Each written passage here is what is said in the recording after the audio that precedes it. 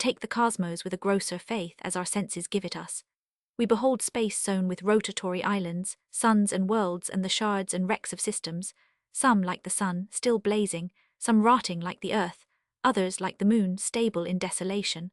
All of these we take to be made of something we call matter, a thing which no analysis can help us to conceive, to whose incredible properties no familiarity can reconcile our minds. This stuff, when not purified by the lustration of fire, rots uncleanly into something we call life, seized through all its atoms with a pediculous malady, swelling in tumours that become independent, sometimes even by an abhorrent prodigy locomotory, one splitting into millions, millions cohering into one, as the malady proceeds through varying stages. This vital putrescence of the dust, used as we are to it, yet strikes us with occasional disgust, and the profusion of worms in a piece of ancient turf, or the air of a marsh darkened with insects, will sometimes check our breathing so that we aspire for cleaner places. But none is clean. The moving sand is infected with lice. The pure spring where it bursts out of the mountain is a mere issue of worms. Even in the hard rock the crystal is forming. In two main shapes this eruption covers the countenance of the earth, the animal and the vegetable, one in some degree the inversion of the other, the second rooted to the spot, the first coming detached out of its natal mud, and scurrying abroad with the myriad feet of insects or towering into the heavens on the wings of birds, a thing so inconceivable that, if it be well considered, the heart 301 stops. To what passes with the anchored vermin we have little clue. Doubtless they have their joys and sorrows, their delights and killing agonies. It appears not how. But of the locomotory, to which we ourselves belong, we can tell more. These share with us 1,000 miracles.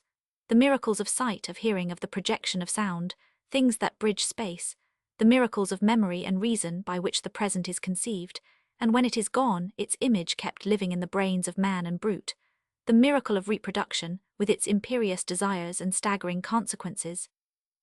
And to put the last touch upon this mountain mass of the revolting and the inconceivable, all these prey upon each other, lives tearing other lives in pieces, cramming them inside themselves, and by that summary process growing fat, the vegetarian, the whale, perhaps the tree, not less than the lion of the desert, for the vegetarian is only the eater of the dumb. Meanwhile our rotary island loaded with predatory life, and more drenched with blood, both animal and vegetable, than ever mutinied ship, scuds through space with unimaginable speed, and turns alternate cheeks to the reverberation of a blazing world, 90 million miles away. Roman 2. What a monstrous spectre is this man, the disease of the agglutinated dust, lifting alternate feet or lying drugged with slumber, killing, feeding, growing, bringing forth small copies of himself, grown upon with hair like grass, fitted with eyes that move and glitter in his face, a thing to set children screaming, and yet looked at nearlier, known as his fellows know him, how surprising are his attributes. Poor soul, here for so little, cast among so many hardships, filled with desires so incommensurate and so inconsistent, savagely surrounded, savagely descended, irremediably condemned to prey upon his fellow lives, who 302 should have blamed him had he been of a piece with his destiny and a being merely barbarous. And we look and behold him instead filled with imperfect virtues, infinitely childish, often admirably valiant, often touchingly kind, sitting down amidst his momentary life to debate of right and wrong and the attributes of the deity, rising up to do battle for an egg or die for an idea, singling out his friends and his mate with cordial affection, bringing forth in pain, rearing with long-suffering solicitude his young. To touch the heart of his mystery we find in him one thought, strange to the point of lunacy, the thought of duty, the thought of something owing to himself, to his neighbour, to his God, an ideal of decency to which he would rise if it were possible, a limit of shame, below which, if it be possible, he will not stoop. The design in most men is one of conformity. Here and there in picked natures it transcends itself and soars on the other side, arming martyrs with independence. But in all in their degrees it is a bosom thought, not in man alone, for we trace it in dogs and cats whom we know fairly well, and doubtless some similar point of honour sways the elephant, the oyster, and the louse, of whom we know so little.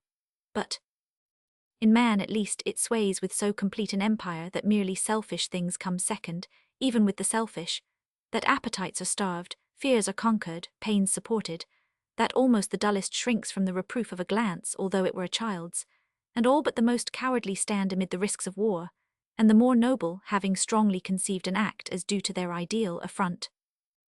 and embrace death. Strange enough if, with their singular origin and perverted practice, they think they are to be rewarded in some future life.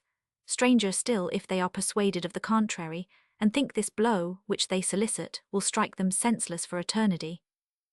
I shall be reminded what a tragedy of misconception and misconduct man at large presents, of organized injustice, cowardly violence and treacherous crime, and of the 303 damning imperfections of the best. They cannot be too darkly drawn. Man is indeed marked for failure in his efforts to do right, but where the best consistently miscarry, how tenfold more remarkable that all should continue to strive, and surely we should find it both touching and inspiriting, that in a field from which success is banished, our race should not cease to labor. If the first view of this creature, stalking in his rotatory isle, be a thing to shake the courage of the stoutest, on this nearer sight he startles us with an admiring wonder. It matters not where we look, under what climate we observe him, in what stage of society, in what depth of ignorance, burthened with what erroneous morality. By campfires in Assiniboia, the snow powdering his shoulders, the wind plucking his blanket as he sits, passing the ceremonial calumet and uttering his grave opinions like a Roman senator. In ships at sea, a man inured to hardship and vile pleasures, his brightest hope a fiddle in a tavern and a bedizened trull who sells herself to rob him, and he, for all that, simple, innocent, cheerful, kindly like a child, constant to toil, brave to drown for others, in the slums of cities moving among indifferent millions to mechanical employments, without hope of change in the future, with scarce a pleasure in the present, and yet true to his virtues, honest up to his lights, kind to his neighbours, tempted perhaps in vain by the bright Gimpelis, perhaps long-suffering with the drunken wife that ruins him. In India, a woman this time kneeling with broken cries and streaming tears, as she drowns her child in the sacred river, in the brothel, the discard of society, living mainly on strong drink, fed with affronts, a fool, a thief, the comrade of thieves, and even here keeping the point of honour and the touch of pity, often repaying the world's scorn with service, often standing firm upon a scruple, and at a certain cost rejecting riches, everywhere some virtue cherished or affected, everywhere some decency of thought and carriage, everywhere the ensign of man's ineffectual goodness. Ah, if I could show you 300 for this! If I could show you these men and women, all the world over, in every stage of history, under every abuse of error, under every circumstance of failure, without hope, without help, without thanks, still obscurely fighting the lost fight of virtue, still clinging, in the brothel or on the scaffold, to some rag of honour, the poor jewel of their souls. They may seek to escape, and yet they cannot. It is not alone their privilege and glory, but their doom. They are condemned to some nobility. All their lives long, the desire of good is at their heels, the implacable hunter. Of all earth's meteors, here at least is the most strange and consoling, that this ennobled lemur, this hair-crowned bubble of the dust, this inheritor of a few years and sorrows, should yet deny himself his rare delights, and add to his frequent pains, and live for an ideal, however misconceived. Nor can we stop with man. A new doctrine, received with screams a little while ago by canting moralists, and still not properly worked into the body of our thoughts, lights us a step farther into the heart of this rough but noble universe. For nowadays the pride of man denies in vain his kinship with the original dust. He stands no longer like a thing apart. Close at his heels we see the dog, prince of another genus, and in him, too, we see dumbly testified the same cultus of an unattainable ideal, the same constancy in failure. Does it stop with the dog? We look at our feet where the ground is blackened with the swarming ant, a creature so small, so far from us in the hierarchy of brutes, that we can scarce trace and scarce comprehend his doings. And here also, in his ordered polities and rigorous justice, we see confessed the law of duty and the fact of individual sin. Does it stop then with the ant? Rather this desire of well-doing and this doom of frailty run through all the grades of life. Rather is this earth, from the frosty top of Everest to the next margin of the internal fire, one stage of ineffectual virtues and one temple of pious tears and perseverance. The whole creation groaneth and travaileth together. It is the common and the godlike law of life. 305 The browsers, the biters, the barkers, the hairy coats of field and forest, the squirrel in the oak, the thousand-footed creeper in the dust, as they share with us the gift of life, share with us the love of an ideal.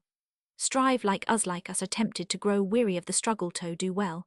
Like us receive at times unmerited refreshment, visitings of support, returns of courage, and are condemned like us to be crucified between that double law of the members and the will. Are they like us, I wonder, in the timid hope of some reward, some sugar with the drug? Do they, too, stand aghast at unrewarded virtues, at the sufferings of those whom, in our partiality, we take to be just, and the prosperity of such as, in our blindness, we call wicked? It may be, and yet God knows what they should look for. Even while they look, even while they repent, the foot of man treads them by thousands in the dust, the yelping hounds burst upon their trail, the bullet speeds, the knives are heating in the den of the vivisectionist, or the dew falls, and the generation of a day is blotted out. For these are creatures, compared with whom our weakness is strength, our ignorance wisdom, our brief span eternity. And as we dwell, we living things, in our isle of terror and under the imminent hand of death, God forbid it should be man the erected, the reasoner, the wise in his own eyes, God forbid it should be man that wearies in well-doing, that despairs of unrewarded effort, or utters the language of complaint. Let it be enough for faith, that the whole creation groans in mortal frailty, strives with unconquerable constancy, surely not all in vain. Roman Night. A Christmas sermon. By the time this paper appears, I shall have been talking for 12 months, 30, and it is thought I should take my leave in a formal and seasonable manner. Valedictory eloquence is rare, and deathbed sayings have not often hit the mark of the occasion. Charles II, wit and sceptic, a man whose life had been one long lesson in human incredulity, an easy-going comrade, a manoeuvring king remembered and embodied all his wit and scepticism, along with more than his usual good humour in the famous "I am afraid, gentlemen, I am an unconscionable time a-dying." An unconscionable time a-dying, there is the picture, I am afraid, gentlemen, of your life and of mine.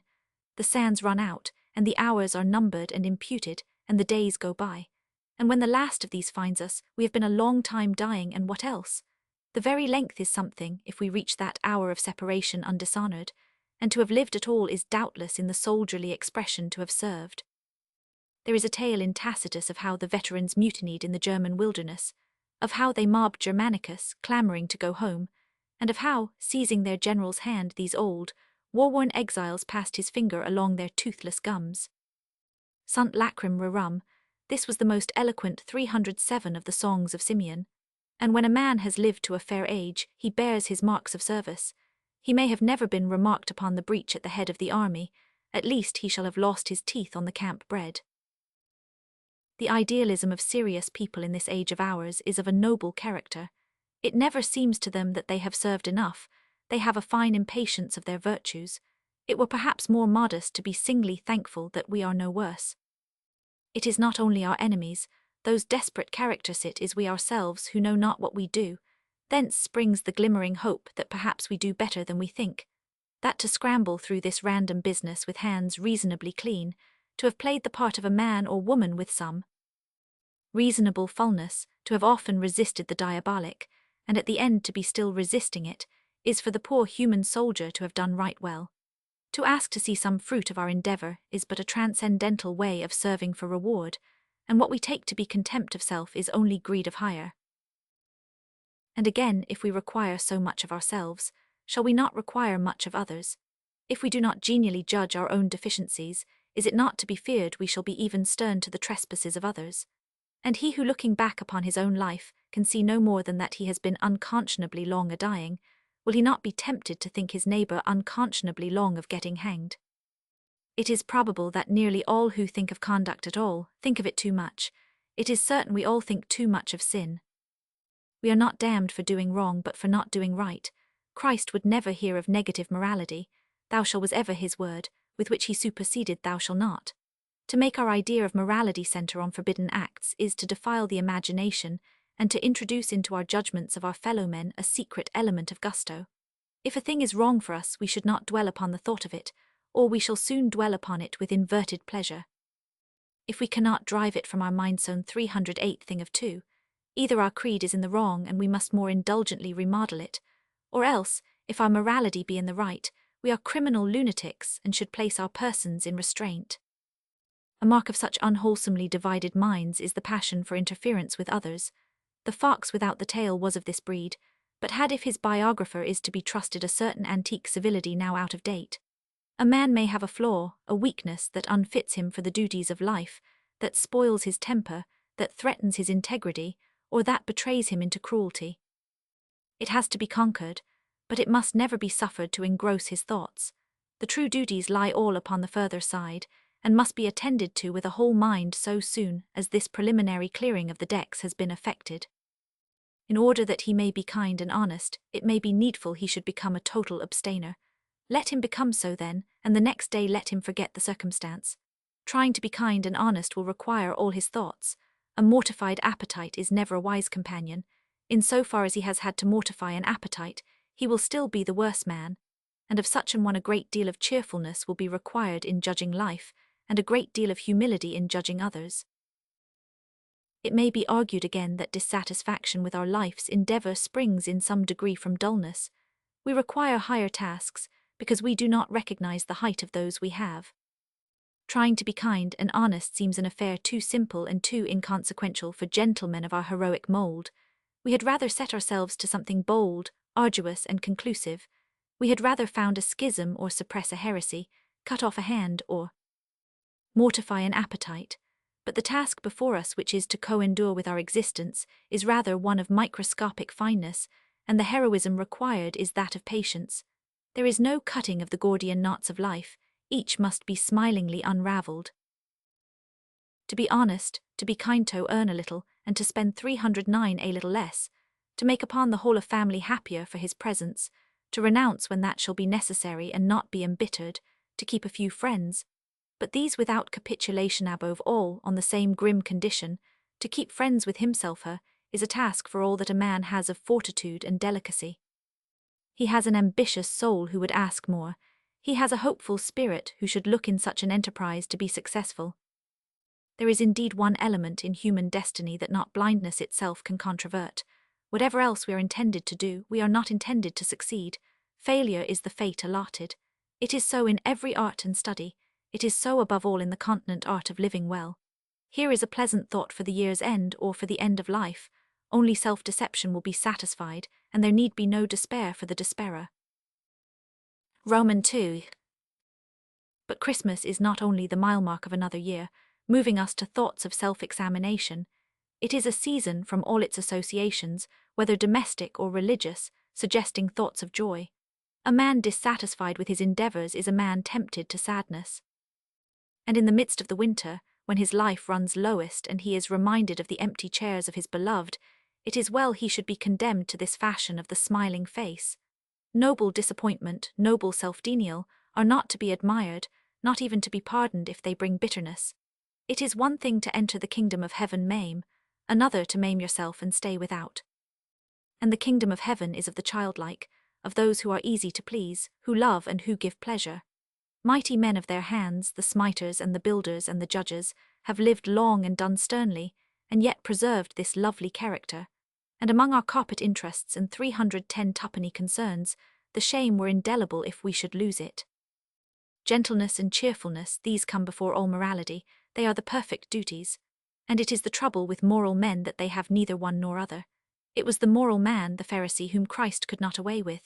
If your morals make you dreary, depend upon it they are wrong. I do not say give them up, for they may be all you have, but conceal them like a vice, lest they should spoil the lives of better and simpler people. A strange temptation attends upon man, to keep his eye on pleasures even when he will not share in them, to aim all his morals against them. This very year a lady singular iconoclast proclaimed a crusade against dolls, and the racy sermon against lust is a feature of the age. I venture to call such moralists insincere. At any excess or perversion of a natural appetite, their lyre sounds of itself with relishing denunciations. But for all displays of the truly diabolis envy, malice, the mean lie, the mean silence, the calumnious truth, the backbiter, the petty tyrant, the peevish poisoner of family, life their standard is quite different. These are wrong, they will admit, yet somehow not so wrong. There is no zeal in their assault on them, no secret element of gusto warms up the sermon.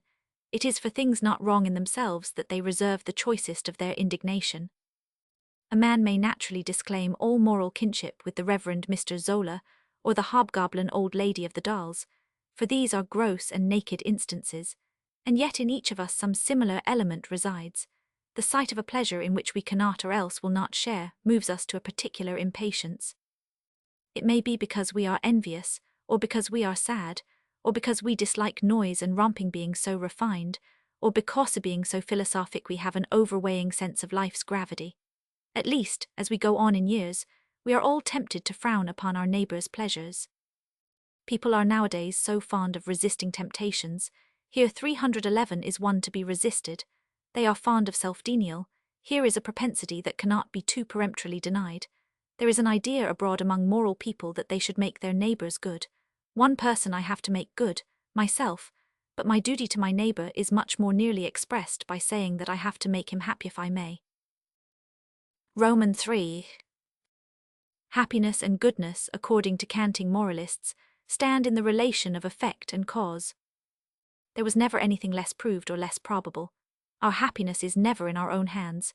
We inherit our constitution. We stand buffet among friend and enemies. We may be so built as to feel a sneer or an aspersion with unusual keenness, and so circumstanced as to be unusually exposed to them. We may have nerves very sensitive to pain, and be afflicted with a disease very painful. Virtue will not help us, and it is not meant to help us. It is not even its own reward, except for the self-centered, and I had almost said unamiable. No man can pacify his conscience. If quiet be what he want, he shall do better to let that organ perish from disuse. And to avoid the penalties of the law, and the minor capitis diminutio of social ostracism, is an affair of wisdom off cunning, if you will, and not of virtue.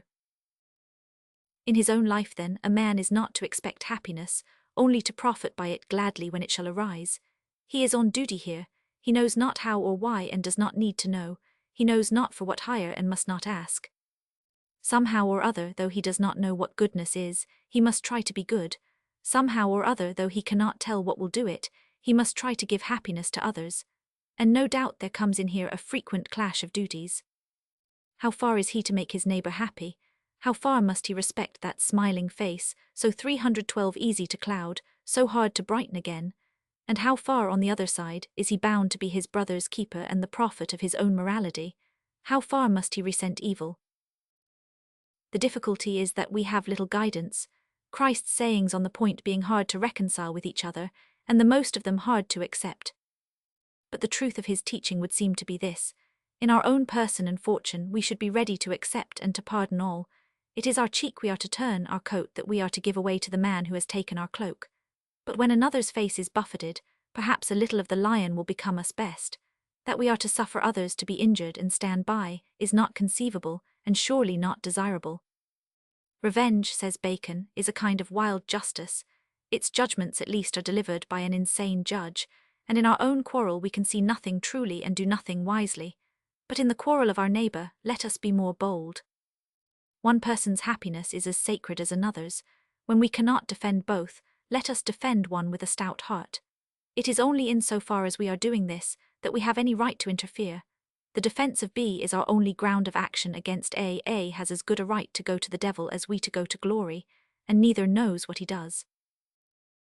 The truth is that all these interventions and denunciations and militant maunderings of moral half-truths, though they be sometimes needful, though they are often enjoyable, do yet belong to an inferior grade of duties. Ill-temper and envy and revenge find here an arsenal of pious disguises. This is the playground of inverted lusts. With a little more patience and a little less temper, a gentler and wiser method might be found in almost every case. And the knot that we cut by some fine heady quarrel scene in private life, or, in public affairs, by some denunciatory act against what we are pleased to call our neighbour's vices, might yet have been unwoven by the hand of sympathy. Roman 4. To look back upon the past year and see how little we have striven, and to what small purpose, and how often we have been cowardly and hung back, or temerarious and rushed unwisely in, and how every day and all day long we have transgressed the law of kindness, it may seem a paradox, but in the bitterness of these discoveries a certain consolation resides. Life is not designed to minister to a man's vanity. He goes upon his long business most of the time with a hanging head, and all the time like a blind child, full of rewards and pleasures as it is so that to see the day break or the moon rise, or to meet a friend, or to hear the dinner call when he is hungry, fills him with surprising joys. Thy's world is yet for him no abiding city.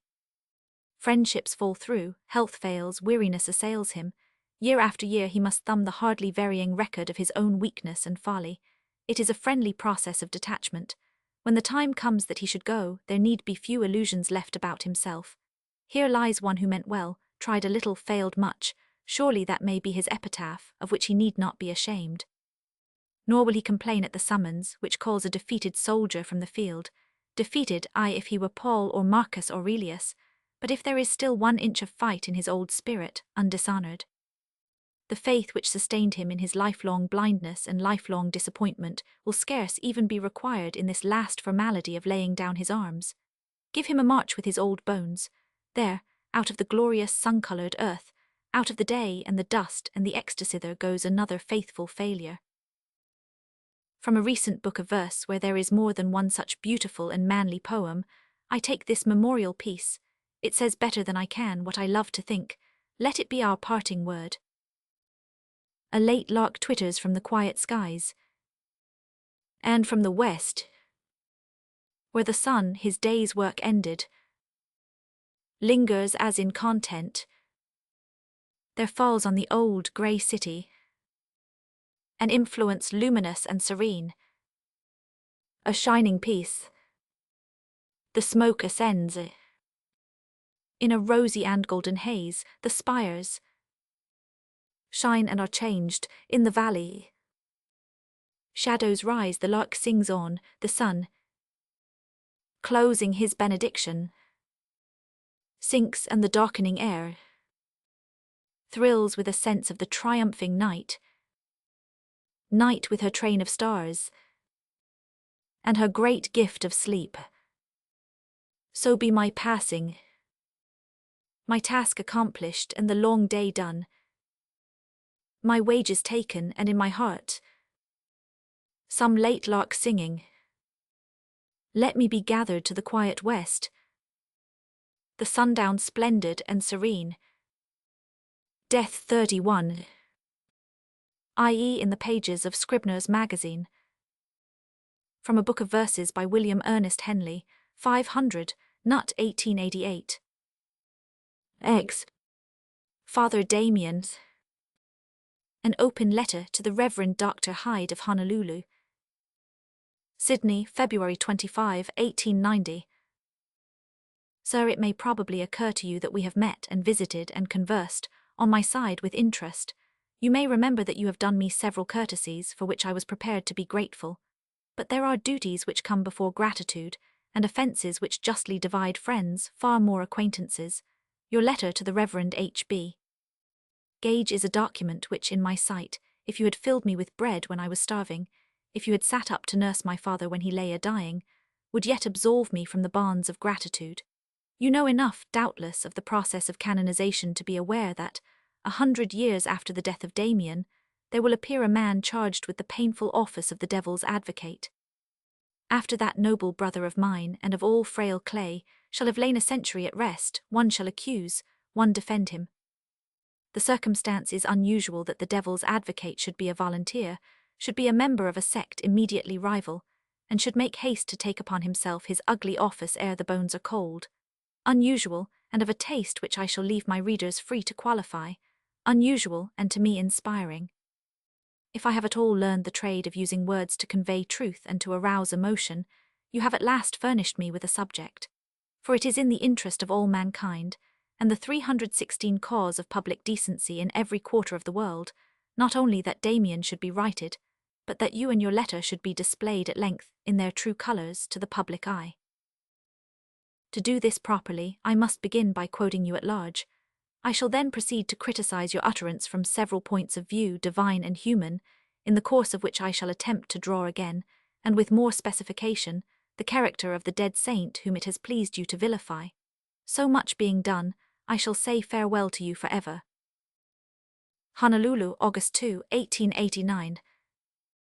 Rev. H.B. Gage. Dear brother, in answer to your inquiries about Father Damien, I can only reply that we who knew the man are surprised at the extravagant newspaper laudations, as if he was a most saintly philanthropist. The simple truth is, he was a coarse, dirty man, headstrong and bigoted. He was not sent to Molokai, but went there without orders, did not stay at the leper settlement before he became one himself, but circulated freely over the whole island, less than half the island is devoted to the lepers, and he came often to Honolulu. He had no hand in the reforms and improvements inaugurated, which were the work of our Board of Health, as occasion required and means were provided. He was not a pure man in his relations with women, and the leprosy of which he died should be attributed to his vices and carelessness. Others have done much for the lepers, our own ministers, the government physicians, and so forth, but never with the Catholic idea of meriting eternal life, yours, etc. 100,000, Hyde 32. To deal fitly with a letter so extraordinary, I must draw at the outset on my private knowledge of the signatory and his sect. It may offend others, scarcely you, who have been so busy to collect, so bold to publish, gossip on your rivals. And this is perhaps the moment when I may best explain to you the character of what you are to read. I conceive you as a man quite beyond and below the reticences of civility. With what measure you meet, with that shall it be measured you again. With you, at last, I rejoice 317 to feel the button off the foil, and to plunge home. And if in aught that I shall say I should offend others, your colleagues, whom I respect and remember with affection, I can but offer them my regret. I am not free, I am inspired by the consideration of interests far more large, and such pain as can be inflicted by anything from me must be indeed trifling when compared with the pain with which they read your letter. It is not the hangman, but the criminal, that brings dishonour on the house. You belong, sir, to a sect I believe my sect, and that in which my ancestors laboured, which has enjoyed, and partly failed to utilize, an exceptional advantage in the islands of Hawaii. The first missionaries came. They found the land already self-purged of its old and bloody faith. They were embraced, almost on their arrival, with enthusiasm. What troubles they supported came far more from whites than from Hawaiians, and to these last they stood in a rough figure in the shoes of God. This is not the place to enter into the degree or causes of their failure, such as it is. One element alone is pertinent, and must here be plainly dealt with. In the course of their evangelical calling, too many of them grew rich. It may be news to you that the houses of missionaries are a cause of mocking on the streets of Honolulu. It will at least be news to you that when I returned your civil visit, the driver of my cab commented on the size, the taste, and the comfort of your home. It would have been news certainly to myself, had anyone told me that afternoon that I should live to drag such matter into print.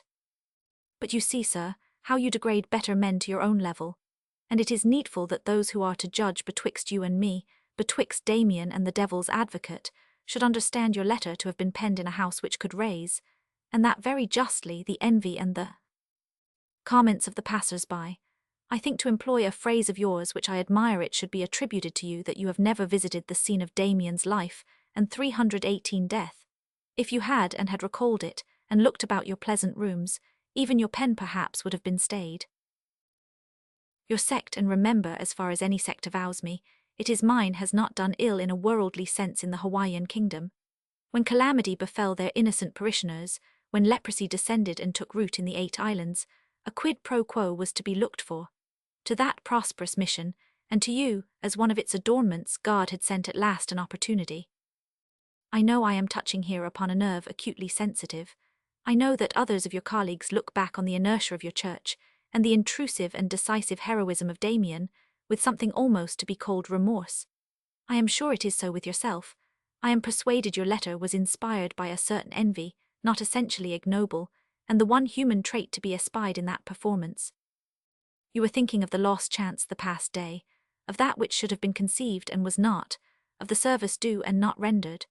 Time was, said the voice in your ear in your pleasant room, as you sat raging and writing, and if the words written were base beyond parallel, the rage, I am happy to repeat it, is the only compliment I shall pay youth. Rage was almost virtuous.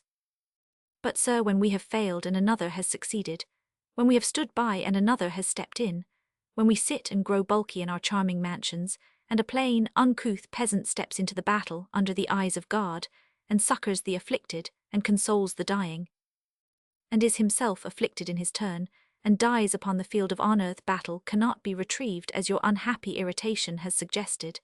It is a lost battle, and lost for ever.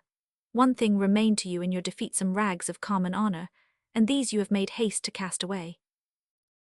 Common honour, not the honour of having done anything right, but the honour of not having done aught conspicuously. 319 foul.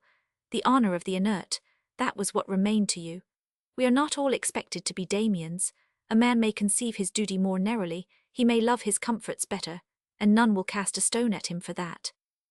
But will a gentleman of your reverend profession allow me an example from the fields of gallantry? When two gentlemen compete for the favour of a lady, and the one succeeds and the other is rejected, and as will sometimes happen matter damaging to the successful rival's credit reaches the ear of the defeated, it is held by plain men of no pretensions that his mouth is, in the circumstance, almost necessarily closed. Your church and Damiens were in Hawaii upon a rivalry to do well, to help, to edify, to set divine examples. You having in one huge instance failed and Damien succeeded, I marvel it should not have occurred to you that you were doomed to silence, that when you had been outstripped in that high rivalry, and sat inglorious in the midst of your well-being, in your pleasant room and Damien, crowned with glories and horrors, twirled and rotted in that pigsty of his under the cliffs of Callaway, you, the elect who would not, were the last man on earth to collect and propagate gossip on the volunteer who would, and 999. I think I see you, for I try to see you in the flesh as I write these sentences. I think I see you leap at the word pigsty, a hyperbolical expression at the best. He had no hand in the reforms, he was a coarse, dirty man, these were your own words, and you may think it possible that I am come to support you with fresh evidence. In a sense it is even so. Damien has been too much depicted with a conventional halo and conventional features, so drawn by men who perhaps had not the eye to remark or the pen to express the individual, or who perhaps were only blinded and silenced by generous admiration, such as I partly envy for myself, such as you, if your soul were enlightened, would envy on your bended knees. It is the least defect of such a method of portraiture that it makes the 320 path easy for the devil's advocate, and leaves for the misuse of the slanderer a considerable field of truth. For the truth that is suppressed by friends is the readiest weapon of the enemy. The world, in your despite, may perhaps owe you something, if your letter be the means of substituting once for all a credible likeness for a wax abstraction. For, if that world at all remember you, on the day when Damien of Malachi shall be named saint, it will be in virtue of one work, your letter to the Reverend H.B. Gage. You may ask on what authority I speak. It was my inclement destiny to become acquainted, not with Damien, but with Dr. Hyde. When I visited the lazaretto, Damien was already in his resting grave. But such information as I have, I gathered on the spot in conversation with those who knew him well and long, some indeed who revered his memory, but others who had sparred and wrangled with him, who beheld him with no halo, who perhaps regarded him with small respect, and through whose unprepared and scarcely partial communications the plain, human features of the man shone on me convincingly. These gave me what knowledge I possess, and I learnt it in that scene where it could be most completely and sensitively understood. Kalawao, which you have never visited, about which you have never so much as endeavoured to inform yourself, for brief as your letter is, you have found the means to stumble into that confession. Less than one half of the island, you say, is devoted to the lepers. Malachi Ahina, the grey, lofty and most desolate island along all its northern side, plunges a front of precipice into a sea of unusual profundity. This range of cliff is, from east to west, the true end and frontier of the island. Only in one spot there projects into the ocean a certain triangular and rugged down, grassy, stony, windy, and rising in the midst into a hill with a dead crater, the whole bearing to the cliff that overhangs it somewhat the same relation as a bracket to a wall. With this hint you will now be able to pick out the leper station on a map. 321, you will be able to judge how much of Malachi is thus cut off between the surf and precipice, whether less than a half, or less than a quarter, or a fifth, or a tenth, or say, a 20th, and the next time you burst into print you will be in a position to share with us the issue of your calculations. I imagine you to be one of those persons who talk with cheerfulness of that place, which oxen and wain ropes could not drag you to behold. You who do not even know its situation on the map, probably denounce sensational descriptions, stretching your limbs the while in your pleasant parlour on Beretania Street. When I was pulled ashore there one early morning, there sat with me in the boat two sisters, bidding farewell in humble imitation of Damien to the lights and joys of human life. One of these wept silently. I could not withhold myself from joining her. Had you been there, it is my belief that nature would have triumphed even in you. And as the boat drew but a little nearer, and you beheld the stairs crowded with abominable deformations of our common manhood, and saw yourself landing in the midst of such a population, as only now and then surrounds us in the horror of a nightmare hat, a haggard eye you would have rolled over your reluctant shoulder towards the house on Beretania Street. Had you gone on, had you found every fourth face a blot upon the landscape, had you visited the hospital and seen the buttons of human beings lying there almost unrecognizable, but still breathing, still thinking, still remembering, you would have understood that life in the lazaretto is an ordeal from which the nerves of a man's spirit shrink, even as his eye quails under the brightness of the sun. You would have felt it was even today a pitiful place to visit and a hell to dwell in. It is not the fear of possible infection. That seems a little thing when compared with the pain, the pity, and the disgust of the visitor's surroundings, and the atmosphere of affliction, disease, and physical disgrace in which he breathes. I do not think I am a man more than 322 usually timid, but I never recall the days and nights I spent upon that island promontory 8 days and 7 nights, without heartfelt thankfulness that I am somewhere else. I find in my diary that I speak of my stay as a grinding experience. I have once jotted in the margin harrowing is the word, and when the melancholy bore me at last towards the outer world, I kept repeating to myself, with a new conception of their pregnancy, those simple words of the song. "'Tis the most distressful country that ever yet was seen." And observe, that which I saw and suffered from was a settlement purged, bettered, beautified, the new village built, the hospital and the bishop home excellently arranged, the sisters, the doctor, and the missionaries, all indefatigable in their noble tasks. It was a different place when Damien came there, and made his great renunciation, and slept that first night under a tree amidst his rotting brethren, alone with pestilence, and looking forward with what courage, with what pitiful sinkings of dread, God only knows, to a lifetime of dressing sores and stumps. You will say, perhaps, I am too sensitive, that sights as painful abound in cancer hospitals, and are confronted daily by doctors and nurses. I have long learned to admire and envy the doctors and the nurses. But there is no cancer hospital so large and populous as Kalawao and Kalapapa, and in such a matter every fresh case, like every inch of length in the pipe of an organ, deepens the note of the impression. For what daunts the onlooker is that monstrous sum of human suffering by which he stands surrounded. Lastly, no doctor or nurse is called upon to enter once for all the doors of that Gehenna. They do not say farewell, they need not abandon hope on its sad threshold. They but go for a time to their high calling, and can look forward as they go to relief, to recreation, and to rest. But Damien shut with his own hand the doors of his own sepulchre. I shall now extract 3 passages from my diary at Kalawao. A Damien is dead and already somewhat ungratefully remembered in the field of his labours and sufferings. He was a good man but very officious, says one. Another tells me he had fallen as other priests so easily do into something of the ways and habits of thought of a Kanaka, but he had the wit to recognise the fact, and the good sense to laugh over it. A plain man it seems he was. I cannot find he was a popular. B. After Ragsdale's death, Ragsdale was a famous Luna, or overseer. Of the unruly settlement there followed a brief term of office by Father Damien, which served only to publish the weakness of that noble man. He was rough in his ways, and he had no control. Authority was relaxed, Damien's life was threatened, and he was soon eager to resign. 100. Of Damien I begin to have an idea. He seems to have been a man of the peasant class, certainly of the peasant type. Shrewd, ignorant and bigoted, yet with an open mind, and capable of receiving and digesting a reproof if it were bluntly administered, superbly generous in the least thing as well as in the greatest, and as ready to give his last shirt although not without. Human grumbling as he had been to sacrifice his life, essentially indiscreet and officious, which made him a troublesome colleague, domineering in all his ways, which made him incurably unpopular with the Kanakas, but yet destitute of real authority, so that his boys laughed at him and he must carry out his wishes by the means of bribes. He learned to have a mania for doctoring, and set up the Kanakas against the remedies of his regular rivals. Perhaps if anything matter at all in the treatment of such a disease, the worst thing that he did, and certainly the easiest. The best and worst of the man appear very plainly in his dealings with Mr. Chapman's money. He had originally laid it out, intended to lay it out entirely for the benefit of Catholics, and 324 even so not wisely. But after a long, plain talk, he admitted his error fully and revised the list.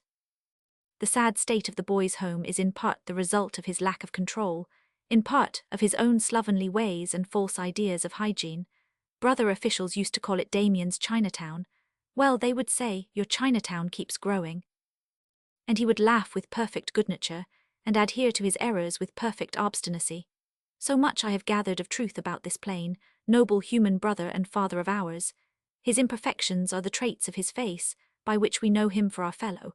His martyrdom and his example nothing can lessen or annul, and only a person here on the spot can properly appreciate their greatness. I have set down these private passages, as you perceive, without correction. Thanks to you, the public has them in their bluntness. They are almost a list of the man's faults, for it is rather these that I was seeking. With his virtues, with the heroic profile of his life, I and the world were already sufficiently acquainted. I was besides a little suspicious of Catholic testimony, in no ill sense, but merely because Damien's admirers and disciples were the least likely to be critical. I know you will be more suspicious still, and the facts set down above were one and all collected from the lips of Protestants who had opposed the Father in his life. Yet I am strangely deceived, or they build up the image of a man, with all his weaknesses, essentially heroic, and alive with rugged honesty, generosity, and mirth. Take it for what it is, rough private jottings of the worst sides of Damien's character, collected from the lips of those who had laboured with, and in your own phrase knew the man, though I question whether Damien would have said that he knew you. Take it and observe with wonder how well you were served by your gossips, how ill by your intelligence and sympathy, in how many points of fact we are at one, and how widely our appreciations 325 vary. There is something wrong here, either with you or me.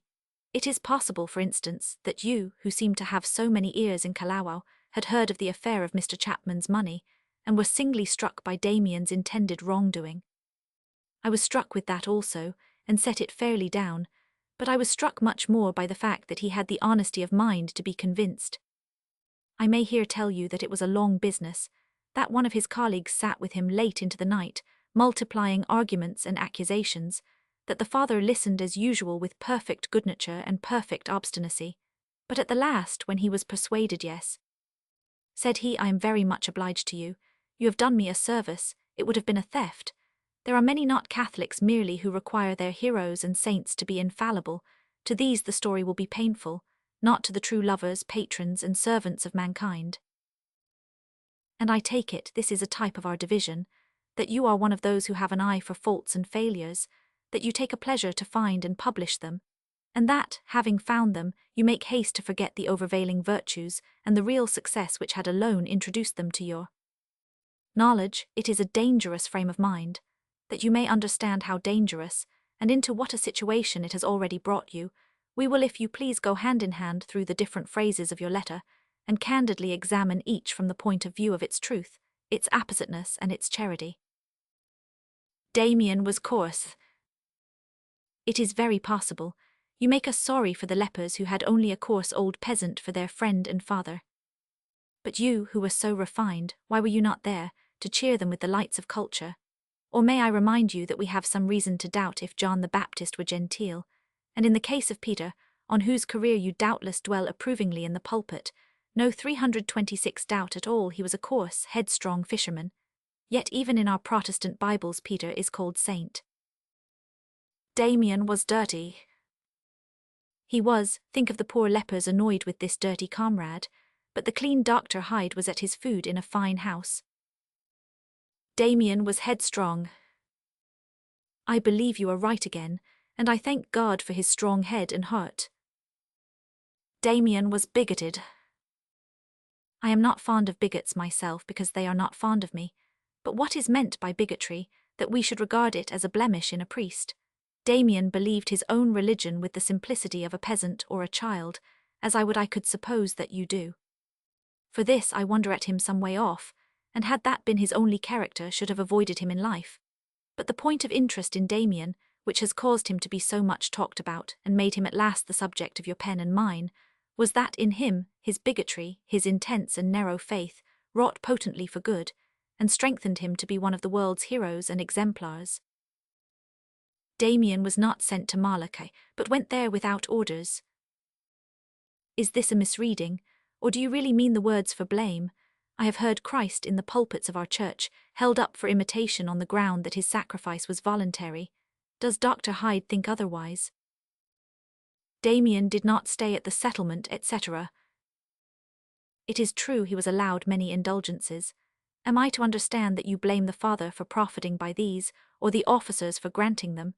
In either case, it is a 327 mighty Spartan standard to issue from the house on Beretania Street, and I am convinced you will find yourself with few supporters.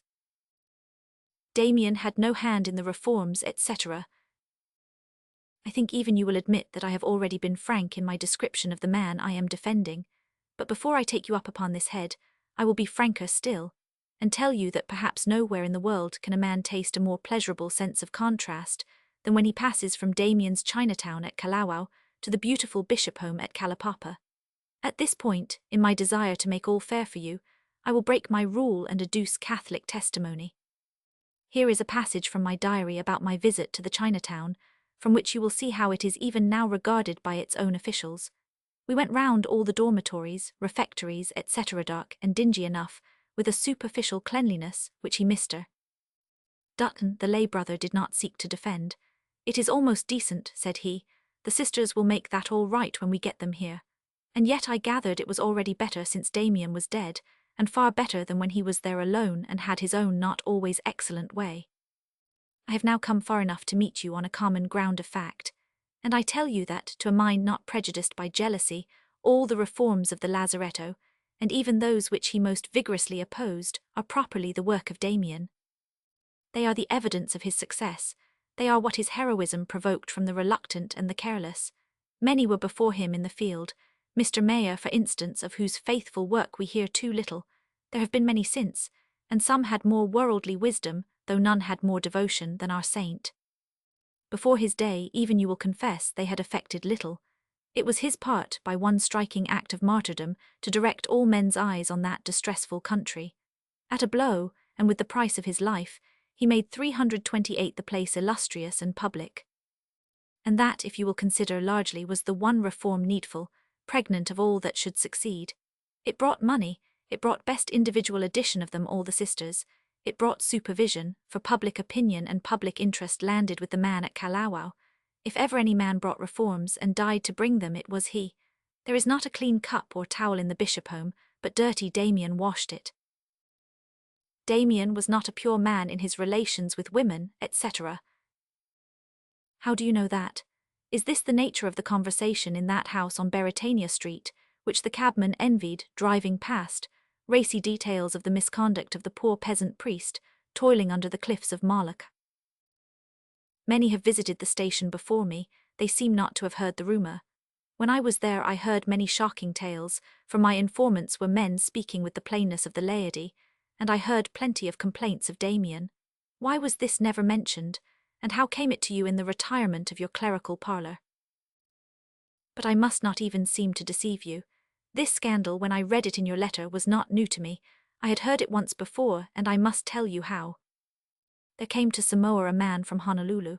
He, in a public house on the beach, volunteered the statement that Damien had contracted the disease from having connection with the female lepers, and I find a joy in telling you how the report was welcomed in a public house. A man sprang to his feet. I am not at liberty to give his name, but from what I heard I doubt if you would care to have him to dinner in Beretania Street. You miserable little, here is a word I dare not print, it would so shock your ears. You miserable little, he cried, if the story were 1,000 times true, can't you see you are 1,000,000 times a lower for daring to repeat it? I wish it could be told of you that when the report reached you in your house, perhaps after family worship, you had found in your soul enough holy anger to receive it with the same expressions. Aye, even with that one which I dare not print, it would not need to have been blotted away, like Uncle Toby's oath, by the tears of the recording angel. It would have been counted to you for your brightest righteousness. But you have deliberately chosen the part of the man from Honolulu, and you have played it with improvements of your own. The man from Honolulu, miserable, leering creature, communicated the tale to a rude knot of beachcombing drinkers in a public house, where I will so far agree with your temperance opinions, man is not always at his noblest. And the man from Honolulu had himself been drinking, we may charitably fancy, to excess. It was to your dear brother, the Reverend H.B. Gage, that you chose to communicate the sickening story, and the blue ribbon which adorns your portly bosom forbids me to allow you the extenuating plea that you were drunk when it was done. Your dear brother a brother indeed made haste to deliver up your letter as a means of grace, perhaps to the religious papers, where after many months I found and read and wondered at it, and whence I have now reproduced it for the wonder of others. And you and your dear brother have, by this cycle of operations, built up a contrast very edifying to examine in detail. The man whom you would not care to have to dinner on the one side, on the other the Reverend Dr. Hyde and the Reverend H.B. Gage, the Appia Barroom, the Honolulu Manse. But I fear you scarce appreciate how you appear to your fellow-men, and to bring it home to you, I will suppose your story to be true. I will suppose, and God forgive me for supposing it, that Damien faltered and stumbled in his narrow path of duty.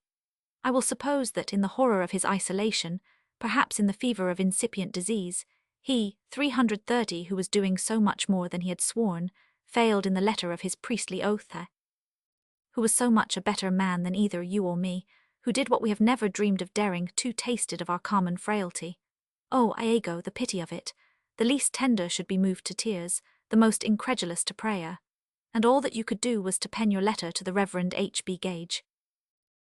Is it growing at all clear to you what a picture you have drawn of your own heart? I will try yet once again to make it clearer.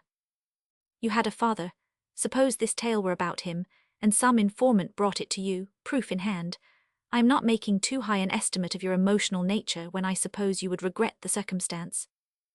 That you would feel the tale of frailty the more keenly since it shamed the author of your days, and that the last thing you would do would be to publish it in the religious press. Well, the man who tried to do what Damien did is my father, and the father of the man in the Appia Bar, and the father of all who love goodness, and he was your father too, if God had given you grace to see it. From the Sydney Presbyterian, October 26, 1889. My first book, Treasure Island. It was far indeed from being my first book, for I am not a novelist alone. But I am well aware that my paymaster, the great public, regards what else I have written with indifference if not aversion.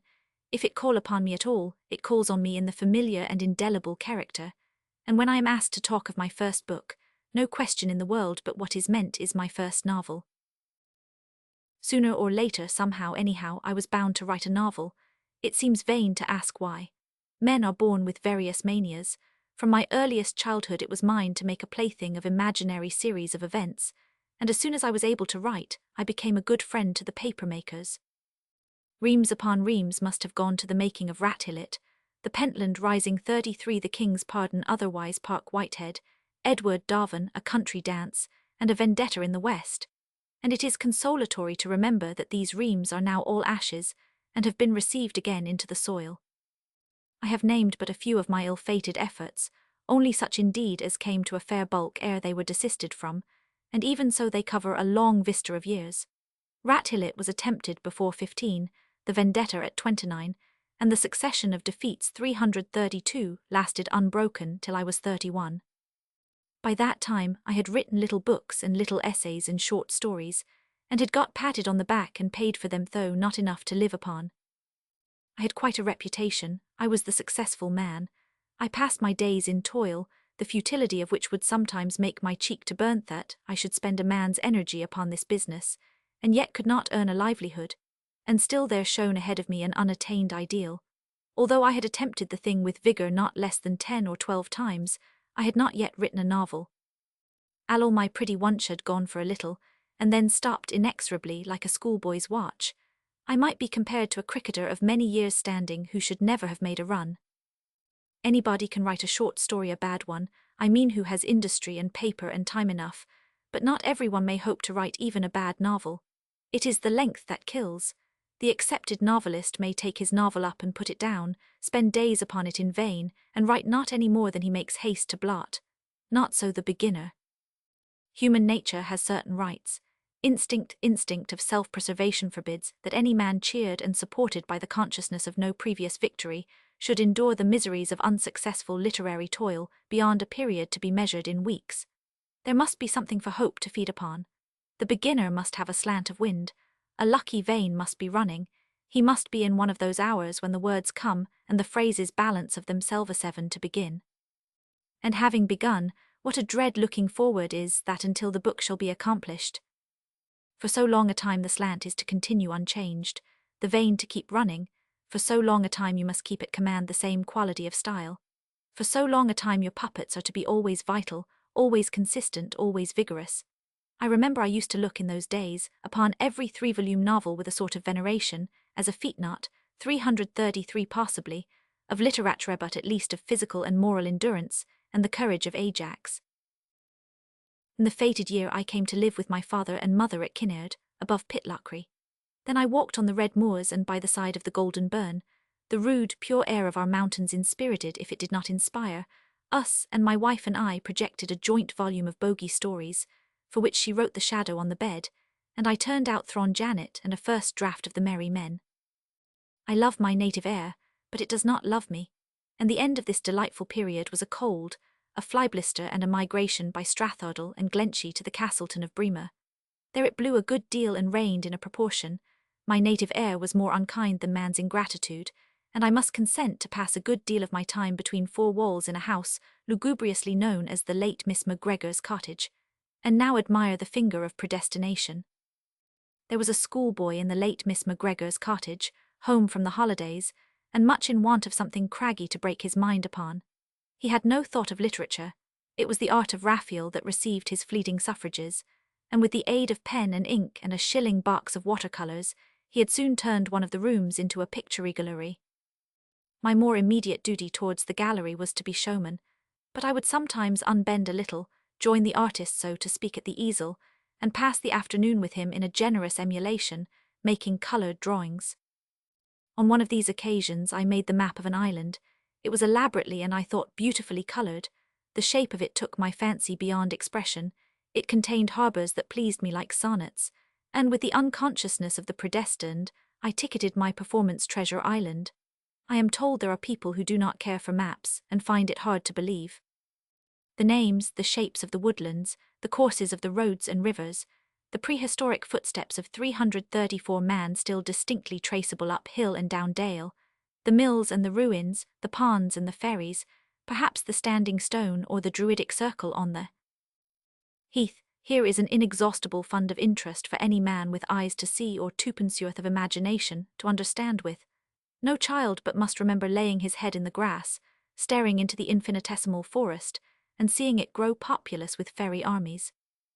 Somewhat in this way, as I paused upon my map of Treasure Island, the future character of the book began to appear there visibly among imaginary woods, and their brown faces and bright weapons peeped out upon me from unexpected quarters, as they passed to and fro fighting and hunting treasure on these few square inches of a flat projection. The next thing I knew I had some papers before me and was writing out a list of chapters. How often have I done so, and the thing gone on further, but there seemed elements of success about this enterprise. It was to be a story for boys, no need of psychology or fine writing, and I had a boy at hand to be a touchstone. Women were excluded. I was unable to handle a brig which the Hispaniola should have been, but I thought I could make shift to sail her as a schooner without public shame.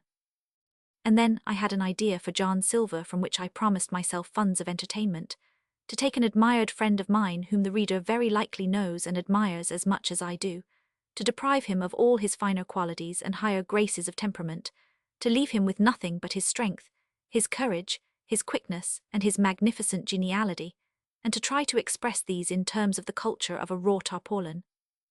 Such psychical surgery is, I think, a common way of making character. Perhaps it is indeed the only way. We can put in the quaint figure that spoke 100 words with us yesterday by the wayside, but do we know him? Our friend with his infinite variety and flexibility, we know, but can we put him in?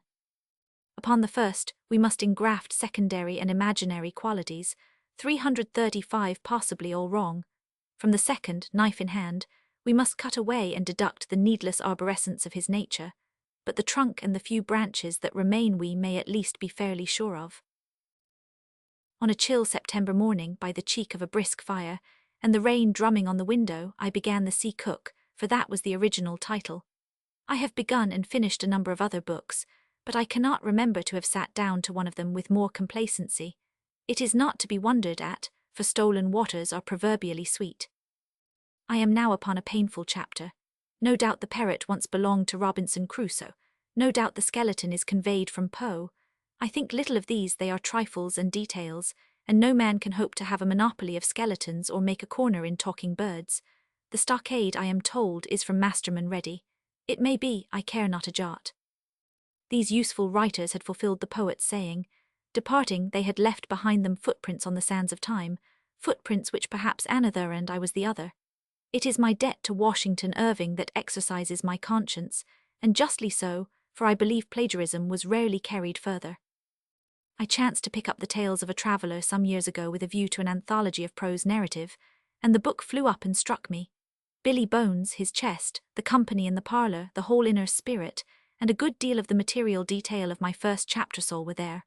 All were the property of Washington Irving, but I had no guess of it then as I sat writing by the fireside, in what seemed the springtides of a somewhat pedestrian inspiration, nor yet day by day after lunch as I read aloud my morning's work to the family. It seemed to me original as sin, it seemed to belong to me like my right eye. I had counted on one boy, I found I had two in my audience. My father caught fire at once with all the romance and childishness of his original nature. His own stories, that every night of his life he 336 put himself to sleep with, dealt perpetually with ships, roadside inns, robbers, old sailors, and commercial travellers before the era of steam. He never finished one of these romances, the lucky man did not require to finish them, but in Treasure Island he recognized something kindred to his own imagination. It was his kind of picturesque, and he not only heard with delight the daily chapter, but set himself acting to collaborate. When the time came for Billy Bonus' chest to be ransacked, he must have passed the better part of a day preparing, on the back of a legal envelope, an inventory of its contents, which I exactly followed, and the name of Flint's old ship the Walrus was given at his particular request. And now who should come dropping in ex machina but Dr. Japp, like the disguised prince who is to bring down the curtain upon peace and happiness in the last act, for he carried in his pocket not a horn or a talisman but a publisher. Even the ruthlessness of a united family recoiled before the extreme measure of inflicting on our guest the mutilated members of the sea cook. At the same time, we would by no means stop our readings, and accordingly the tale was begun again at the beginning, and solemnly redelivered for the benefit of Dr. Japp. From that moment on, I have thought highly of his critical faculty, for when he left us he carried away the manuscript in his portmanteau to submit to his friend, since then my own Mr. Henderson, who accepted it for his periodical Young Folks. Here then was everything to keep me up, sympathy, help, and now a positive engagement. I had chosen besides a very easy style. Compare it with the almost contemporary merry men. One reader may prefer the one style, one the other. 'Tis an affair of character, perhaps of mood, but no expert can fail to see that the one is much more difficult, and the other much easier to maintain.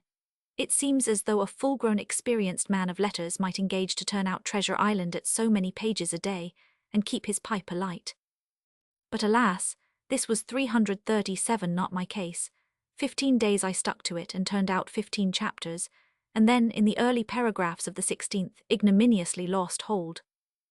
My mouth was empty, there was not one word of Treasure Island in my bosom, and here were the proofs of the beginning already waiting me at the hand and spear. Then I corrected them, living for the most part alone, walking on the heath at Weybridge in dewy autumn mornings, a good deal pleased with what I had done, and more appalled than I can depict to you in words at what remained for me to do. I was 31, I was the head of a family, I had lost my health, I had never yet paid my way, never yet made 200 a year. My father had quite recently bought back and cancelled a book that was judged a failure. Was this to be another and last fiasco? I was indeed very close on despair, but I shut my mouth hard, and during the journey to Davos, where I was to pass the winter, had the resolution to think of other things and bury myself in the novels of 1000. Du Boiscoby. Arrived at my destination, down I sat one morning to the unfinished tale, and behold, it flowed from me like small talk, and in a second tide of delighted industry, and again at the rate of a chapter a day, I finished Treasure Island. It had to be transcribed almost exactly. My wife was ill, the schoolboy remained alone of the faithful, and John Addington Symonds, to whom I timidly mentioned what I was engaged on, looked on me askance. He was at that time very eager I should write on the characters of Theophrastus. So far out may be the judgments of the wisest men, but Symonds, to be sure, was scarce the confidant to go to for sympathy on a boy's story. He was larger-minded, a full man if there was one, but the very name of my enterprise would suggest to him only capitulations of sincerity and solecisms of style. Well, he was not far wrong. Treasure Island. It was Mr. Henderson who deleted the first title. The Sea Cook appeared duly in the story paper, where it figured in the ignoble midst without woodcuts, 338, and attracted not the least attention. I did not care. I liked the tale myself, for much the same reason as my father liked the beginning. It was my kind of picturesque. I was not a little proud of John Silver also, and to this day rather admire that smooth and formidable adventurer. What was infinitely more exhilarating, I had passed a landmark. I had finished a tale and written the end upon my manuscript, as I had not done since the Pentland Rising, when I was a boy of 16 not yet at college. In truth it was so by a set of lucky accidents, had not Dr. Japp come on his visit, had not the tale flowed from me with singular ease, it must have been laid aside like its predecessors, and found a circuitous and unlamented way to the fire. Purists may suggest it would have been better so. I am not of that mind. The tale seems to have given much pleasure, and it brought or was the means of bringing fire and food and wine to a deserving family in which I took an interest. I need scarcely say I mean my own. But the adventures of Treasure Island are not yet quite at an end. I had written it up to the map. The map was the chief part of my plot. For instance, I had called an islet Skeleton Island, not knowing what I meant, seeking only for the immediate picturesque, and it was to justify this name that I broke into the gallery of Mr.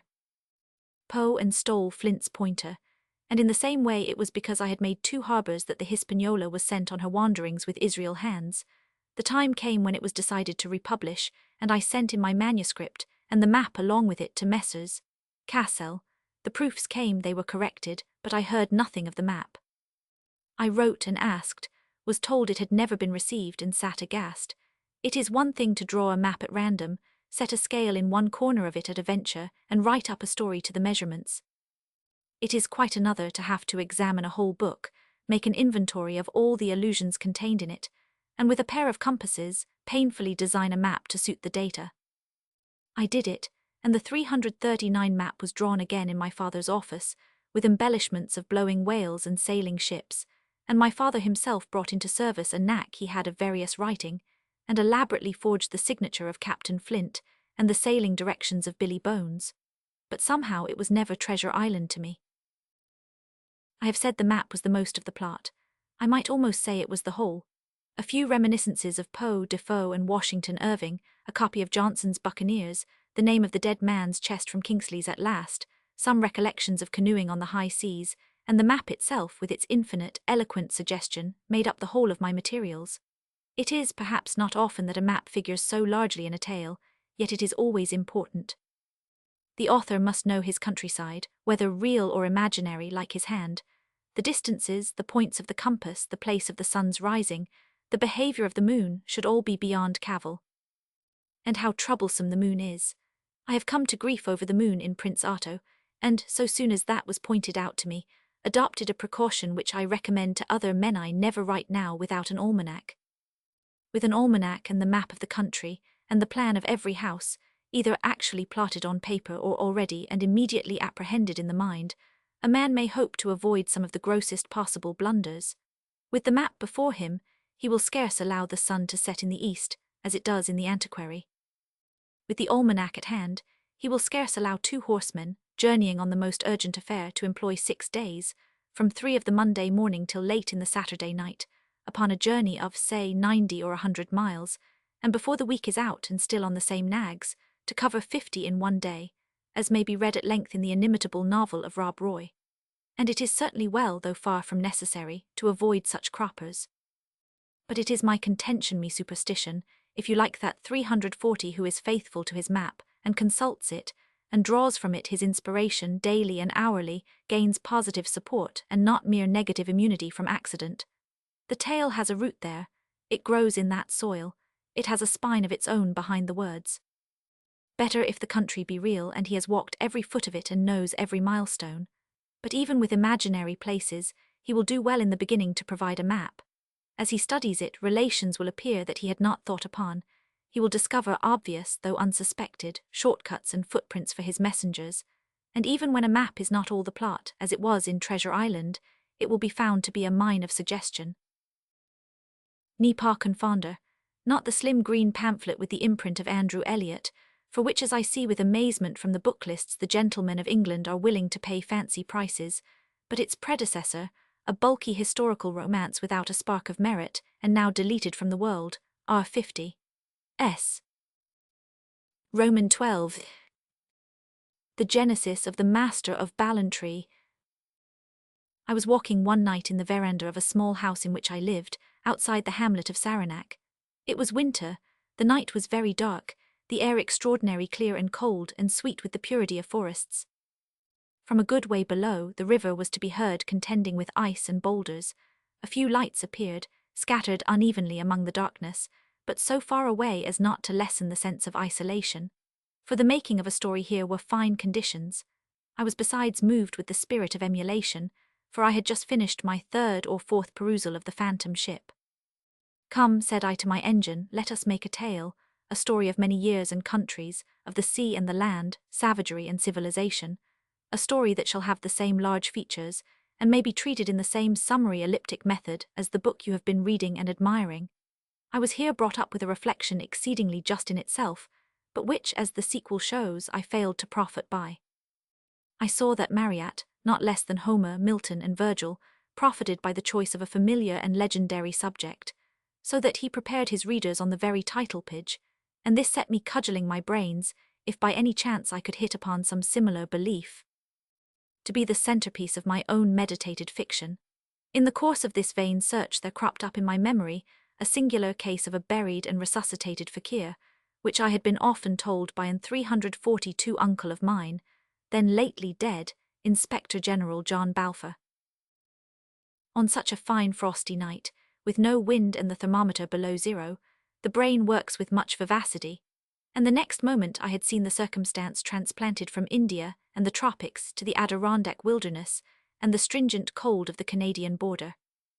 Here then, almost before I had begun my story, I had two countries, two of the ends of the earth involved, and thus though the notion of the resuscitated man failed entirely on the score of general acceptation, or even as I have since found acceptability, it fitted at once with my design of a tale of many lands, and this decided me to consider further of its possibilities.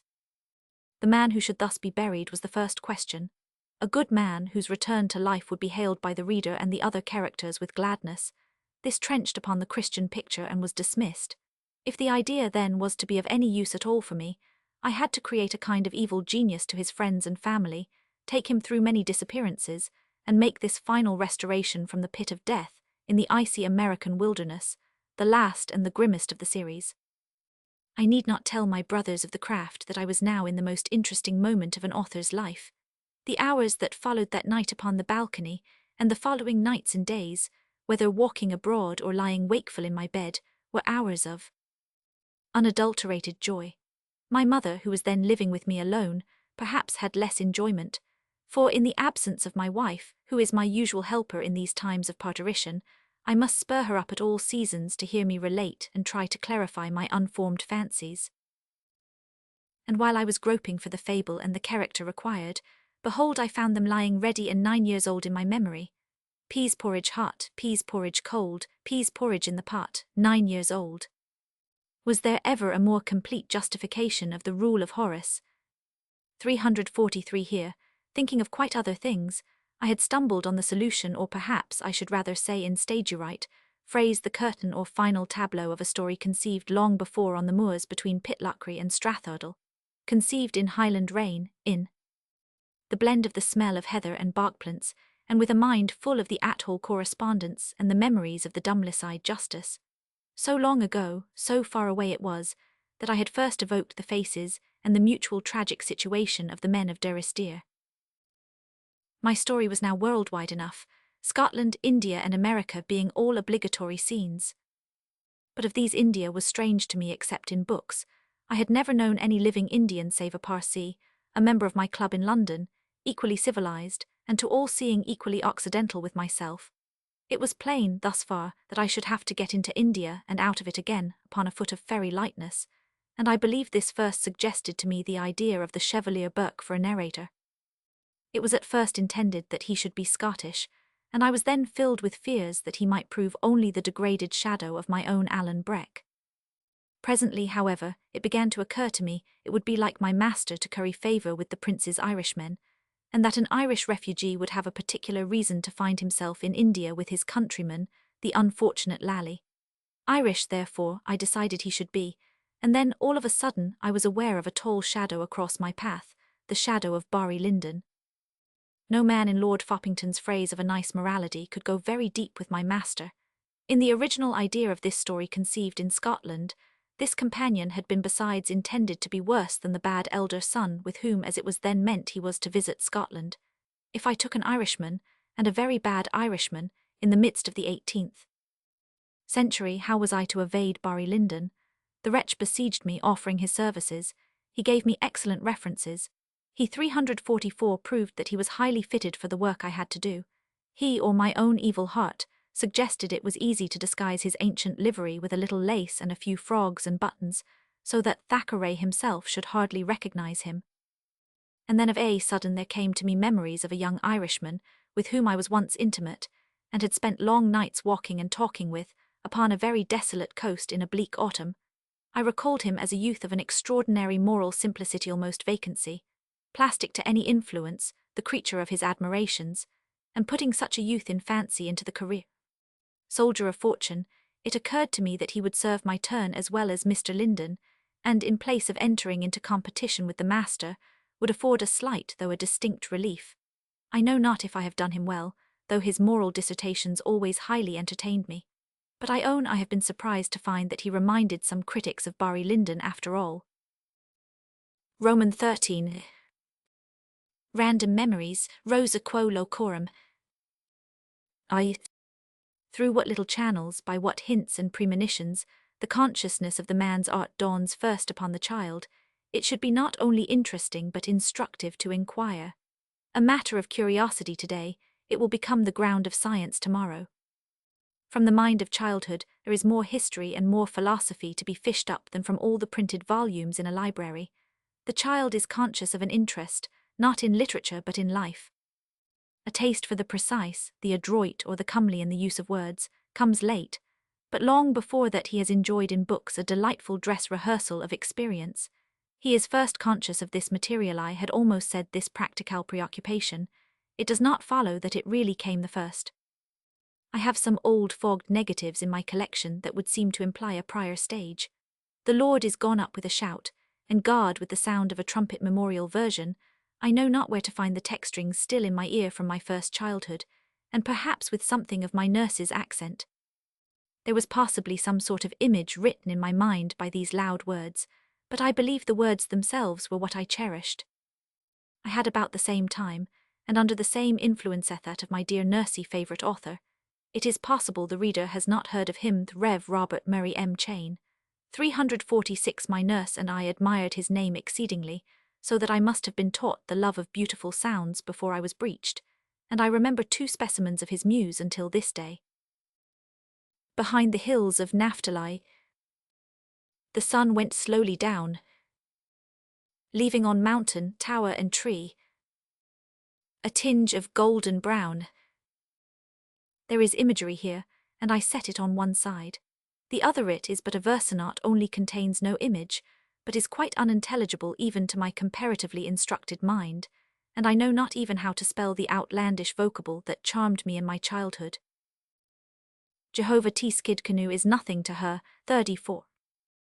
I may say without flippancy that he was nothing to me either, since I had no ray of a guess of what he was about. Yet the verse from then to now, a longer interval than the life of a generation, has continued to haunt me. I have said that I should set a passage distinguished by obvious and pleasing imagery, however faint, for the child thinks much in images.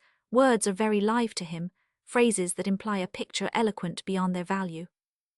Rummaging in the dusty pigeonholes of memory, I came once upon a graphic version of the famous psalm, "The Lord is my shepherd," and from the places employed in its illustration, which are all in the immediate neighbourhood of a house then occupied by my father, I am able to date it before the 7th year of my age, although it was probably earlier. In fact, the pastures green were represented by a certain suburban stubble field, where I had once walked with my nurse, under an autumnal sunset on the banks of the Water of Leith. The place is long ago built up, No pastures now, no stubble fields, only a maze of little streets and smoking chimneys and shrill children. 347 here, in the fleecy person of a sheep, I seemed to myself to follow something unseen, unrealized, and yet benignant, and close by the sheep in which I was incarnate as if for greater security rustled the skirts of my nurse. Death's dark veil was a certain archway in the Warriston cemetery, a formidable yet beloved spot, for children love to be afraid in measure as they love all experience of vitality. Here I beheld myself some paces ahead, seeing myself, from behind utterly alone in that uncanny passage. On the one side of me a rude, knobby shepherd's staff, such as cheers the heart of the Cockney tourist, on the other a rod like a billiard cue, appeared to accompany my progress, the staff sturdily upright, the billiard cue inclined confidentially, like one whispering, towards my ear. I was aware I will never tell you how that the presence of these articles afforded me encouragement. The third and last of my pictures illustrated the words, "My table thou hast furnished in presence of my foes. My head thou dost with oil anoint, and my cup overflows." And this was perhaps the most interesting of the series. I saw myself seated in a kind of open stone summer house at table. Over my shoulder a hairy, bearded and robed presence anointed me from an authentic shoehorn. The summer house was part of the green court of a ruin, and from the far side of the court black and white imps discharged against me ineffectual arrows. The picture appears arbitrary, but I can trace every detail to its source, as Mr. Brock analysed the dream of Alan Armadale.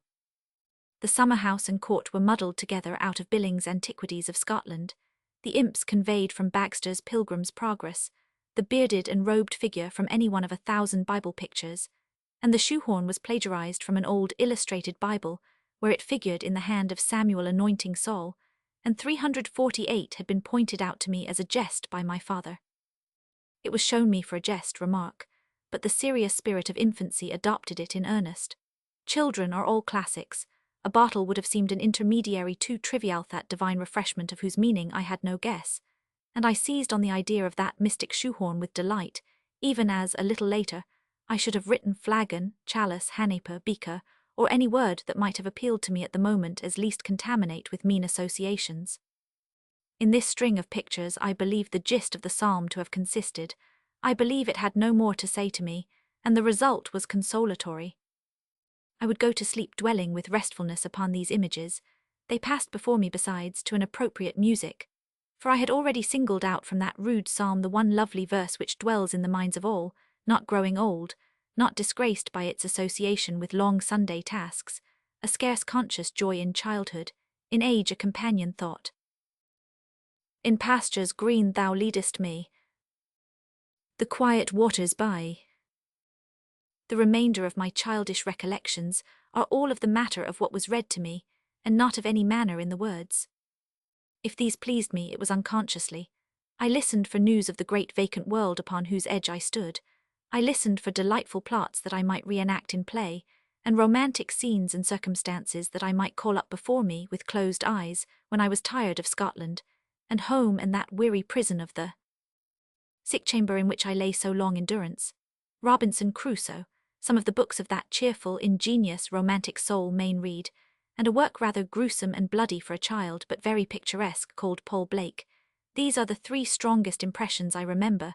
The Swiss Family Robinson came next, longo intervallo. At these I played, conjured up 349 their scenes, and delighted to hear them rehearsed unto 70 times 7. I am not sure but what Paul Blake came after I could read. It seems connected with a visit to the country and an experience unforgettable. The day had been warm. H and I had played together charmingly all day in a sandy wilderness across the road. Then came the evening with a great flash of colour and a heavenly sweetness in the air. Somehow my playmate had vanished, or is out of the story as the sagas say, but I was sent into the village on an errand, and taking a book of fairy tales went down alone through a fir wood, reading as I walked. How often since then has it befallen me to be happy even so, but that was the first time. The shock of that pleasure I have never since forgot, and if my mind serves me to the last I never shall, for it was then that I knew I loved reading. Roman 2. To pass from hearing literature to reading it is to take a great and dangerous step. With not a few, I think a large proportion of their pleasure then comes to an end. The malady of not marking overtakes them. They read thenceforward by the eye alone, and hear never again the chime of fair words or the march of the stately period. Non ragionium of these, but to all the step is dangerous. It involves coming of age, it is even a kind of second weaning. In the past all was at the choice of others. They chose, they digested, they read aloud for us, and sang to their own tune the books of childhood. In the future we are to approach the silent, inexpressive type alone, like pioneers, and the choice of what we are to read is in our own hands thenceforward. For instance, in the passages already adduced, I detect and applaud the ear of my old nurse. They were of her choice, and she imposed them on my infancy, reading the works of others as a poet 350 would scarce dare to read his own, gloating on the rhythm, dwelling with delight on assonances and alliterations.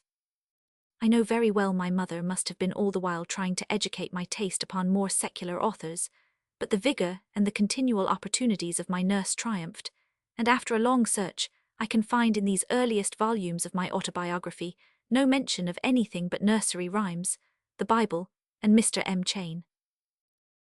I suppose all children agree in looking back with delight on their school readers. We might not now find so much pathos in Bingen on the Rhine, a soldier of the Legion lay dying in Algiers, or in the soldier's funeral, in the declamation of which I was held to have surpassed myself. Robert's voice, said the master on this memorable occasion, is not strong but impressive, an opinion which I was fool enough to carry home to my father, who roasted me for years in consequence. I am sure one should not be so deliciously tickled by the humorous pieces. What crusty cries will in a taking? Who would not be crusty with half a year's baking?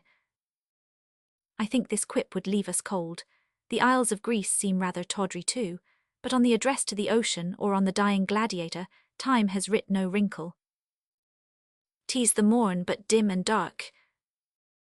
Whither flies the silent lark?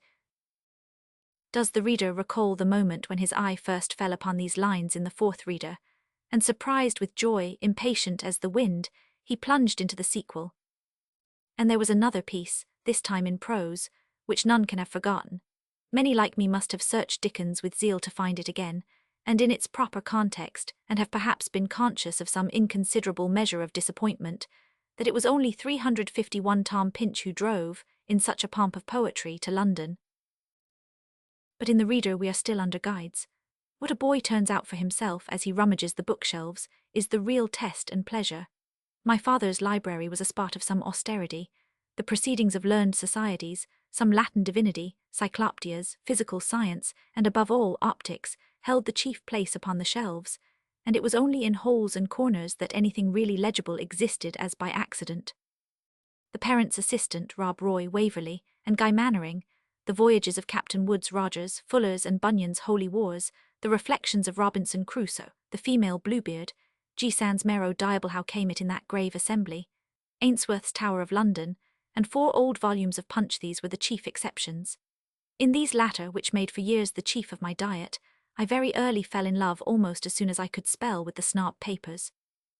I knew them almost by heart, particularly the Visit to the Pontos, and I remember my surprise when I found, long afterwards, that they were famous and signed with a famous name. To me, as I read and admired them, they were the works of Mr. Punch.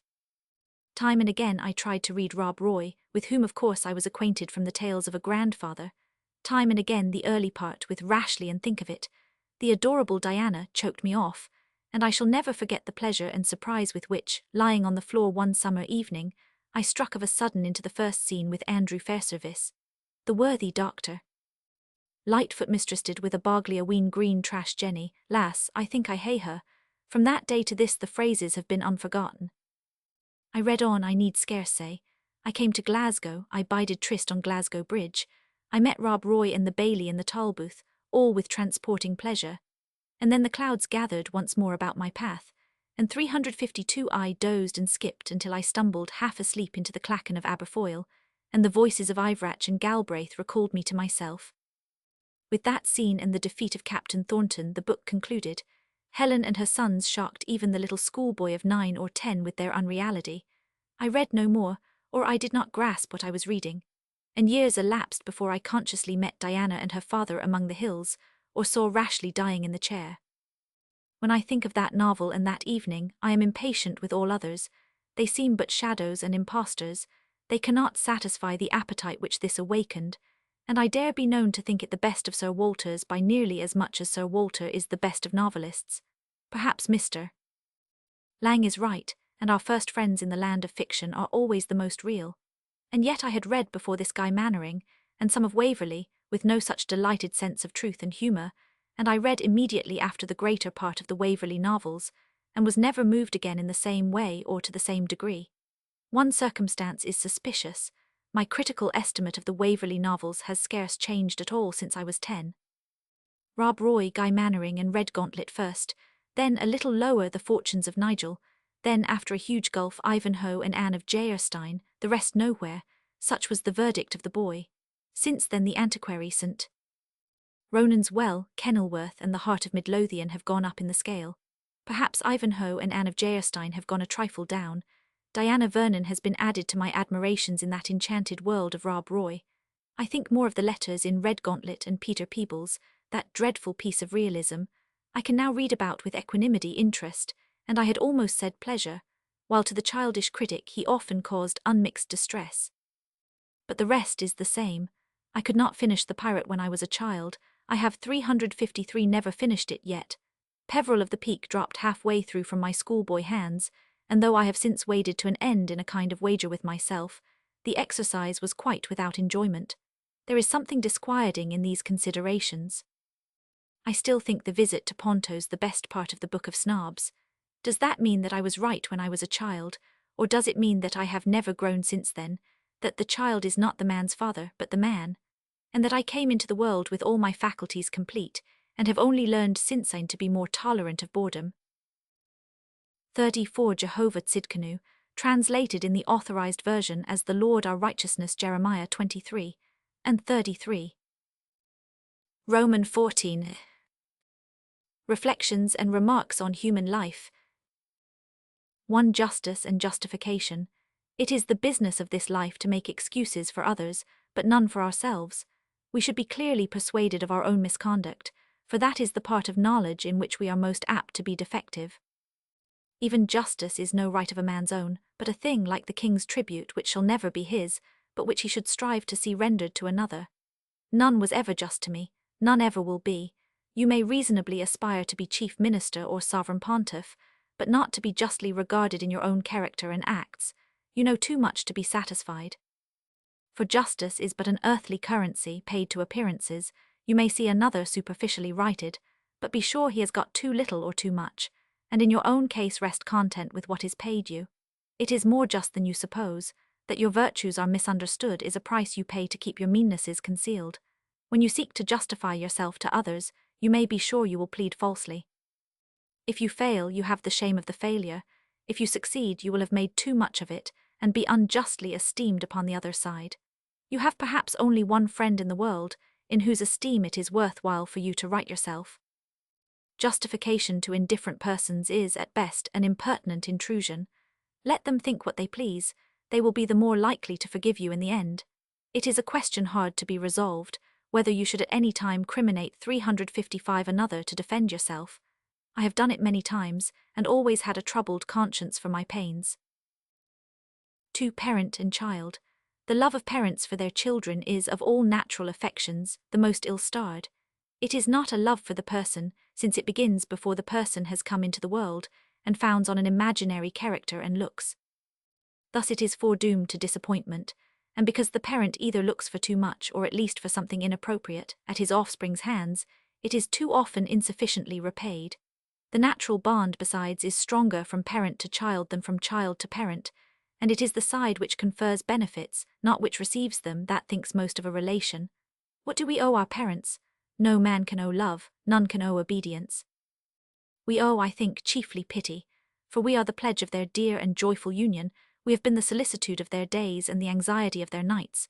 We have made them, though by no will of ours, to carry the burthen of our sins, sorrows, and physical infirmities, and too many of us grow up at length to disappoint the purpose of their lives, and requite their care and piety with cruel pangs. Mater dolorosa. It is the particular cross of parents, that when the child grows up, and becomes himself, instead of that pale ideal they had preconceived, they must accuse their own harshness or indulgence for this natural result. They have all been like the duck and hatched swan's eggs, or the other way about, yet they tell themselves with miserable penitence that the blame lies with them, and had they sat more closely, the swan would have been a duck and homekeeping in spite of all. A good son who can fulfill what is expected of him has done his work in life. He has to redeem the sins of many and restore the world's confidence in children. 3. Dialogue on character and destiny between two puppets. At the end of chapter 33, Count 356 Spada and the general of the Jesuits were left alone in the pavilion, while the course of the story was turned upon the doings of the virtuous hero. Profiting by this moment of privacy, the Jesuit turned with a very warning countenance upon the peer. "Have a care, my lord," said he, raising a finger.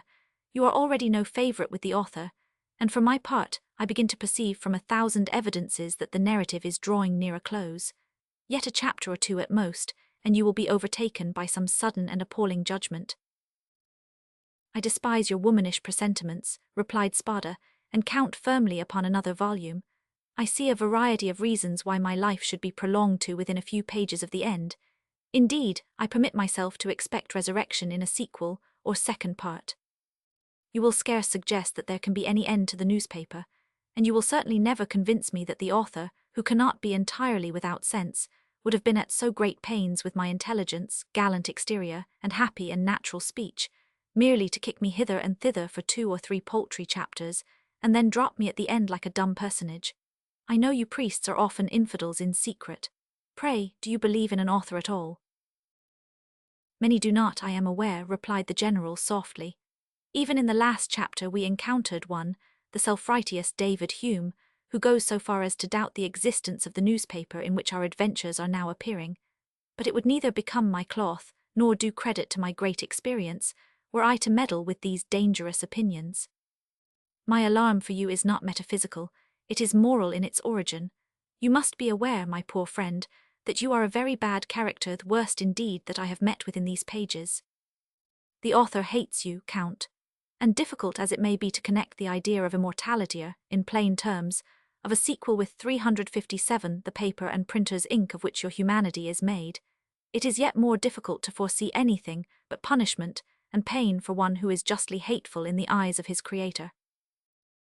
You take for granted many things that I shall not easily be persuaded to allow," replied the villain. "Do you really so far deceive yourself in your imagination as to fancy that the author is a friend to good? Read the book in which you figure, and you will soon disown such crude vulgarities. Lelio is a good character, yet only 2 chapters ago we left him in a fine predicament. His old servant was a model of the virtues, yet did he not miserably perish in that ambuscade upon the road to Poitiers? And as for the family of the bankrupt merchant, how is it possible for greater moral qualities to be alive with more irremediable misfortunes? And yet you continue to misrepresent an author to yourself, as a deity devoted to virtue and inimical to vice. Pray, if you have no pride in your own intellectual credit for yourself, spare at least the sensibilities of your associates." "The purposes of the serial story," answered the priest, "are doubtless for some wise reason, hidden from those who act in it. To this limitation we must bow, but I ask every character to observe narrowly his own personal relations to the author. There, if nowhere else, we may glean some hint of his superior designs. Now I am myself a mingled personage, liable to doubts, to scruples, and to sudden revulsions of feeling. I reason continually about life, and frequently the result of my reasoning is to condemn or even to change my action. I am now convinced, for example, that I did wrong in joining in your plot against the innocent and most unfortunate Lelio. I told you so, you will remember, in the chapter which has just been concluded, and though I do not know whether you perceived the ardour and fluency with which I expressed myself, I am still confident in my own heart that I spoke at that moment not only with the warm approval, but under the 358 direct inspiration of the author of the tale. I know, Spada, I tell you I know that he loved me as I uttered these words, and yet at other periods of my career I have been conscious of his indifference and dislike. You must not seek to reason me from this conviction, for it is supplied me from higher authority than that of reason, and is indeed a part of my experience. It may be an illusion that I drove last night from Sommer. It may be an illusion that we are now in the garden chamber of the chateau. It may be an illusion that I am conversing with Count Spada. You may be an illusion, Count, yourself. But of three things I will remain eternally persuaded: that the author exists not only in the newspaper but in my own heart, that he loves me when I do well, and that he hates and despises me when I do otherwise. I too believe in the author, returned the Count. I believe likewise in a sequel, written in finer style and probably cast in a still higher rank of society than the present story, although I am not convinced that we shall then be conscious of our pre-existence here. So much of your argument is, therefore, beside the mark, for to a certain point I am as orthodox as yourself, but where you begin to draw general conclusions from your own private experience, I must beg pointedly and finally to differ. You will not have forgotten, I believe, my daring and single-handed butchery of the 5 secret witnesses, nor the sleight of mind and dexterity of language with which I separated Lelio from the merchant's family. These were not virtuous actions, and yet how am I to tell you? I was conscious of a troubled joy, a glee, a hellish gusto in my author's bosom, which seemed to renew my vigour with every sentence, and which has indeed made the first of these passages accepted for a model of spirited narrative description, and the second for a masterpiece of wickedness and wit. What result, then, can be drawn from 2 experiences so contrary as yours and mine? For my part, I lay it down as a principle: no author can be moral in a 359 merely human sense. And to pursue the argument higher, how can you, for one instant, suppose the existence of free will in puppets situated, as we are in the thick of a novel which we do not even understand? And how, without free will upon our parts, can you justify blame or approval on that of the author? We are in his hands. By a stroke of the pen, to speak reverently, he made us what we are. By a stroke of the pen he can utterly undo and transmute what he has made. In the very next chapter, my dear General, you may be shown up for an impostor, or I be stricken down in the tears of penitence and hurried into the retirement of a monastery. You use an argument old as mankind, and difficult of answer, said the priest. I cannot justify the free will of which I am usually conscious, nor will I ever seek to deny that this consciousness is interrupted. Sometimes events mount upon me with such swiftness and pressure that my choice is overwhelmed, and even to myself I seem to obey a will external to my own. And again, I am sometimes so paralyzed and impotent between alternatives that I am tempted to imagine a hesitation on the part of my author. But I contend, upon the other hand, for a limited free will in the sphere of consciousness, and as it is in and by my consciousness that I exist to myself, I will not go on to inquire whether that free will is valid as against the author, the newspaper, or even the readers of the story. And I contend, further, for a sort of empire or independence of our own characters when once created, which the author cannot, or at least does not choose to violate. Hence Lelio was conceived upright, honest, courageous, and headlong. To that first idea all his acts and speeches must of necessity continue to answer, and the same, though with such different defects and qualities, applies to you, Count Spada, and to myself. We must act up to our characters. It is these characters that the author loves or despises. It is on account of them that we must 360 suffer or triumph, whether in this work or in a sequel. Such is my belief. It is pure Calvinistic election, my dear sir, and by your leave a very heretical position for a churchman to support, replied the Count, nor can I see how it removes the difficulty. I was not consulted as to my character. I might have chosen to be Lelio, I might have chosen to be yourself, I might even have preferred to figure in a different romance, or not to enter into the world of literature at all. And am I to be blamed or hated, because someone else wilfully and inhumanely made me what I am, and has continued ever since to encourage me in what are called my vices? You may say what you please, my dear sir, but if that is the case, I had rather be a telegram from the seat of war than a reasonable and conscious character in a romance. Nay, and I have a perfect right to repudiate, loathe, curse, and utterly condemn the ruffian who calls himself the author. You have, as you say, a perfect right, replied the Jesuit, and I am convinced that it will not affect him in the least. He shall have one slave the fewer for me, added the Count. I discard my allegiance once for all. As you please, concluded the other, but at least be ready, for I perceive we are about to enter on the scene. And indeed, just at that moment, chapter 34, being completed, chapter 35, the Count's chastisement began to appear in the columns of the newspaper. 4. Solitude and society. A little society is needful to show a man his failings, for if he lives entirely by himself, he has no occasion to fall, and like a soldier in time of peace, becomes both weak and vain. But a little solitude must be used, or we grow content with current virtues and forget the ideal. In society we lose scrupulous brightness of honor. In solitude we lose the courage necessary to face our own imperfections. As 361a question of pleasure, after a man has reached a certain age, I can hardly perceive much room to choose between them.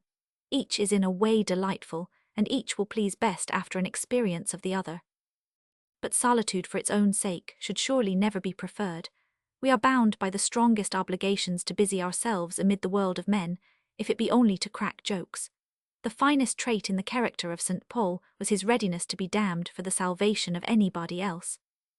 And surely we should all endure a little weariness to make one face look brighter or 1 hour go more pleasantly in this mixed world.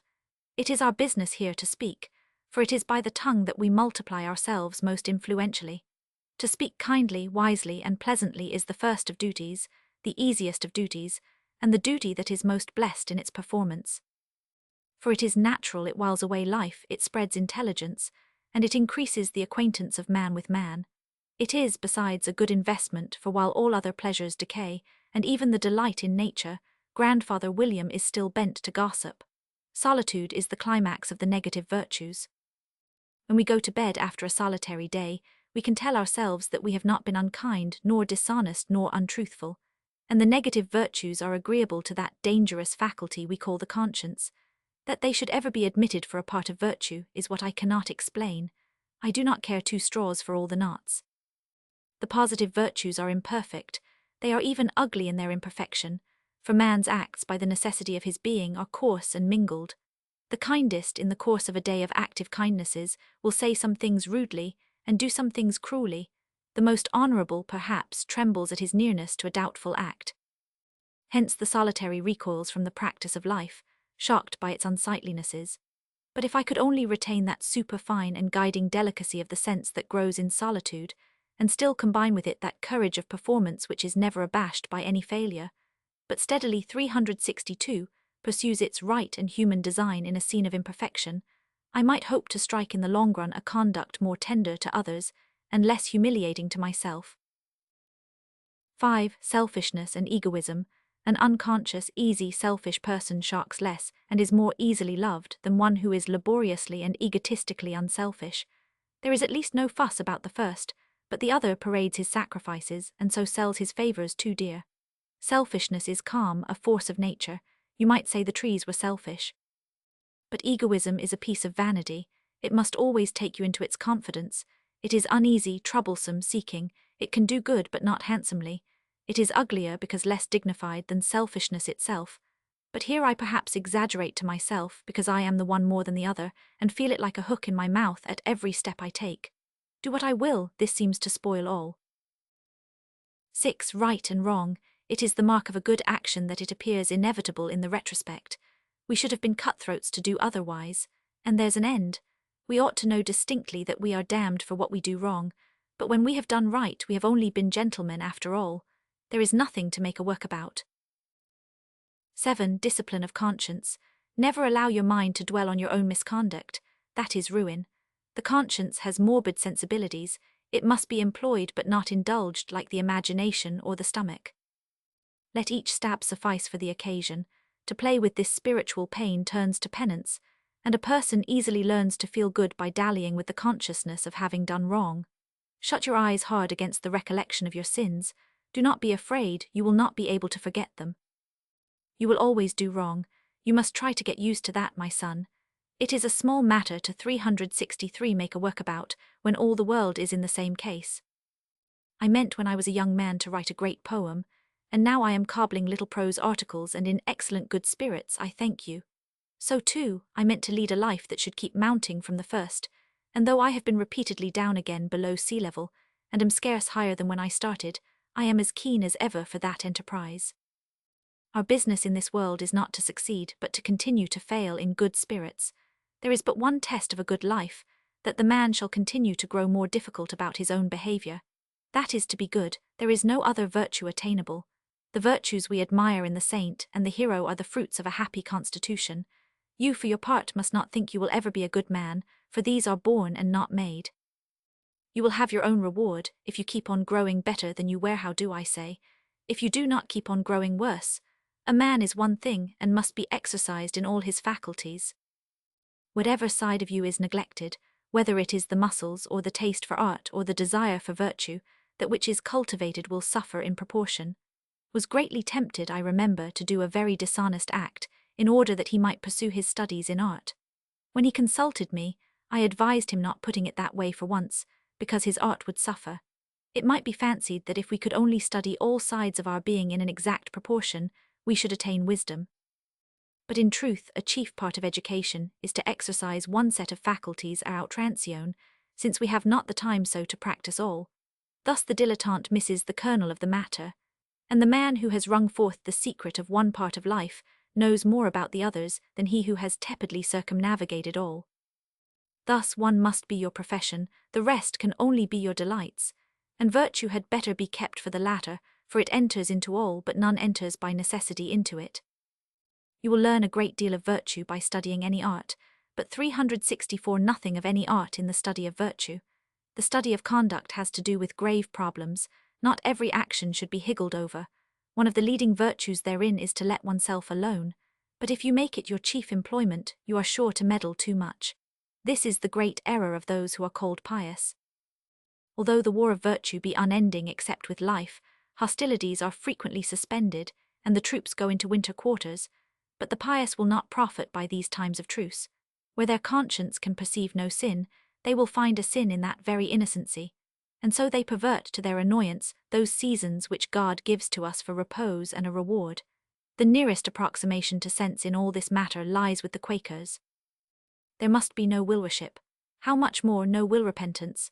The damnable consequence of set seasons, even for prayer, is to have a man continually posturing to himself, till his conscience is taught as many tricks as a pet monkey, and the gravest expressions are left with a perverted meaning. For my part, I should try to secure some part of every day for meditation, above all in the early morning and the open air. But how that time was to be improved, I should leave to circumstance and the inspiration of the hour. Nor if I spent it in whistling or numbering my footsteps, should I consider it misspent for that. I should have given my conscience a fair field. When it has anything to say, I know too well it can speak daggers. Therefore, for this time, my hard taskmaster has given me a holiday, and I may go in again rejoicing to my breakfast and the human business of the day. 8. Gratitude to God. To the gratitude that becomes us in this life I can set no limit. Though we steer after a fashion, yet we must sail according to the winds and currents. After what I have done, what might I not have done? That I have still the courage to attempt my life, that I am not now overladen with dishonours, to whom 365 do I owe it, but to the gentle ordering of circumstances in the great design. More has not been done to me than I can bear. I have been marvellously restrained and helped, not unto us, O Lord. I cannot forgive God for the suffering of others. When I look abroad upon his world and behold its cruel destinies, I turn from him with disaffection, nor do I conceive that he will blame me for the impulse. But when I consider my own fates, I grow conscious of his gentle dealing. I see him chastise with helpful blows, I feel his stripes to be caresses, and this knowledge is my comfort that reconciles me to the world. All those whom I now pity with indignation are perhaps not less fatherly dealt with than myself. I do right to be angry, yet they perhaps, if they lay aside heat and temper and reflect with patience on their lot, may find everywhere in their worst trials the same proofs of a divine affection. While we have little to try us, we are angry with little. Small annoyances do not bear their justification on their faces, but when we are overtaken by a great sorrow or perplexity, the greatness of our concern sobers us so that we see more clearly and think with more consideration. I speak for myself. Nothing grave has yet befallen me, but I have been able to reconcile my mind to its occurrence, and see in it, from my own little and partial point of view, an evidence of a tender and protecting God. Even the misconduct into which I have been led has been blessed to my improvement. If I did not sin, and that so glaringly that my conscience is convicted on the spot, I do not know what I should become, but I feel sure I should grow worse. The man of very regular conduct is too often a prig, if he be not worsey rabbi. I, for my part, want to be startled out of my conceits. I want to be put to shame in my own eyes. I want to feel the bridle in my mouth, and be continually reminded of my own weakness and the omnipotence of circumstances. If I from my spy-hole, looking with purblind eyes upon the least part of a fraction of the universe, yet perceive in my own destiny some broken 366 evidences of a plan, and some signals of an overruling goodness, shall I then be so mad as to complain that all cannot be deciphered? Shall I not rather wonder, with infinite and grateful surprise, that in so vast a scheme I seem to have been able to read, however little, and that that little was encouraging to faith? 9. Blame. What comes from without and what from within? How much of conduct proceeds from the spirit, or how much from circumstances? What is the part of choice and what the part of the selection offered, where personal character begins or where, if anywhere, it escapes at all from the authority of nature? These are questions of curiosity and eternally indifferent to right and wrong. Our theory of blame is utterly sophisticated and untrue to man's experience. We are as much ashamed of a pimpled face that came to us by natural descent as by one that we have earned by our excesses, and rightly so, since the two cases, in so much as they unfit us for the easier sort of pleasing and put an obstacle in the path of love, are exactly equal in their consequence. We look aside from the true question. We cannot blame others at all, we can only punish them, and ourselves we blame indifferently for a deliberate crime, a thoughtless brusquerie, or an act done without volition in an ecstasy of madness. We blame ourselves from two considerations: first, because another has suffered, and second, because, in so far as we have again done wrong, we can look forward with the less confidence to what remains of our career. Shall we repent this failure? It is there that the consciousness of sin most cruelly affects us. It is in view of this that a man cries out in exaggeration that his heart is desperately wicked and deceitful above all things. We all tacitly subscribe this judgment. Woe unto him by whom offences shall come. We accept palliations for our neighbours. We dare not, in sight of our own soul, accept them for ourselves. We may not be to blame. We may be conscious of no free 367 will in the matter, of a possession on the other hand, or an irresistible tyranny of circumstance, yet we know in another sense we are to blame for all. Our right to live, to eat, to share in mankind's pleasures lies precisely in this, that we must be persuaded we can on the whole live rather beneficially than hurtfully to others. Remove this persuasion and the man has lost his right. That persuasion is our dearest jewel, to which we must sacrifice the life itself to which it entitles us, for it is better to be dead than degraded. 10. Marriage. No considerate man can approach marriage without deep concern.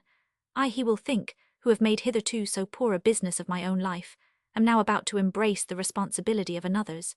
Henceforth there shall be two to suffer from my faults, and that other is the one whom I most desire to shield from suffering. In view of our impotence and folly, it seems an act of presumption to involve another's destiny with ours. We should hesitate to assume command of an army or a trading smack.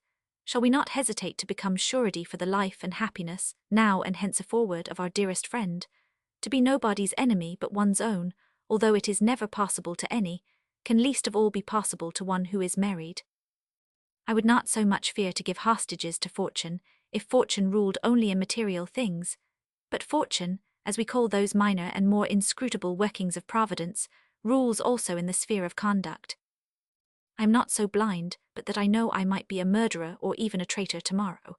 And now, as if I were not already too feelingly alive to my misdeeds, I must choose out the one person whom I most desire to please, and make her the daily witness of my failures.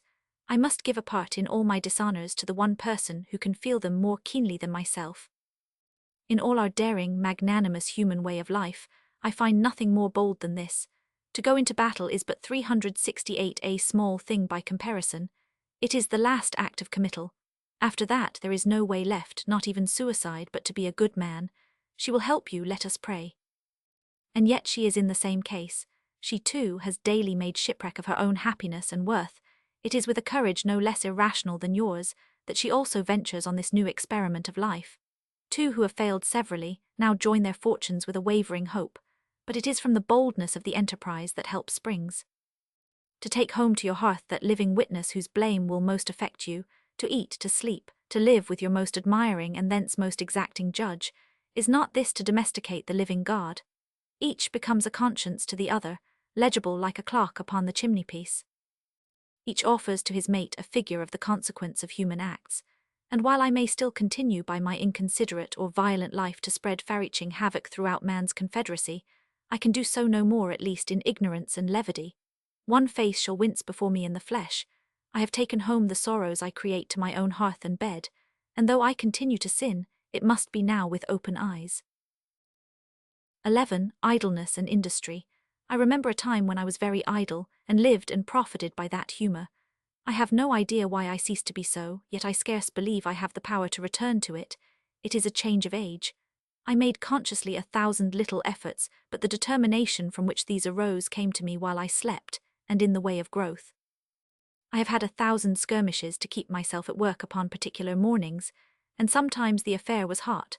But of that great change of campaign, which decided all this part of my life, and turned me from one whose business was to shirk into one whose business was to strive and persevere, it seems as though all that had been done by someone else. The life of Goethe affected me, so did that of Balzac, and some very 369 noble remarks by the latter in a pretty bad book, the Cousin Bette. I dare say I could trace some other influences in the change. All I mean is I was never conscious of a struggle, nor registered a vow, nor seemingly had anything personally to do with the matter. I came about like a well-handled ship. There stood at the wheel that unknown steersman whom we call God. 12. Courage. Courage is the principal virtue, for all the others presuppose it. If you are afraid, you may do anything. Courage is to be cultivated, and some of the negative virtues may be sacrificed in the cultivation. 13. Results of action. The result is the reward of actions, not the test. The result is a child born, if it be beautiful and healthy, well, if club-footed or crook-back, perhaps well also. We cannot direct. 1878. Roman 15. The ideal house. Two things are necessary in any neighbourhood where we propose to spend a life: a desert and some living water. There are many parts of the earth's face which offer the necessary combination of a certain wildness with a kindly variety. A great prospect is desirable, but the want may be otherwise supplied. Even greatness can be found on the small scale, for the mind and the eye measure differently. Bold rocks near hand are more inspiriting than distant Alps, and the thick fern upon a Surrey heath makes a fine forest for the imagination, and the dotted yew trees noble mountains. A Scottish moor with birches and firs grouped here and there upon a knoll, or one of those rocky seaside deserts of Provence overgrown with rosemary and thyme and smoking with aroma, are places where the mind is never weary. Forests being more enclosed are not at first sight so attractive, but they exercise a spell. They must, however, be diversified with either heath or rock, and are hardly to be considered perfect without conifers. Even sandhills, with their intricate plan and their gulls and rabbits, will stand well for the necessary desert. The house must be within hail of either a little river or the sea. A great river is more fit for poetry than to adorn a neighbourhood. Its sweep of waters increases the scale of the scenery and the distance of one notable object from another. And a lively burn gives us, in the space of a few yards, a greater variety of promontory and islet, of cascade, shallow goyle and boiling pool, with answerable changes both 371 of song and colour, than a navigable stream in many hundred miles. The fish too make a more considerable feature of the brookside, and the trout plumping in the shadow takes the ear. A stream should besides be narrow enough to cross, or the burn hard by a bridge, or we are at once shut out of Eden. The quantity of water need be of no concern, for the mind sets the scale, and can enjoy a Niagara fall of 30 inches. Let us approve the singer of shallow rivers, by whose falls melodious birds sing madrigals.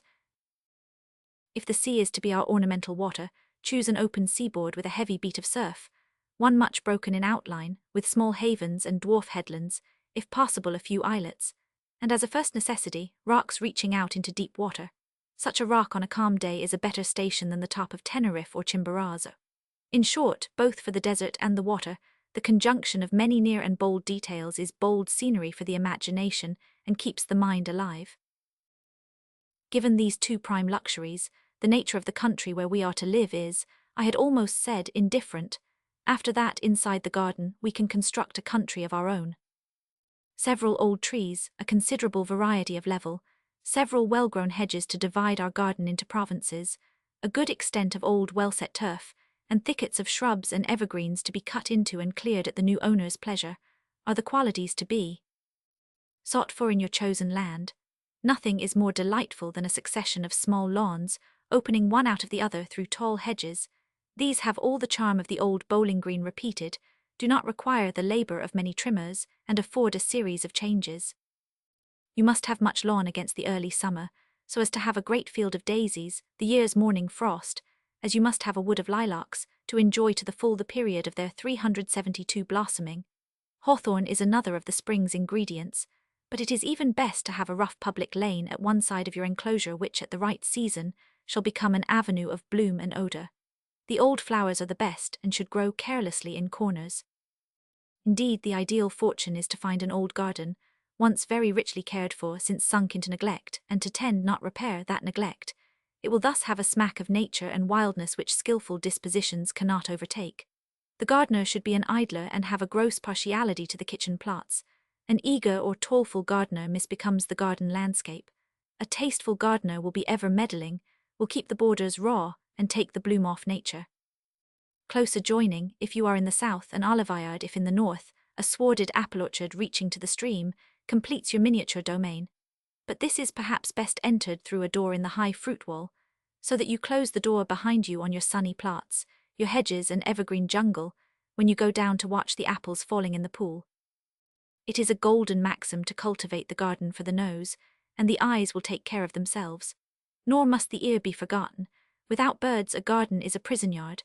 There is a garden near Marseille on a steep hillside, walking by which upon a sunny morning your ear will suddenly be ravished with a burst of small and very cheerful singing, some score of cages being set out there to sun the occupants. This is a heavenly surprise to any passer-by, but the price paid to keep so many ardent and winged creatures from their liberty will make the luxury too dear for any thoughtful pleasure-lover.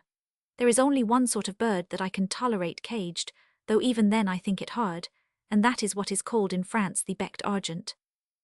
I once had 2 of these pygmies in captivity, and in the quiet, bare house upon a silent street where I was then living, their song, which was not much louder than a bee's but airily musical, kept me in a perpetual good humour. 373. I put the cage upon my table when I worked, carried it with me when I went for meals, and kept it by my head at night. The first thing in the morning these maestrini would pipe up, but these, even if you can pardon their imprisonment, are for the house. In the garden the wild birds must plant a colony, a chorus of the lesser warblers that should be almost deafening, a blackbird in the lilacs, a nightingale down the lane, so that you must stroll to hear it, and yet a little farther, tree-tops populous with rooks. Your house should not command much outlook. It should be set deep and green, though upon rising ground, or if possible, crowning a knoll for the sake of drainage. Yet it must be open to the east or you will miss the sunrise. Sunset occurring so much later, you can go up a few steps and look the other way.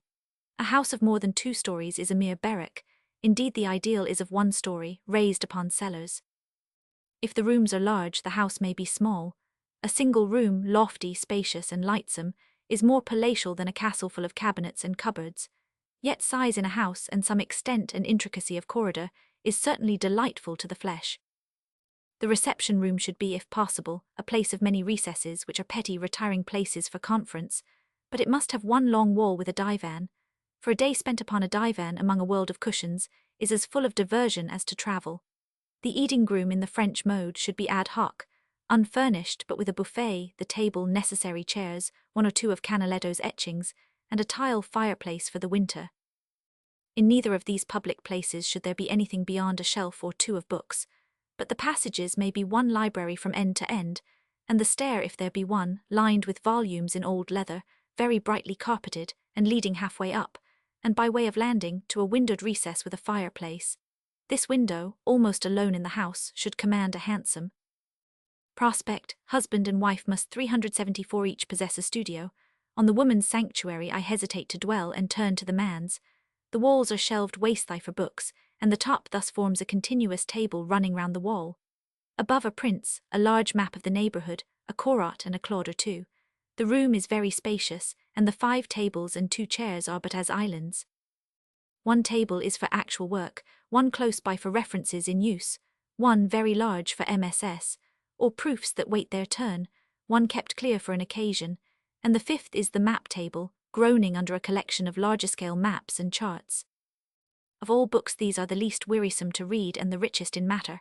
The course of roads and rivers, the contour lines and the forests in the maps, the reefs, soundings, anchors, sailing marks and little pilot pictures in the chart sand, in both the beadroll of names make them of all printed matter the most fit to stimulate and satisfy the fancy. The chair in which you write is very low and easy and backed into a corner. At one elbow the fire twinkles. Close at the other, if you are a little inhumane, your cage of silver bills are twittering into song. Joined along by a passage, you may reach the great sunny, glass-roofed and tiled gymnasium, at the far end of which, lined with bright marble, is your plunge and swimming bath, fitted with a capacious boiler. The whole loft of the house from end to end makes one undivided chamber. Here are set forth tables on which to model imaginary or actual countries in putty or plaster, with tools and hardy pigments, a carpenter's bench, and a spared corner for photography, while at the far end a space is kept clear for playing soldiers. 2 boxes contain the 2 armies of some 500 horse and foot, 2 others the ammunition of each side, and a 5th the foot rules and the 3 colours of chalk, with which you lay down, or, after a day's play, refresh the outlines of the country. Red or white for the 2 kinds of road according as they are suitable or not for the passage of ordnance, 375, and blue for the course of the obstructing rivers. Here I foresee that you may pass much happy time. Against a good adversary a game may well continue for a month, for with armies so considerable 3 moves will occupy an hour. It will be found to set an excellent edge on this diversion if one of the players shall, every day or so, write a report of the operations in the character of army correspondent. I have left to the last the little room for winter evenings. This should be furnished in warm positive colours, and sofas and floor thick with rich furs. The hearth where you burn wood of aromatic quality on silver dogs, tiled round about with Bible pictures, the seats deep and easy, a single Titian in a gold frame, a white bust or so upon a bracket, a rack for the journals of the week, a table for the books of the year, and close in a corner the 3 shelves full of eternal books that never weary, Shakespeare, Molière, Montaigne, Lamb, Sterne, de Musset's comedies, the 1 volume open at Carmesine and the other at Fantasio, the Arabian Nights and kindred stories in Weber's solemn volumes, Barrow's Bible in Spain, the Pilgrim's Progress, Guy Mannering and Rob Roy, Monte Cristo, and the Vicomte de Bragelonne, immortal Boswell's soul among biographers, Chaucer, Herrick and the State Trials. The bedrooms are large, airy, with almost no furniture, floors of varnished wood, and at the bedhead, in case of insomnia, 1 shelf of books of a particular and dippable order, such as Pepys, the Paston Letters, Burt's Letters from the Highlands, or the Newgate Calendar. 1884. Lay Morals. The following chapters of a projected treatise on ethics were drafted at Edinburgh in the spring of 1879. They are unrevised, and must not be taken as representing, either as to matter or form, their author's final thoughts, but they contain much that is essentially characteristic of his mind. Lay Morals. Chapter 1. The problem of education is twofold, first to know and then to utter. Every one who lives any semblance of an inner life thinks more nobly and profoundly than he speaks, and the best of teachers can impart only broken images of the truth which they perceive. Speech which goes from one to another between 2 natures, and, what is worse, between 2 experiences, is doubly relative. The speaker buries his meaning. It is for the hearer to dig it up again, and all speech, written or spoken, is in a dead language until it finds a willing and prepared hearer.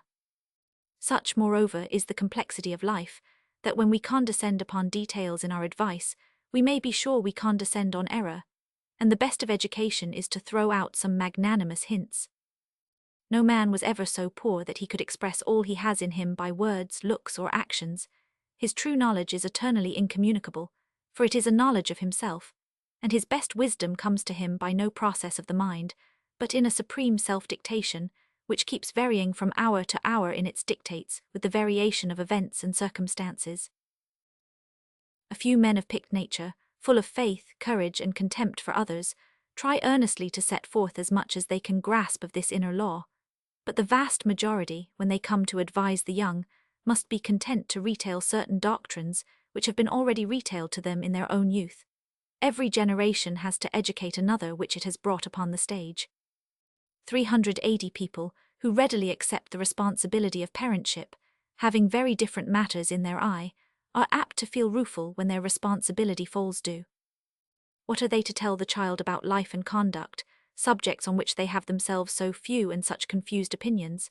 Indeed, I do not know, the least said perhaps the soonest mended, and yet the child keeps asking, and the parent must find some words to say in his own defence. Where does he find them, and what are they when found? As a matter of experience, and in 999 cases out of 1,000, he will instill into his widdied brat 3 bad things: the terror of public opinion, and, flowing from that as a fountain, the desire of wealth and applause. Besides these, or what might be deduced as corollaries from these, he will teach not much else of any effective value: some dim notions of divinity, perhaps, and bookkeeping, and how to walk through a quadrille. But you may tell me, the young people are taught to be Christians. It may be want of penetration, but I have not yet been able to perceive it. As an honest man, whatever we teach, and be it good or evil, it is not the doctrine of Christ. What he taught, and in this he is like all other teachers worthy of the name, was not a code of rules, but a ruling spirit, not truths, but a spirit of truth, not views, but a view. What he showed us was an attitude of mind. Towards the many considerations on which conduct is built, each man stands in a certain relation. He takes life on a certain principle. He has a compass in his spirit which points in a certain direction. It is the attitude, the relation, the point of the compass, that is the whole body and gist of what he has to teach us. In this the details are comprehended. Out of this the specific precepts issue, and by this and this only can they be explained and applied. And thus, to learn aright from any teacher, we must first of all, like a historical artist, think ourselves into sympathy 381 with his position, and in the technical phrase, create his character. A historian confronted with some ambiguous politician, or an actor charged with a part, have but one preoccupation: they must search all round and upon every side, and grope for some central conception, which is to explain and justify the most extreme details. Until that is found, the politician is an enigma, or perhaps a quack, and the part a tissue of fustian sentiment and big words. But once that is found, all enters into a plan, a human nature appears, the politician or the stage-acting is understood. From point to point, from end to end. This is a degree of trouble which will be gladly taken by a very humble artist, but not even the terror of eternal fire can teach a businessman to bend his imagination to such athletic efforts. Yet without this all is vain. Until we understand the whole, we shall understand none of the parts, and otherwise we have no more than broken images and scattered words. The meaning remains buried, and the language in which our prophet speaks to us is a dead language in our ears. Take a few of Christ's sayings, and compare them with our current doctrines.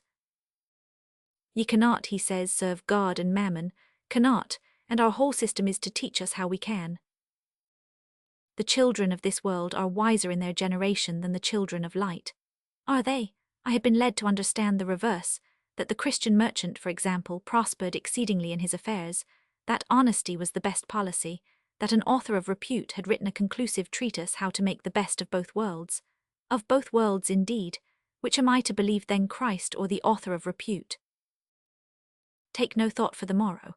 Ask the successful merchant, interrogate your own heart, and you will have to admit that this is not only a silly but an immoral position.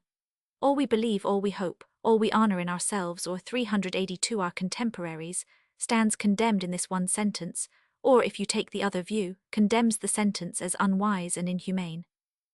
We are not then of the same mind that was in Christ. We disagree with Christ. Either Christ meant nothing, or else he or we must be in the wrong.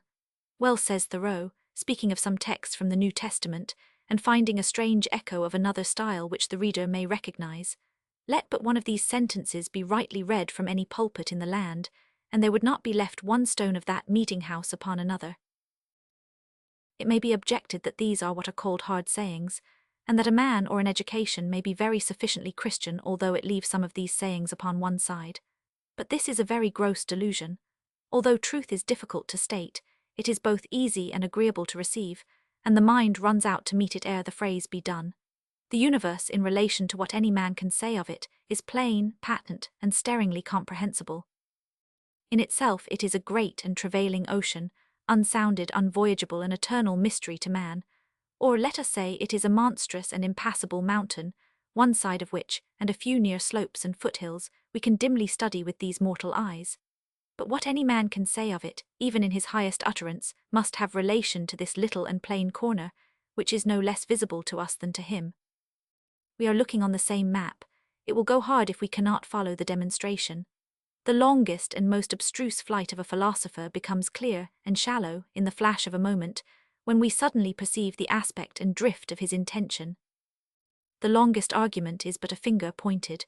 Once we get our own finger rightly parallel, and we see what the man meant, whether it be a new star or an old street lamp. And briefly, if a saying is hard to understand, it is because we are thinking of something else. But to be a true disciple is to think of the same things 383 as our prophet, and to think of different things in the same order. To be of the same mind with another is to see all things in the same perspective. It is not to agree in a few indifferent matters near at hand, and not much debated. It is to follow him in his farthest flights, to see the force of his hyperboles, to stand so exactly in the center of his vision that, whatever he may express, your eyes will light at once on the original, that whatever he may see to declare, your mind will at once accept. You do not belong to the school of any philosopher, because you agree with him that theft is, on the whole, objectionable, or that the sun is overhead at noon. It is by the hard sayings that discipleship is tested. We are all agreed about the middling and indifferent parts of knowledge and morality. Even the most soaring spirits too often take them tamely upon trust.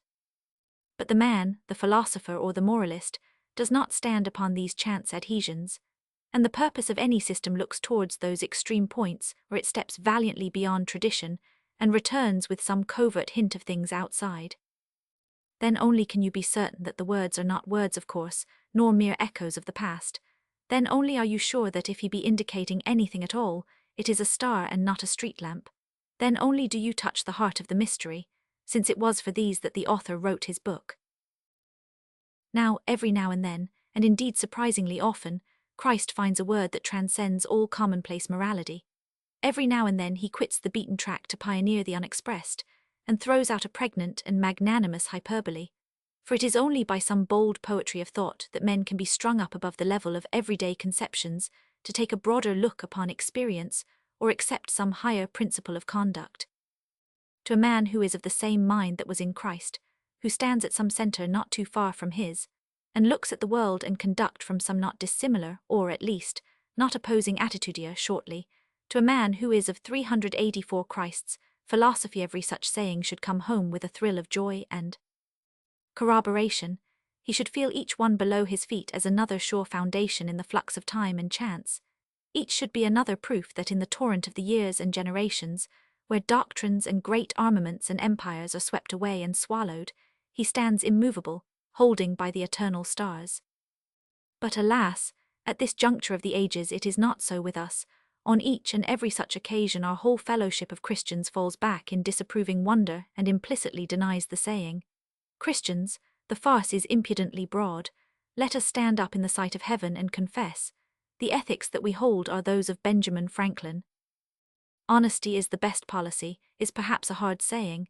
It is certainly one by which a wise man of these days will not too curiously direct his steps. But I think it shows a glimmer of meaning to even our most dimmed intelligences. I think we perceive a principle behind it. I think, without hyperbole, we are of the same mind that was in Benjamin Franklin.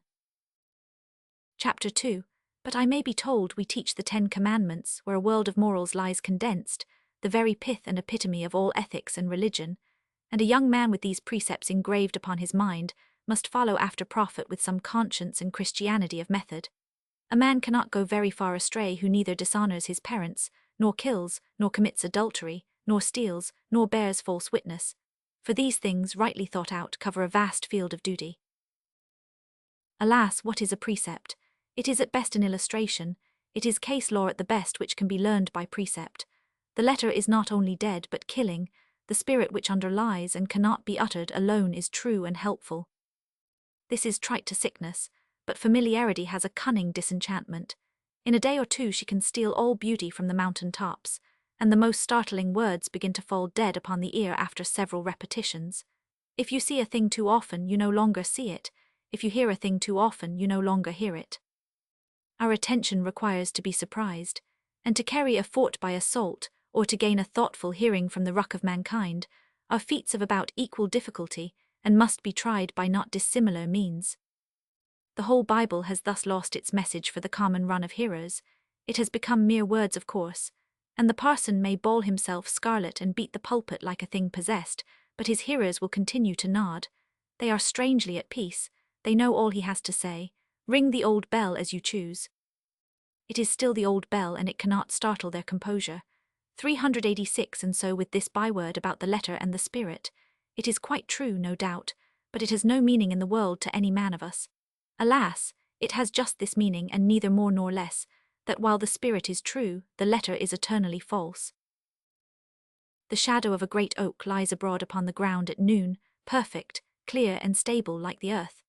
But let a man set himself to mark out the boundary with cords and pegs, and were he never so nimble and never so exact, what with the multiplicity of the leaves and the progression of the shadow as it flees before the travelling sun, long ere he has made the circuit the whole figure will have changed. Life may be compared not to a single tree but to a great and complicated forest. Circumstance is more swiftly changing than a shadow, language much more inexact than the tools of a surveyor. From day to day the trees fall and are renewed, the very essences are fleeting as we look, and the whole world of leaves is swinging tempest-tossed among the winds of time. Look now for your shadows. O man of formal, is this a place for you? Have you fitted the spirit to a single case? Alas, in the cycle of the ages when shall such another be proposed for the judgment of man? Now when the sun shines and the winds blow, the wood is filled with an innumerable multitude of shadows, tumultuously tossed and changing, and at every gust the whole carpet leaps and becomes new. Can you or your heart say more?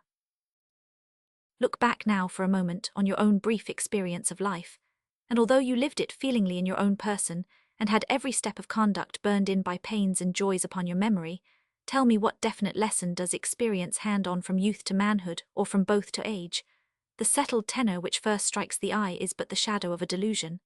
This is gone, that never truly was, and you yourself are altered beyond recognition.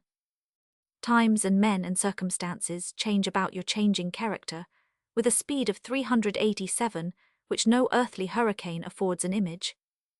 What was the best yesterday, is it still the best in this changed theatre of a tomorrow?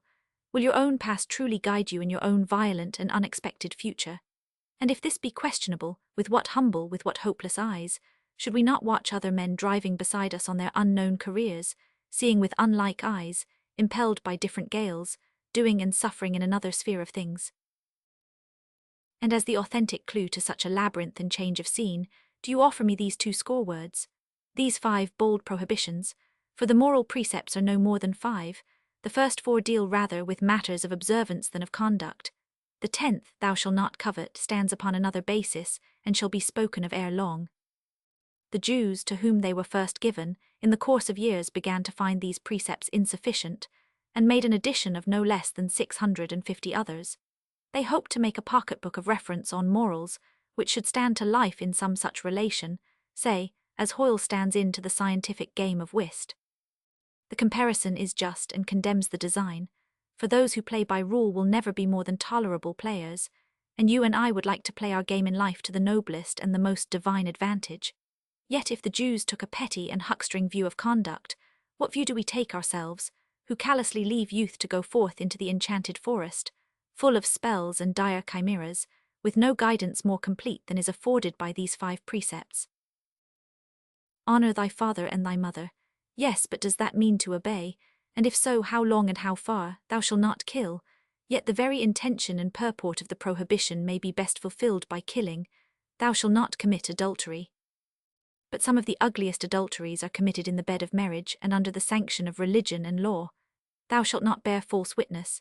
388. How? By speech or by silence also, or even by a smile. Thou shalt not steal. Ah, that indeed, but what is to steal? To steal, it is another word to be construed, and who is to be our guide? The police will give us one construction, leaving the world only that least minimum of meaning without which society would fall in pieces. But surely we must take some higher sense than this. Surely we hope more than a bare subsistence for mankind. Surely we wish mankind to prosper and go on from strength to strength, and ourselves to live rightly in the eye of some more exacting potentate than a policeman. The approval or the disapproval of the police must be eternally indifferent to a man who is both valorous and good. There is extreme discomfort, but no shame, in the condemnation of the law. The law represents that modicum of morality which can be squeezed out of the ruck of mankind. But what is that to me? who aim higher and seek to be my own more stringent judge, I observe with pleasure that no brave man has ever given a rush for such considerations. The Japanese have a nobler and more sentimental feeling for this social bond into which we all are born when we come into the world, and whose comforts and protection we all indifferently share throughout our lives. But even to them, no more than to our Western saints and heroes, does the law of the state supersede the higher law of duty. Without hesitation and without remorse, they transgress the stiffest enactments rather than abstain from doing right. But the accidental superior duty being thus fulfilled, they at once return in allegiance to the common duty of all citizens, and hasten to denounce themselves, and value at an equal rate their just crime, and their equally just submission to its punishment. The evading of the police will not long satisfy an active conscience or a thoughtful head, but to show you how one or the other may trouble a man, and what a vast extent of frontier is left unridden by this invaluable 389 commandment, let me tell you a few pages out of a young man's life. He was a friend of mine, a young man like others, generous, flighty, as variable as youth itself, but always with some high motives and on the search for higher thoughts of life. I should tell you at once that he thoroughly agrees with the 8th commandment. But he got hold of some unsettling works, the New Testament among others, and this loosened his views of life and led him into many perplexities. As he was the son of a man in a certain position, and well off, my friend had enjoyed from the first the advantages of education, nay, he had been kept alive through a sickly childhood by constant watchfulness, comforts, and change of air, for all of which he was indebted to his father's wealth.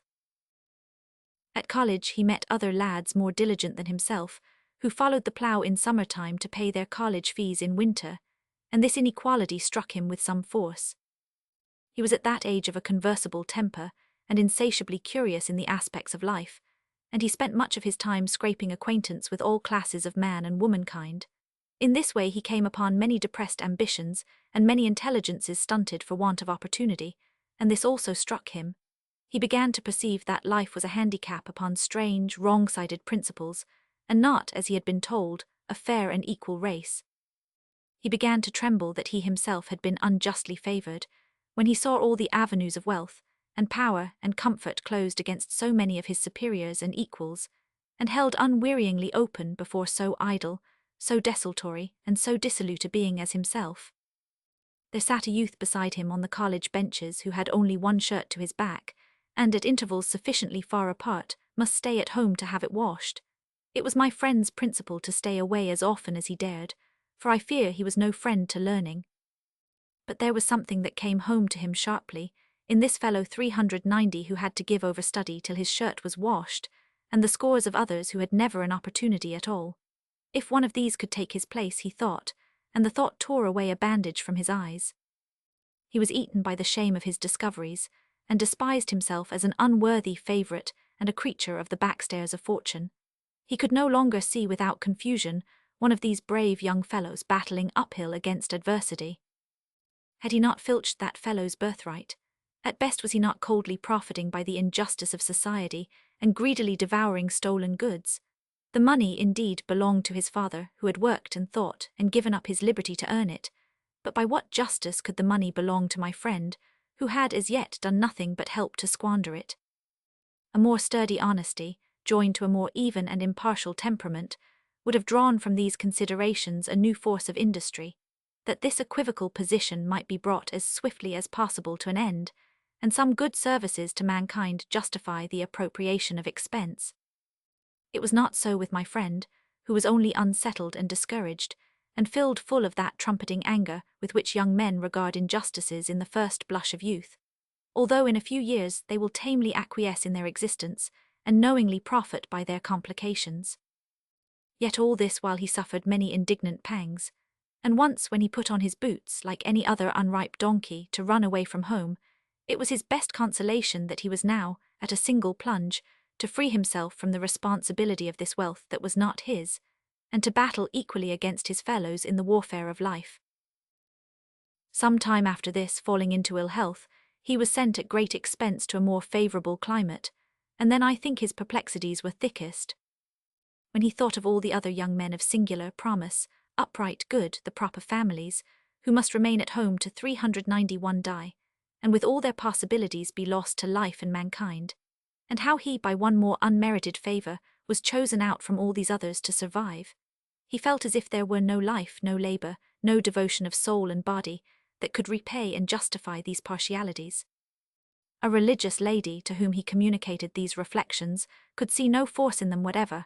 It was God's will, said she. But he knew it was by God's will that Joan of Arc was burnt at Rouen, which cleared neither Bedford nor Bishop Cochran, and again, by God's will that Christ was crucified outside Jerusalem, which excused neither the rancour of the priests nor the timidity of Pilate. He knew, moreover, that although the possibility of this favour he was now enjoying issued from his circumstances, its acceptance was the act of his own will, and he had accepted it greedily, longing for rest and sunshine, and hence this allegation of God's providence did little to relieve his scruples. I promise you he had a very troubled mind, and I would not laugh if I were you, though while he was thus making mountains out of what you think molehills, he was still as perhaps he was contentedly practising many other things that to you seem black as hell. Every man is his own judge and mounting guide through life. There is an old story of a moat and a beam, apparently not true, but worthy perhaps of some consideration.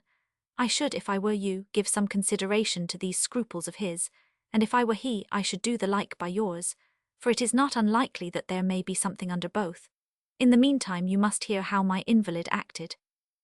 Like many invalids, he supposed that he would die. Now should he die, he saw no means of repaying this huge loan which, by the hands of his father, mankind had advanced him for his sickness. In that case it would be lost money. So he determined that the advance should be as small as possible, and so long as he continued to doubt his recovery, lived in an upper room and grudged himself all but necessaries. But so soon as he began to perceive a 392 change for the better, he felt justified in spending more freely, to speed and brighten his return to health, and trusted in the future to lend a help to mankind, as mankind, out of its treasury, had lent a help to him. I do not say but that my friend was a little too curious and partial in his view, nor thought too much of himself and too little of his parents, but I do say that here are some scruples which tormented my friend in his youth, and still, perhaps, at odd times give him a prick in the midst of his enjoyments, and which after all have some foundation in justice and point in their confused way to some honourable honesty within the reach of man, and at least is not this an unusual gloss upon the 8th commandment? And what sort of comfort, guidance, or illumination did that precept afford my friend throughout these contentions? Thou shalt not steal, with all my heart, but am I stealing? The truly quaint materialism of our view of life disables us from pursuing any transaction to an end. You can make no one understand that his bargain is anything more than a bargain, whereas in point of fact it is a link in the policy of mankind, and either a good or an evil to the world. We have a sort of blindness which prevents us from seeing anything but sovereigns. If one man agrees to give another so many shillings for so many hours' work, and then wilfully gives him a certain proportion of the price in bad money, and only the remainder in good, we can see with half an eye that this man is a thief. But if the other spends a certain proportion of the hours in smoking a pipe of tobacco, and a certain other proportion in looking at the sky, or the clock, or trying to recall an air, or in meditation on his own past adventures, and only the remainder in downright work such as he is paid to do, is he, because the theft is one of time and not of money, is he any the less a thief? The one gave a bad shilling, the other an imperfect hour, but both broke the bargain, and each is a thief. In piecework, which is what most of 393 us do, the case is none the less plain for being even less material. If you forge a bad knife, you have wasted some of mankind's iron, and then, with unrivalled cynicism, you pocket some of mankind's money for your trouble. Is there any man so blind who cannot see that this is theft? Again, if you carelessly cultivate a farm, you have been playing fast and loose with mankind's resources against hunger. There will be less bread in consequence, and for lack of that bread somebody will die next winter, a grim consideration, and you must not hope to shuffle out of blame because you got less money for your less quantity of bread, for although a theft be partly punished, it is none the less a theft for that. You took the farm against competitors. There were others ready to shoulder the responsibility and be answerable for the tale of loaves, but it was you who took it. By the act you came under a tacit bargain with mankind to cultivate that farm with your best endeavour. You were under no superintendence, you were on parole, and you have broke your bargain, and to all who look closely, and yourself among the rest if you have moral eyesight, you are a thief. Or take the case of men of letters. Every piece of work which is not as good as you can make it, which you have palmed off imperfect, meagerly thought, niggardly in execution, upon mankind who is your paymaster on parole, and in a sense your pupil, every hasty or slovenly or untrue performance, should rise up against you in the court of your own heart, and condemn you for a thief. Have you a salary? If you trifle with your health and so render yourself less capable for duty, and still touch, and still greedily pocket the emolument, what are you but a thief? Have you double accounts? Do you by any time-honored juggle, deceit, or ambiguous process gain more from those who deal with you than if you were bargaining and dealing face to face in front of God? What are you but a thief? Lastly, if you fill an office or produce an article, which in your heart of hearts you think a delusion and a fraud upon 394 mankind, and still draw your salary and go through the sham manoeuvres of this office, or still book your profits and keep on flooding the world with these injurious goods, though you were old and bold and the first at church and a baronet, what are you but a thief? These may seem hard words and mere curiosities of the intellect, in an age when the spirit of honesty is so sparingly cultivated that all business is conducted upon lies and so-called customs of the trade, that not a man bestows 2 thoughts on the utility or honourableness of his pursuit. I would say less if I thought less, but looking to my own reason and the right of things, I can only avow that I am a thief myself, and that I passionately suspect my neighbours of the same guilt. Where did you hear that it was easy to be honest? Do you find that in your Bible? Easy.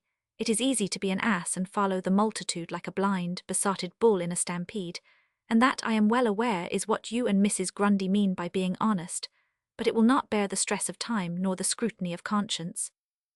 Even before the lowest of all tribunals, before a court of law, whose business it is not to keep men right, or within 1,000 miles of right, but to withhold them from going so tragically wrong that they will pull down the whole jointed fabric of society by their misdeedseven. Before a court of law, as we begin to see in these last days, our easy view of following at each other's tails, alike to good and evil, is beginning to be reproved and punished, and declared no honesty at all but open theft and swindling, and simpletons who have gone on through life, with a quiet conscience, may learn suddenly from the lips of a judge that the custom of the trade may be a custom of the devil. You thought it was easy to be honest. Did you think it was easy to be just and kind and truthful? Did you think the whole duty of aspiring man was as simple as a hornpipe, and you could walk through life like a gentleman and a hero, with no more concern than it takes to go to church 395 or to address a circular? And yet all this time you had the 8th commandment, and what makes it richer, you would not have broken it for the world. The truth is that these commandments by themselves are of little use in private judgment. If compression is what you want, you have their whole spirit compressed into the golden rule, and yet they're expressed with more significance, since the law is there spiritually and not materially stated. And in truth, 4 out of these 10 commands from the 6th to the 9th are rather legal than ethical. The police court is their proper home.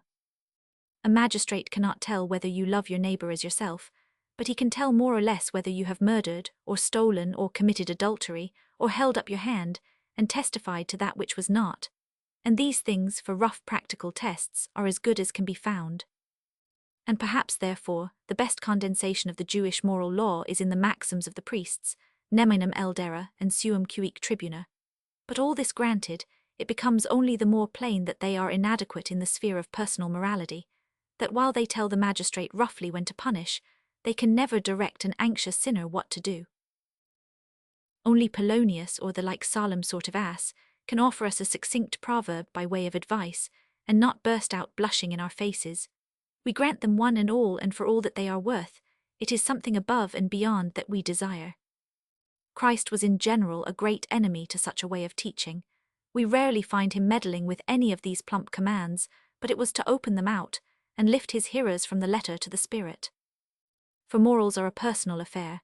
In the war of righteousness every man fights for his own hand. All the 600 precepts of the Mishnah cannot shake my private judgment. My magistracy of myself is an indefeasible charge, and my decisions absolute for the time and case. The moralist is not a judge of appeal, but an advocate who pleads at my 396 tribunal. He has to show not the law, but that the law applies. Can he convince me? Then he gains the cause. And thus you find Christ giving various counsels to varying people, and often jealously careful to avoid definite precept. Is he asked, for example, to divide a heritage? He refuses, and the best advice that he will offer is but a paraphrase of that 10th commandment which figures so strangely among the rest. Take heed and beware of covetousness. If you complain that this is vague, I have failed to carry you along with me in my argument. For no definite precept can be more than an illustration, though its truth were resplendent like the sun, and it was announced from heaven by the voice of God. And life is so intricate and changing, that perhaps not 20 times, or perhaps not twice in the ages, shall we find that nice consent of circumstances to which alone it can apply. Chapter 3. Although the world and life have in a sense become commonplace to our experience, it is but in an external torpor, the true sentiment slumbers within us, and we have but to reflect on ourselves or our surroundings to rekindle our astonishment. No length of habit can blunt our first surprise. Of the world I have but little to say in this connection. A few strokes shall suffice. We inhabit a dead ember swimming wide in the blank of space, dizzily spinning as it swims, and lighted up from several million miles away by a more horrible hellfire than was ever conceived by the theological imagination. Yet the dead ember is a green, commodious dwelling place, and the reverberation of this hellfire ripens flower and fruit, and mildly warms us on summer eves upon the lawn. Far off on all hands other dead embers, other flaming suns, wheel and race in the apparent void. The nearest is out of coal, the farthest so far that the heart sickens in the effort to conceive the distance. Shipwrecked seamen on the deep, though they bestride but the truncheon of a boom, are safe and near at home compared with mankind on its bullet. Even to us who have known no other, it seems a strange, if not an appalling, place of residence. But far stranger is the resident man, a creature compact of wonders that, after centuries of custom, is still wonderful to himself. He inhabits a body which he is continually outliving, discarding and renewing. Food and sleep, by an unknown alchemy, restore his spirits and the freshness of his countenance. Hair grows on him like grass. His eyes, his brain, his sinews thirst for action. He joys to see and touch and hear, to partake the sun and 398 wind, to sit down and intently ponder on his astonishing attributes and situation, to rise up and run, to perform the strange and revolting round of physical functions. The sight of a flower, the note of a bird, will often move him deeply, yet he looks unconcerned on the impassable distances and portentous bonfires of the universe. He comprehends, he designs, he tames nature, rides the sea, ploughs, climbs the air in a balloon, makes vast inquiries, begins interminable labours, joins himself into federations and populous cities, spends his days to deliver the ends of the earth or to benefit unborn posterity, and yet knows himself for a piece of unsurpassed fragility and the creature of a few days. His sight which conducts him, which takes notice of the farthest stars, which is miraculous in every way and a thing defying explanation or belief, is yet lodged in a piece of jelly, and can be extinguished with a touch. His heart, which all through life so indomitably, so athletically labours, is but a capsule, and may be stopped with a pin. His whole body, for all its savage energies, its leaping and its winged desires, may yet be tamed and conquered by a draught of air or a sprinkling of cold dew. What he calls death, which is the seeming arrest of everything, and the ruin and hateful transformation of the visible body, lies in wait for him outwardly in 1,000 accidents, and grows up in secret diseases from within. He is still learning to be a man when his faculties are already beginning to decline. He has not yet understood himself or his position before he inevitably dies. And yet this mad, chimerical creature can take no thought of his last end, lives as though he were eternal, plunges with his vulnerable body into the shock of war, and daily affronts death with unconcern. He cannot take a step without pain or pleasure. His life is a tissue of sensations, which he distinguishes as they seem to come more directly from himself or his surroundings. He is conscious of himself as a joyer or a sufferer, as that which craves, chooses, and is satisfied, conscious of his surroundings as it were of an inexhaustible purveyor, the 399 source of aspects, inspirations, wonders, cruel knocks, and transporting caresses. Thus he goes on his way, stumbling among delights and agonies. Matter is a far-fetched theory, and materialism is without a root in man. To him, everything is important in the degree to which it moves him. The telegraph wires and posts, the electricity speeding from clerk to clerk, the clerks the glad or sorrowful import of the message, and the paper on which it is finally brought to him at home, are all equally facts, all equally exist for man. A word or a thought can wound him as acutely as a knife of steel.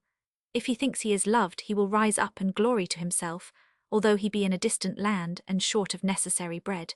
Does he think he is not loved? He may have the woman at his beck, and there is not a joy for him in all the world. Indeed, if we are to make any account of this figment of reason, the distinction between material and immaterial, we shall conclude that the life of each man as an individual is immaterial, although the continuation and prospects of mankind as a race turn upon material conditions. The physical business of each man's body is transacted for him. Like a sybarite, he has attentive valence in his own viscera. He breathes, he sweats, he digests without an effort, or so much as a consenting volition. For the most part he even eats, not with a wakeful consciousness, but as it were between two thoughts. His life is centred among other and more important considerations. Touch him in his honour or his love, creatures of the imagination which attach him to mankind or to an individual man or woman. Cross him in his piety which connects his soul with heaven, and he turns from his food, he loathes his breath, and with a magnanimous emotion cuts the knots of his existence and frees himself at a blow from the web of pains and pleasures. It follows that man is twofold at least, that he is not a rounded and autonomous empire, but that in the same body with him there dwell other powers, tributary but 400 independent. If I now behold one walking in a garden curiously coloured and illuminated by the sun, digesting his food with elaborate chemistry, breathing, circulating blood, directing himself by the sight of his eyes, accommodating his body by 1,000 delicate balancings to the wind and the uneven surface of the path, and all the time, perhaps, with his mind engaged about America, or the dog-star, or the attributes of God, what am I to say, or how am I to describe the thing I see? Is that truly a man in the rigorous meaning of the word, or is it not a man and something else? What then are we to count the centribit and axle of a being so variously compounded? It is a question much debated. Some read his history in a certain intricacy of nerve and the success of successive digestions. Others find him an exiled piece of heaven blown upon and determined by the breath of God. And both schools of theorists will scream like scolded children at a word of doubt. Yet either of these views, however plausible, is beside the question. Either may be right, and I care not. I ask a more particular answer and to a more immediate point.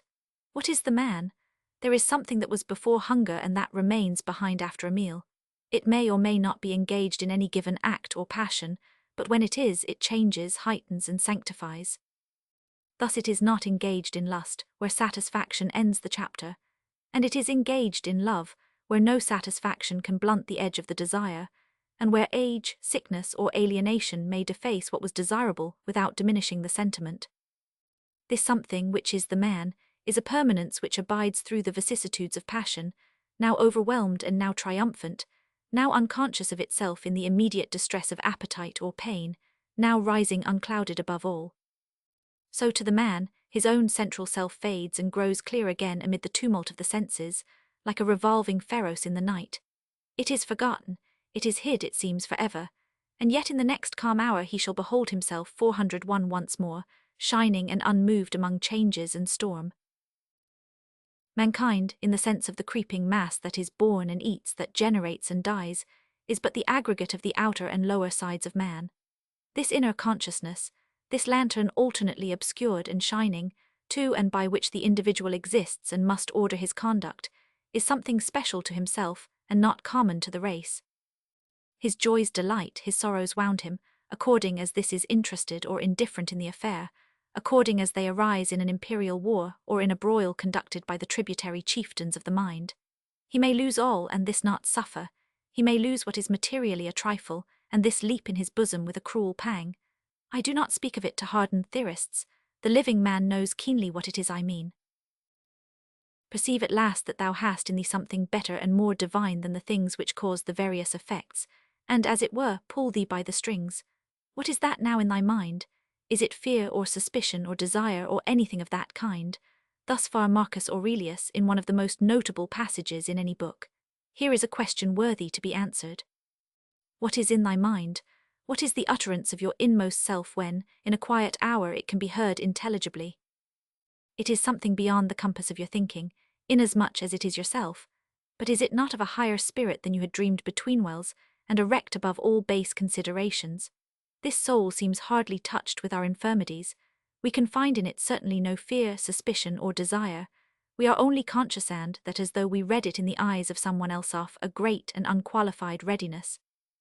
A readiness to what? To pass over and look beyond the objects of desire and fear for something else. And this something else, this something which is apart from desire and fear, to which all the kingdoms of the world and the immediate death of the body are alike 402 indifferent and beside the point, and which yet regards conduct be what name are we to call it? It may be the love of God, or it may be an inherited and certainly well-concealed instinct to preserve self and propagate the race. I am not, for the moment, averse to either theory, but it will save time to call it righteousness. By so doing I intend no subterfuge to beg a question. I am indeed ready and more than willing to accept the rigid consequence, and lay aside, as far as the treachery of the reason will permit, all former meanings attached to the word righteousness. What is right is that for which a man's central self is ever ready to sacrifice immediate or distant interests. What is wrong is what the central self discards or rejects as incompatible with the fixed design of righteousness. To make this admission is to lay aside all hope of definition. That which is right upon this theory is intimately dictated to each man by himself, but can never be rigorously set forth in language, and never, above all, imposed upon another. The conscience has, then, a vision like that of the eyes, which is incommunicable, and for the most part illuminates none but its possessor. When many people perceive the same or any cognate facts, they agree upon a word as symbol, and hence we have such words as tree, star, love, honor, or death. Hence also we have this word right, which, like the others, we all understand, most of us understand differently, and none can express succinctly otherwise. Yet even on the straightest view, we can make some steps towards comprehension of our own superior thoughts. For it is an incredible and most bewildering fact that a man, through life, is on variable terms with himself. He is aware of tiffs and reconciliations. The intimacy is at times almost suspended, at times it is renewed again with joy. As we said before, his inner self or soul appears to him by successive revelations, and is frequently obscured. It is from a study of these alternations that we can alone hope to discover, even dimly, what seems right and what seems wrong to this veiled prophet of ourself. All that is in the man in the larger sense, what we call impression as well as what we call intuition, so far as my argument looks, we must accept. It is not wrong to desire food or exercise or beautiful surroundings or the love of sex or interest which is the food of the mind. All these are craved, all these should be craved, to none of these in itself does the soul demur. Where there comes an undeniable want, we recognize a demand of nature. Yet we know that these natural demands may be superseded, for the demands which are common to mankind make but a shadowy consideration in comparison to the demands of the individual soul. Food is almost the first prerequisite, and yet a high character will go without food to the ruin and death of the body, rather than gain it in a manner which the spirit disavows. Pascal laid aside mathematics, Origen doctored his body with a knife. Every day someone is thus mortifying his dearest interests and desires, and, in Christ's words, entering maim into the kingdom of heaven. This is to supersede the lesser and less harmonious affections by renunciation, and though by this ascetic path we may get to heaven, we cannot get thither a whole and perfect man. But there is another way to supersede them by reconciliation, in which the soul and all the faculties and senses pursue a common route and share in one desire. Thus man is tormented by a very imperious physical desire. It spoils his rest. It is not to be denied. The doctors will tell you, not I, how it is a physical need, like the want of food or slumber.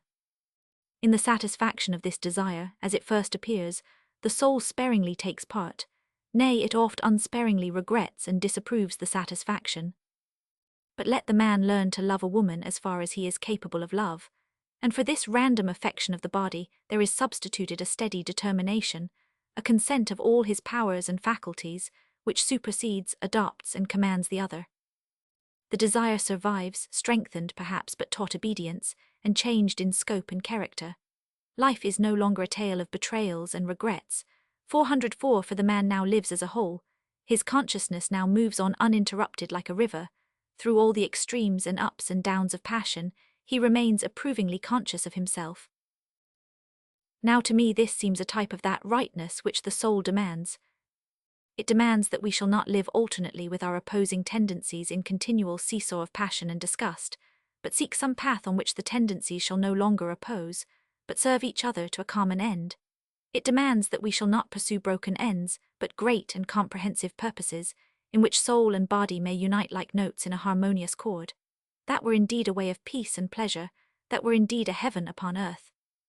It does not demand, however, or to speak in measure, it does not demand of me, that I should starve my appetites for no purpose under heaven but as a purpose in itself, or, in a weak despair, pluck out the eye that I have not yet learned to guide and enjoy with wisdom.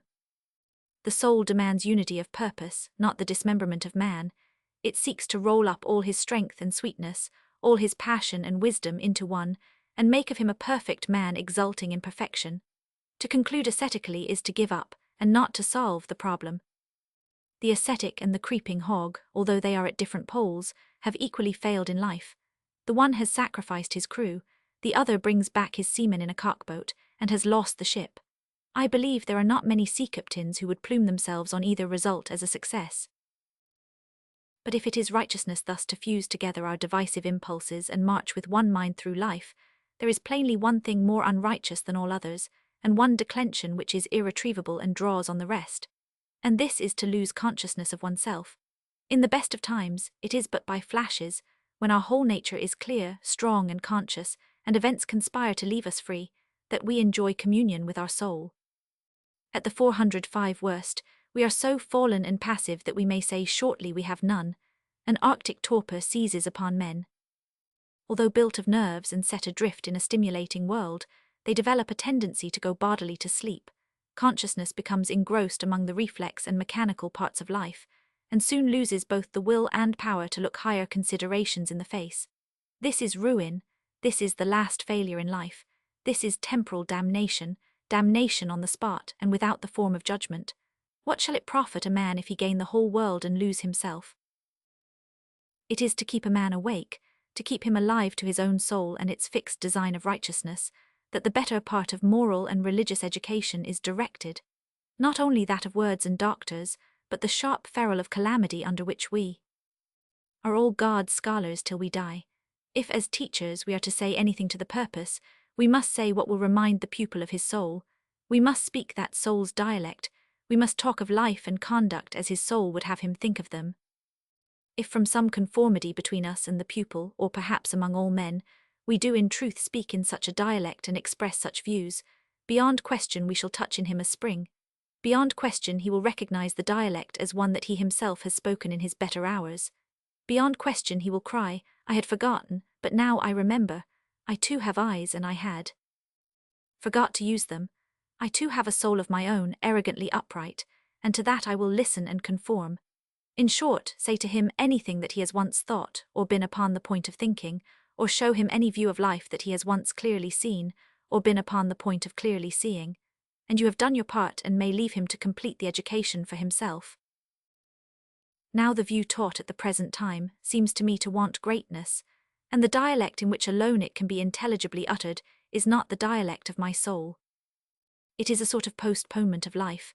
Nothing quite is, but something 406 different is to be. We are to keep our eyes upon the indirect from the cradle to the grave. We are to regulate our conduct not by desire, but by a politic eye upon the future, and to value acts as they will bring us money or good opinion, as they will bring us, in one word, profit. We must be what is called respectable, and offend no one by our carriage. It will not do to make oneself conspicuous who knows.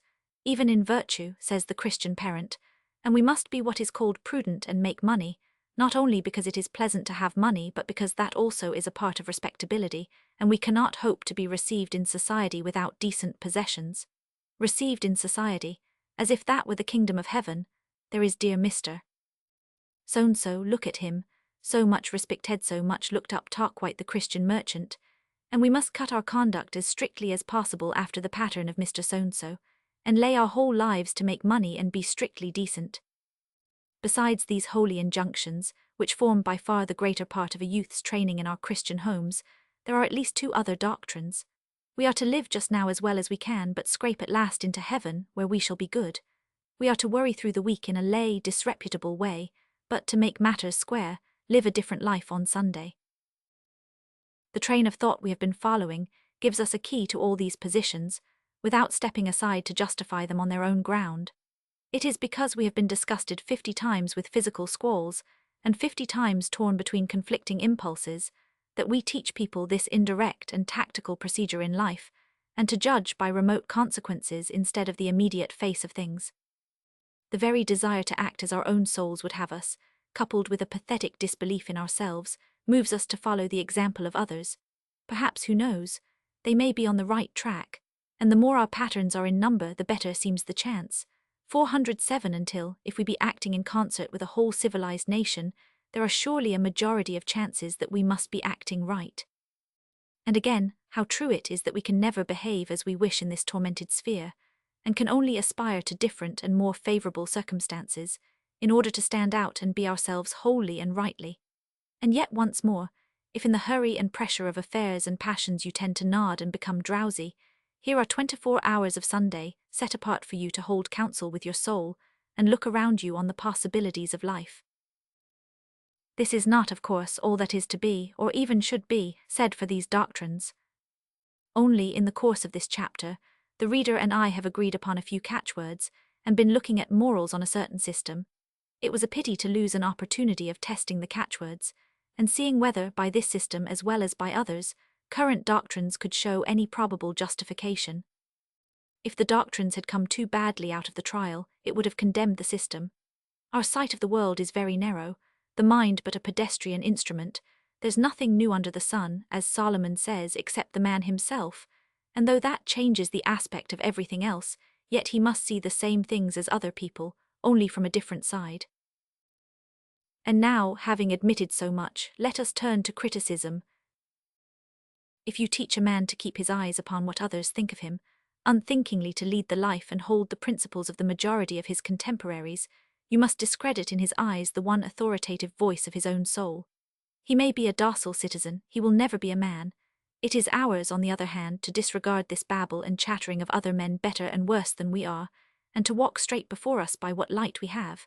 They may be right, but so before heaven are we. They may know, but we know also, and by that knowledge we must 408 stand or fall. There is such a thing as loyalty to a man's own better self, and from those who have not that, God help me, how am I to look for loyalty to others? The most dull, the most imbecile at a certain moment turn round, at a certain point will hear no further argument, but stand unflinching by their own dumb, irrational sense of right. It is not only by steel or fire, but through contempt and blame, that the martyr fulfills the calling of his dear soul. Be glad if you are not tried by such extremities. But although all the world range themselves in one line to tell you this is wrong, be you your own faithful vassal, and the ambassador of God, throw down the glove, and answer this is right. Do you think you are only declaring yourself? Perhaps in some dim way, like a child who delivers a message not fully understood, you are opening wider the straits of prejudice and preparing mankind for some truer and more spiritual grasp of truth. Perhaps, as you stand forth for your own judgment, you are covering 1,000 weak ones with your body. Perhaps, by this declaration alone, you have avoided the guilt of false witness against humanity and the little ones unborn. It is good, I believe, to be respectable, but much nobler to respect oneself and utter the voice of God. God, if there be any God, speaks daily in a new language by the tongues of men. The thoughts and habits of each fresh generation and each new-quickened spirit throw another light upon the universe and contain another commentary on the printed Bibles. Every scruple, every true dissent, every glimpse of something new is a letter of God's alphabet, and though there is a grave responsibility for all who speak, is there none for those who unrighteously keep silence and conform? Is not that also to conceal and cloak God's counsel? And how should we regard the man of science who suppressed all facts that would not tally with the orthodoxy of the hour? Wrong, you are as surely wrong as the sun rose this morning round the revolving shoulder of the world. Not 409 truth, but truthfulness, is the good of your endeavour. For when will men receive that first part and prerequisite of truth, that by the order of things, by the greatness of the universe, by the darkness and partiality of man's experience, by the inviolate secrecy of God, kept close in his most open revelations, every man is, and to the end of the ages must be, wrong. Wrong to the universe, wrong to mankind, wrong to God. And yet in another sense, and that plainer and nearer, every man of men who wishes truly must be right. He is right to himself, and in the measure of his sagacity and candour. That let him do in all sincerity and zeal, not sparing a thought for contrary opinions, that for what it is worth let him proclaim. Be not afraid, although he be wrong, so also is the dead, stuffed Dagon he insults. For the voice of God, whatever it is not that stammering, inept tradition which the people holds. These truths survive in travesty, swamped in a world of spiritual darkness and confusion, and what a few comprehend and faithfully hold, the many in their dead jargon repeat, degrade, and misinterpret. So far of respectability, what the Covenanters used to call rank conformity, the deadliest gag and wet blanket that can be laid on men, and now of profit, and this doctrine is perhaps the more redoubtable because it harms all sorts of men, not only the heroic and self-reliant but the obedient, cow-like squadrons. A man, by this doctrine, looks to consequences at the second or third or 50th turn. He chooses his end, and for that with wily turns and through a great sea of tedium, steers this mortal bark. There may be political wisdom in such a view, but I am persuaded there can spring no great moral zeal. To look thus obliquely upon life is the very recipe for moral slumber. Our intention and endeavour should be directed, not on some vague end of money or applause, which shall come to us by a ricochet in a month or a year or 20 years, but on the act itself, not on the approval of others but on the rightness of that act. At every 410 instant, at every step in life, the point has to be decided, our soul has to be saved, heaven has to be gained or lost. At every step our spirits must applaud, at every step we must set down the foot and sound the trumpet. This have I done, we must say. Right or wrong, this have I done in unfeigned honour of intention as to myself and God. The profit of every act should be this, that it was right for us to do it. Any other profit than that, if it involved a kingdom or the woman I love, ought, if I were God's upright soldier, to leave me untempted. It is the mark of what we call a righteous decision, that it is made directly and for its own sake. The whole man, mind and body, having come to an agreement, tyrannically dictates conduct. There are two dispositions eternally opposed, that in which we recognize that one thing is wrong and another right, and that in which, not seeing any clear distinction, we fall back on the consideration of consequences. The truth is, by the scope of our present teaching, nothing is thought very wrong and nothing very right, except a few actions which have the disadvantage of being disrespectable when found out. The more serious part of men inclining to think all things rather wrong, the more jovial to suppose them right enough for practical purposes. I will engage my head, they do not find that view in their own hearts.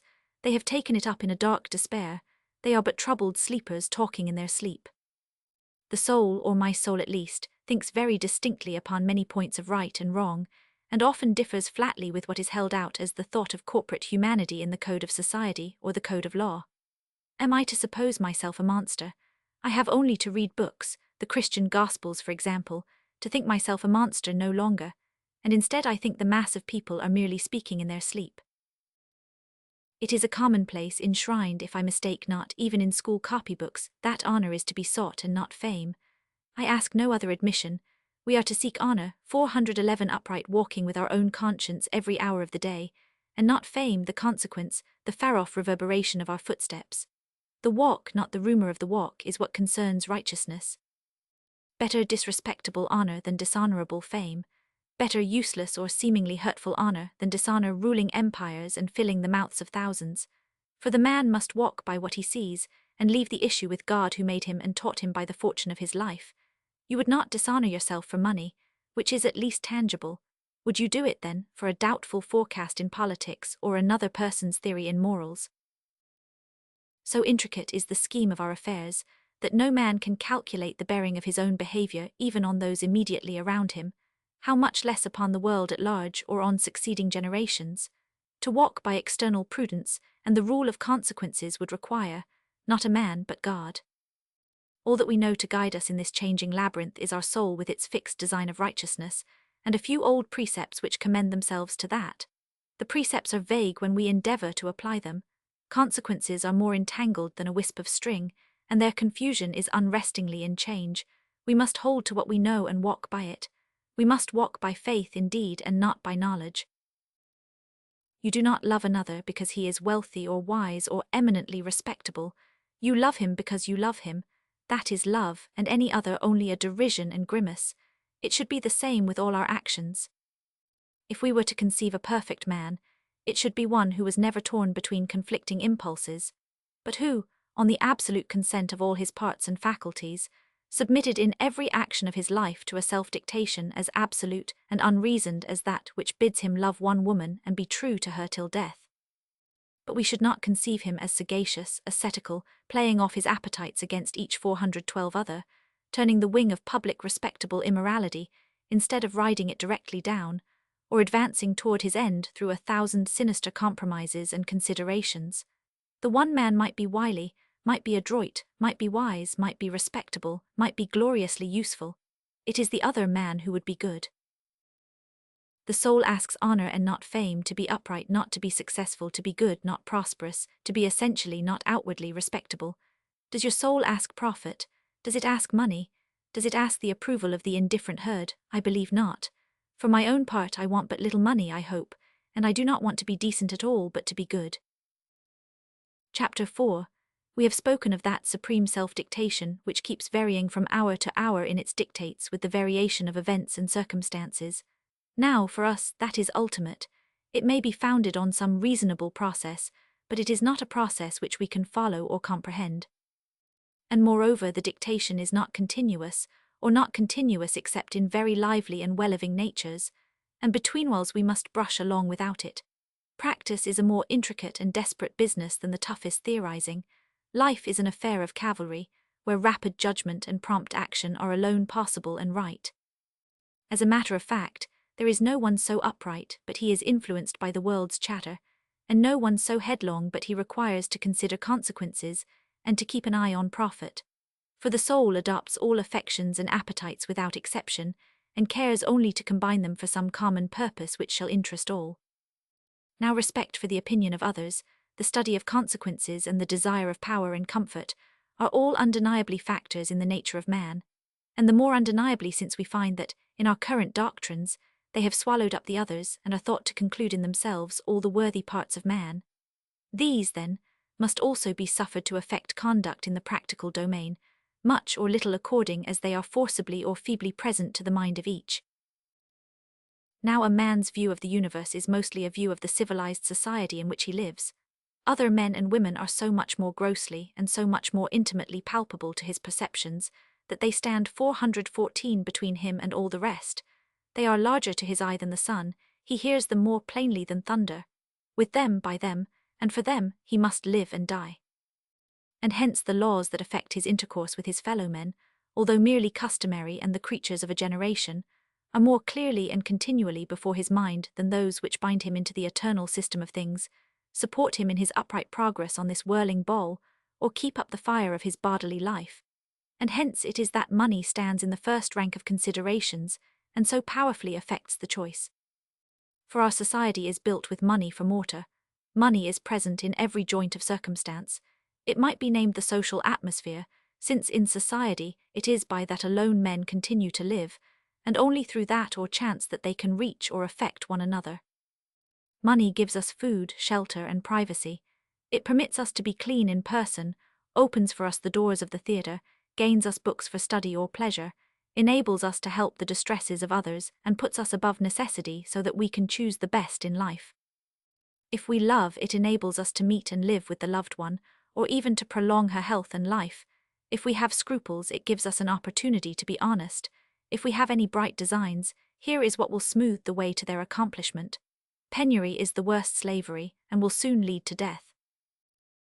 But money is only a means, it presupposes a man to use it. The rich can go where he pleases, but perhaps please himself nowhere. He can buy a library or visit the whole world, but perhaps has neither patience to read nor intelligence to see. The table may be loaded and the appetite wanting, the purse may be full and the heart empty. He may have gained the world and lost himself, and with all his wealth around him in a great house and spacious and beautiful domain, he may live as blank a life as any tattered ditcher. Without an appetite, without 415 an aspiration, void of appreciation, bankrupt of desire and hope, there in his great house, let him sit and look upon his fingers.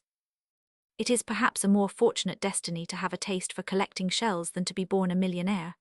Although neither is to be despised, it is always better policy to learn an interest than to make £1,000, for the money will soon be spent, or perhaps you may feel no joy in spending it, but the interest remains imperishable and ever new. To become a botanist, a geologist, a social philosopher, an antiquary, or an artist is to enlarge one's possessions in the universe by an incalculably higher degree, and by a far surer sort of property, than than to purchase a farm of many acres. You had perhaps 2,000 a year before the transaction, perhaps you have 2,500 after it. That represents your gain in the one case. But in the other, you have thrown down a barrier which concealed significance and beauty. The blind man has learned to see. The prisoner has opened up a window in his cell and beholds enchanting prospects. He will never again be a prisoner as he was. He can watch clouds and changing seasons, ships on the river, travelers on the road, and the stars at night. Happy prisoner. His eyes have broken jail. And again, he who has learned to love an art or science has wisely laid up riches against the day of riches. If prosperity come, he will not enter poor into his inheritance. He will not slumber and forget himself in the lap of money, or spend his hours in counting idle treasures, but be up and briskly doing. He will have the true alchemic touch, which is not that of Midas, but which transmutes dead money into living delight and satisfaction. Itre et par avoir to be, not to possess that is the problem of life. To be wealthy, a rich nature is the first requisite and money but the second. To be of a quick and healthy blood, to share in all honourable curiosities, to be rich in admiration and free from envy, to rejoice greatly in the good of others, to love with such generosity of heart that your love is still a dear possession, 416 in absence or unkindness, these are the gifts of fortune which money cannot buy and without which money can buy nothing. For what can a man possess, or what can he enjoy except himself? If he enlarge his nature, it is then that he enlarges his estates. If his nature be happy and valiant, he will enjoy the universe as if it were his park and orchard. But money is not only to be spent, it has also to be earned. It is not merely a convenience or a necessary in social life, but it is the coin in which mankind pays his wages to the individual man. And from this side, the question of money has a very different scope and application, for no man can be honest who does not work. Service for service. If the farmer buys corn, and the labourer ploughs and reaps, and the baker sweats in his hot bakery, plainly you who eat must do something in your turn. It is not enough to take off your hat, or to thank God upon your knees for the admirable constitution of society, and your own convenient situation in its upper and more ornamental stories. Neither is it enough to buy the loaf with a sixpence, for then you are only changing the point of the inquiry, and you must first have bought the sixpence. Service for service, how have you bought your sixpences? A man of spirit desires certainty in a thing of such a nature. He must see to it that there is some reciprocity between him and mankind, that he pays his expenditure in service, that he has not a lion's share in profit and a drone's in labour, and is not a sleeping partner and mere costly incubus on the great mercantile concern of mankind. Services differ so widely with different gifts, and some are so inappreciable to external tests, that this is not only a matter for the private conscience, but one which even there must be leniently and trustfully considered. For remember how many serve mankind who do no more than meditate, and how many are precious to their friends for no more than a sweet and joyous temper. To perform the 417 function of a man of letters, it is not necessary to write. Nay, it is perhaps better to be a living book. So long as we love we serve. So long as we are loved by others, I would almost say that we are indispensable, and no man is useless while he has a friend. The true services of life are inestimable in money, and are never paid. Kind words and caresses, high and wise thoughts, humane designs, tender behaviour to the weak and suffering, and all the charities of man's existence, are neither bought nor sold. Yet the dearest and readiest, if not the most just criterion of a man's services, is the wage that mankind pays him, or, briefly, what he earns. There at least there can be no ambiguity. St. Paul is fully and freely entitled to his earnings as a tent-maker, and Socrates fully and freely entitled to his earnings as a sculptor, although the true business of each was not only something different, but something which remained unpaid. A man cannot forget that he is not superintended, and serves mankind on parole. He would like, when challenged by his own conscience, to reply, I have done so much work and no less with my own hands and brain, and taken so much profit and no more for my own personal delight. And though St. Paul, if he had possessed a private fortune, would probably have scorned to waste his time in making tents, yet of all sacrifices to public opinion none can be more easily pardoned than that by which a man, already spiritually useful to the world, should restrict the field of his chief usefulness to perform services more apparent, and possess a livelihood that neither stupidity nor malice could call in question. Like all sacrifices to public opinion and mere external decency, This would certainly be wrong, for the soul should rest contented with its own approval and indissuadably pursue its own calling. Yet so grave and delicate is the question, that a man may well hesitate before he decides it for himself. He may well fear that he sets too high a valuation on his own endeavours after good. He may well 418 condescend upon a humbler duty, where others than himself shall judge the service and proportion the wage. And yet it is to this very responsibility that the rich are born. They can shuffle off the duty on no other. They are their own paymasters on parole, and must pay themselves fair wages and no more. For I suppose that in the course of ages, and through reform and civil war and invasion, mankind was pursuing some other and more general design than to set one or two Englishmen of the 19th century beyond the reach of needs and duties. Society was scarce put together, and defended with so much eloquence and blood, for the convenience of 2 or 3 millionaires and a few hundred other persons of wealth and position.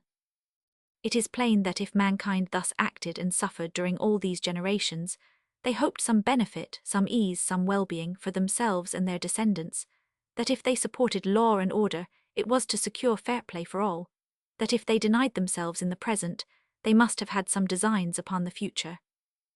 Now a great hereditary fortune is a miracle of man's wisdom and mankind's forbearance. It has not only been amassed and handed down, it has been suffered to be amassed and handed down. And surely in such a consideration as this, its possessor should find only a new spur to activity and honour, that with all this power of service he should not prove unserviceable, and that this mass of treasure should return in benefits upon the race. If he had 20 or 30 or 100,000 at his banker's, or if all Yorkshire or all California were his to manage or to sell, he would still be morally penniless, and have the world to begin like Whittington, until he had found some way of serving mankind. His wage is physically in his own hand, but in honour that wage must still be earned. He is only steward on parole of what is called his fortune. He must honourably perform his stewardship. He must estimate his own services and allow himself a salary in proportion, for that will be one among his functions. 419.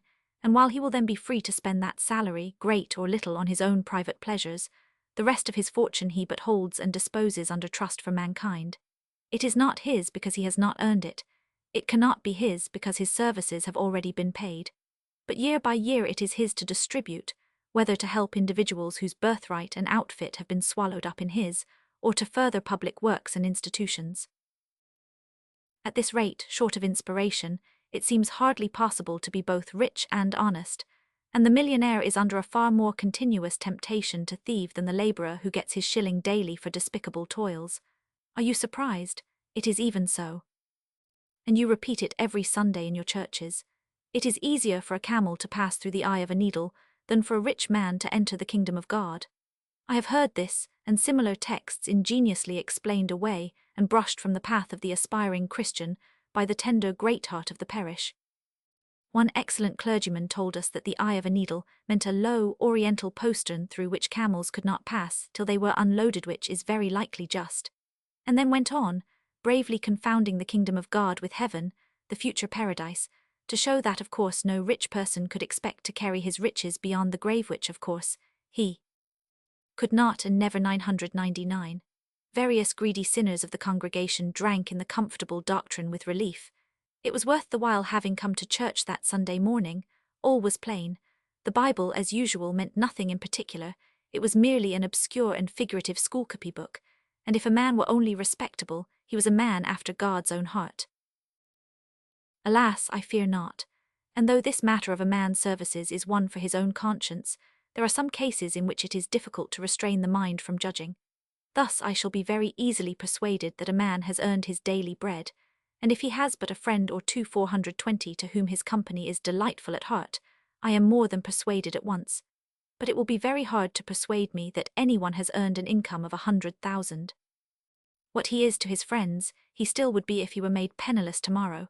For as to the courtiers of luxury and power, I will neither consider them friends, nor indeed consider them at all. What he does for mankind, there are most likely hundreds who would do the same, as effectually for the race and as pleasurably to themselves, for the merest fraction of this monstrous wage. Why it is paid, I am therefore unable to conceive, and as the man pays it himself out of funds in his detention, I have a certain backwardness to think him honest. at least we have gained a very obvious point, that what a man spends upon himself he shall have earned by services to the race. Thence flows a principle for the outset of life, which is a little different from that taught in the present day.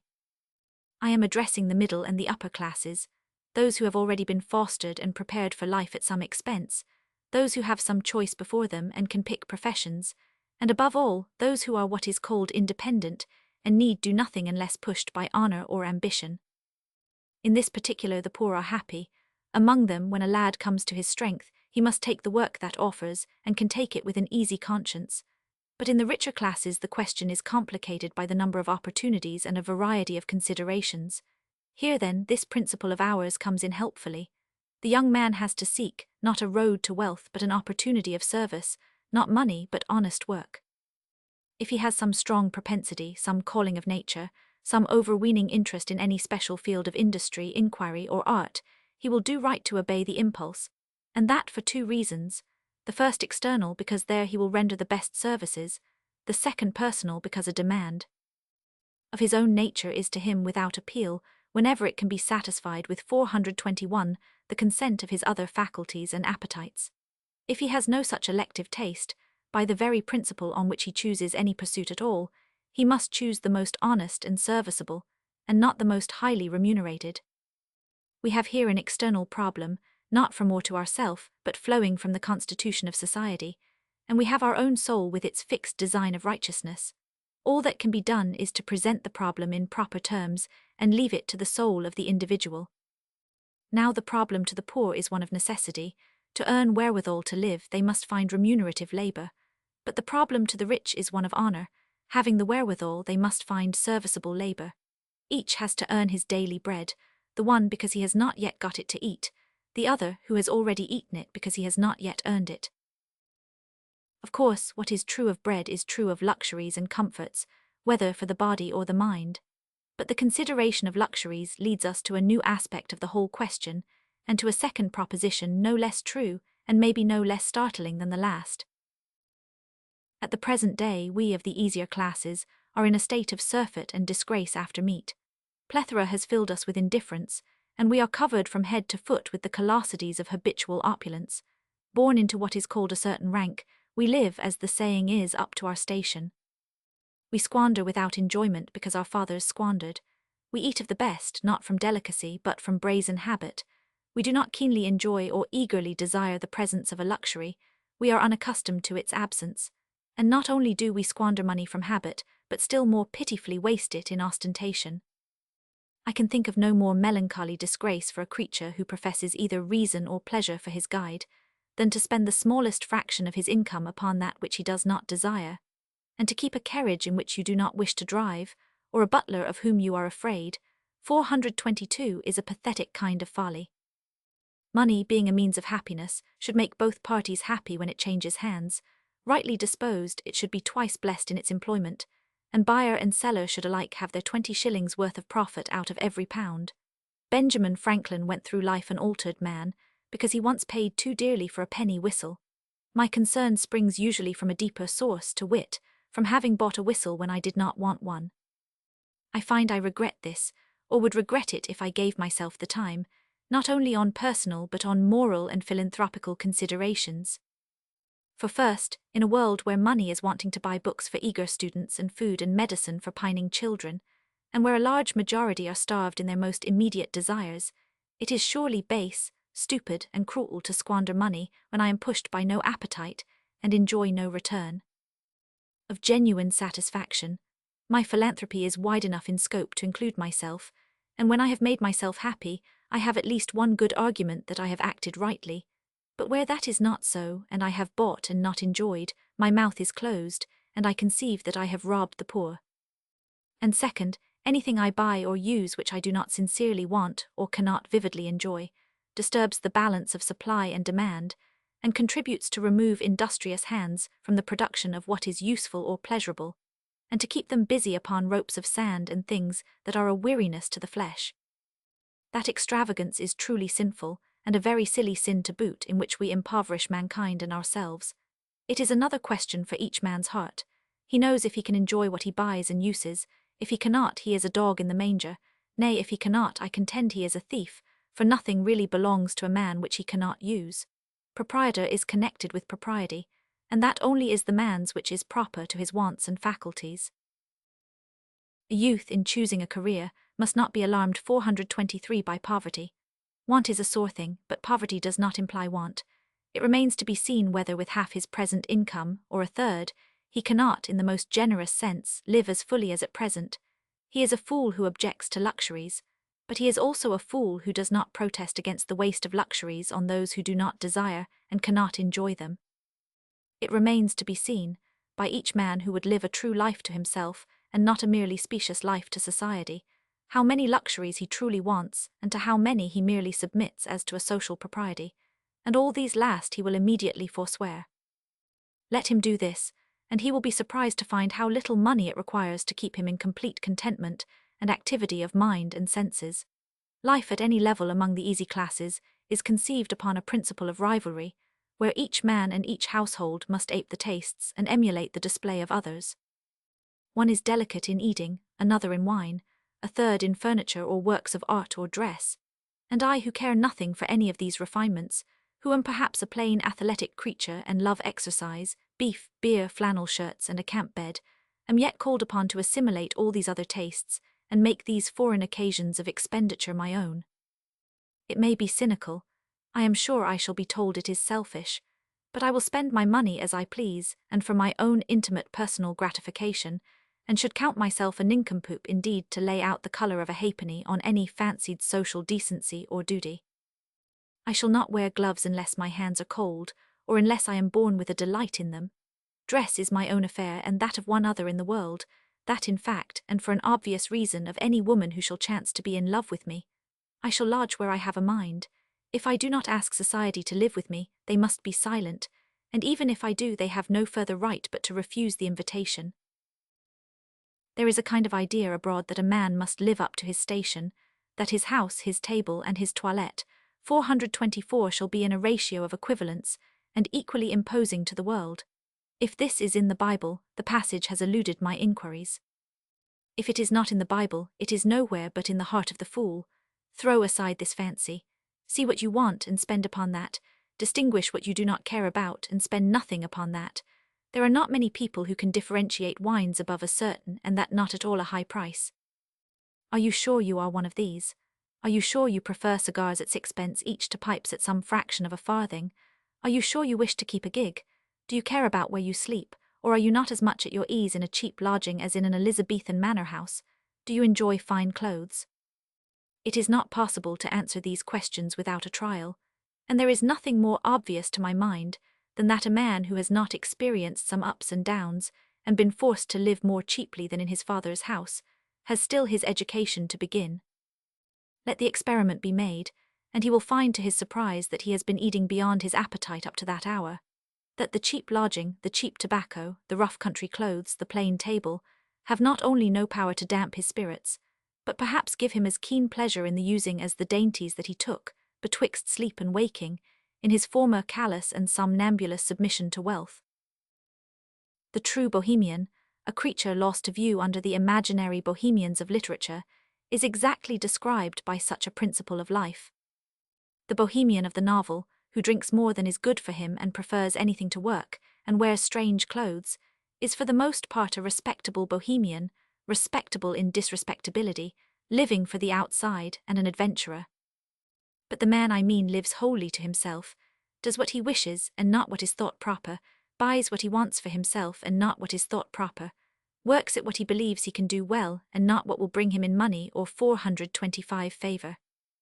You may be the most respectable of men, and yet a true Bohemian. And the test is this: a Bohemian, for as poor as he may be, is always open-handed to his friends. He knows what he can do with money and how he can do without it, a far rarer and more useful knowledge. He has had less, and continued to live in some contentment, and hence he cares not to keep more and shares his sovereign or his shilling with a friend. The poor, if they are generous, are Bohemian in virtue of their birth. Do you know where beggars go? Not to the great houses where people sit dazed among their thousands, but to the doors of poor men who have seen the world. And it was the widow who had only 2 mites, who cast half her fortune into the treasury. but a young man who elects to save on dress or on lodging, or who in any way falls out of the level of expenditure which is common to his level in society, falls out of society altogether. I suppose the young man to have chosen his career on honourable principles. He finds his talents and instincts can be best contented in a certain pursuit. In a certain industry, he is sure that he is serving mankind with a healthy and becoming service, and he is not sure that he would be doing so, or doing so equally well, in any other industry within his reach. Then that is his true sphere in life, not the one in which he was born to his father, but the one which is proper to his talents and instincts. And suppose he does fall out of society, is that a cause of sorrow? Is your heart so dead that you prefer the recognition of many to the love of a few? Do you think society loves you? Put it to the proof. Decline in material expenditure, and you will find they care no more for you than for the Khan of Tartary. You will lose no friends. If you had any, you will keep them. Only those who were friends to your coat and equipage will disappear. The smiling faces will disappear as by enchantment, but the kind hearts will remain steadfastly kind. Are you so lost? Are you so dead? Are you so little sure of 426 your own soul, and your own footing upon solid fact, that you prefer before goodness and happiness the countenance of sundry diners out, who will flee from you at a report of ruin, who will drop you with insult at a shadow of disgrace, who do not know you and do not care to know you but by sight, and whom you in your turn neither know nor care to know in a more human manner? Is it not the principle of society, openly avowed, that friendship must not interfere with business, which being paraphrased, means simply that a consideration of money goes before any consideration of affection known to this cold-blooded gang, that they have not even the honour of thieves, and will rook their nearest and dearest as readily as a stranger? I hope I would go as far as most to serve a friend, but I declare openly I would not put on my hat to do a pleasure to society.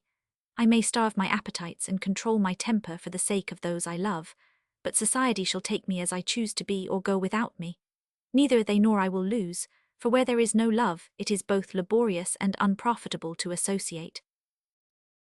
But it is obvious that if it is only right for a man to spend money on that which he can truly and thoroughly enjoy, the doctrine applies with equal force to the rich, and to the poor, to the man who has amassed many thousands, as well as to the youth precariously beginning life.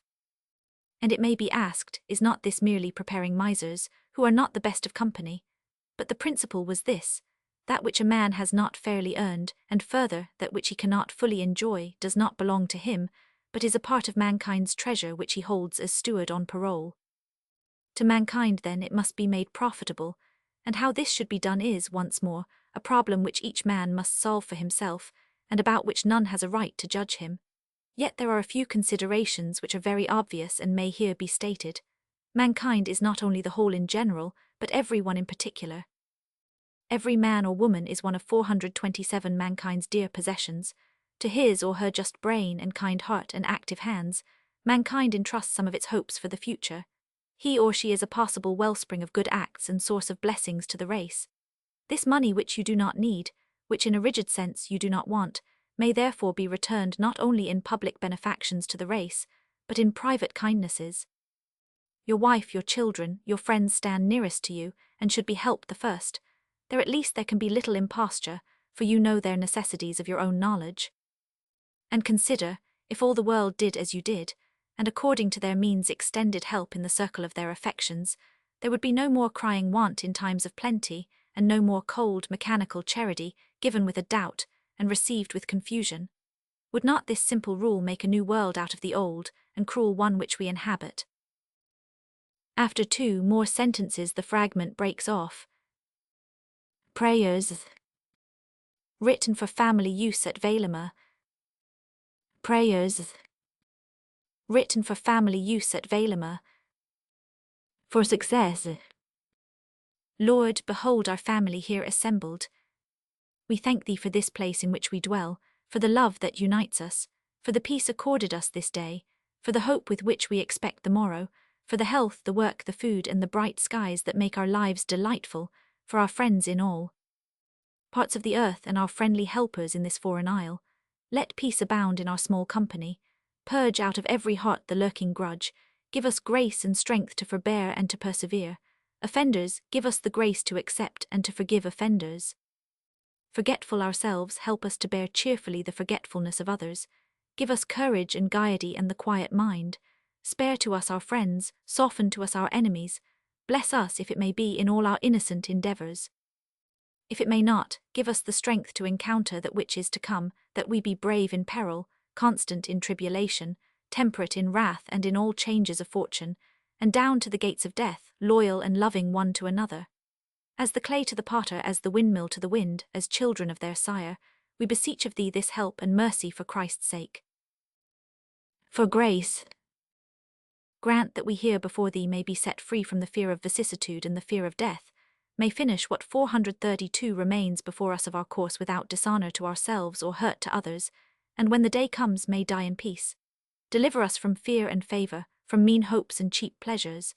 Have mercy on each in his deficiency, let him be not cast down, support the stumbling on the way, and give at last rest to the weary. At morning, the day returns and brings us the petty round of irritating concerns and duties. Help us to play the man, help us to perform them with laughter and kind faces, let cheerfulness abound with industry. Give us to go blithely on our business all this day, bring us to our resting beds weary and content and undishonoured, and grant us in the end the gift of sleep. Evening. We come before thee, O Lord, in the end of thy day with thanksgiving. Our beloved in the far parts of the earth, those who are now beginning the labours of the day what time we end them, and those with whom the sun now stands at the point of noon, bless, help, console, and prosper them. Our guard is relieved, the service of the day is over, and the hour come to rest. We resign into thy hands our sleeping bodies, our cold hearths and open doors. Give us to awake with smiles, give us to labour smiling. As the sun returns in the east, so let our patience be renewed with dawn. As the sun lightens the world, so let our loving kindness make bright this house of our habitation. Another for evening. Lord, receive our supplications for this house, family, and country. Protect the innocent, restrain the greedy, and 433 the treacherous. Lead us out of our tribulation into a quiet land. Look down upon ourselves and upon our absent dear ones. Help us in them, prolong our days in peace and honour. Give us health, food, bright weather, and light hearts. In what we meditate of evil, frustrate our will. In what of good, further our endeavours. Cause injuries to be forgot and benefits to be remembered. Let us lie down without fear and awake and arise with exultation, for his sake, in whose words we now conclude. In time of rains, we thank thee, Lord, for the glory of the late days and the excellent face of thy Son. We thank thee for good news received. We thank thee for the pleasures we have enjoyed, and for those we have been able to confer. And now, when the clouds gather and the rain impends over the forest and our house, permit us not to be cast down. Let us not lose the savour of past mercies and past pleasures, but like the voice of a bird singing in the rain, let grateful memory survive in the hour of darkness. If there be in front of us any painful duty, strengthen us with the grace of courage. If any act of mercy, teach us tenderness and patience. Another in time of rains. Lord, thou sendest down rain upon the uncounted millions of the forest, and givest the trees to drink exceedingly. We are here upon this isle a few handfuls of men, and how many myriads upon myriads of stalwart trees. Teach us the lesson of the trees. The sea around us, which this rain recruits, teems with the race of fish. Teach us, Lord, the meaning of the fishes.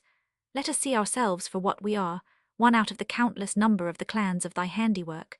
When we would despair, let us remember that these also please and serve thee. Before a temporary separation. Today we go forth separate, some of us to pleasure, some of us to worship, some upon duty.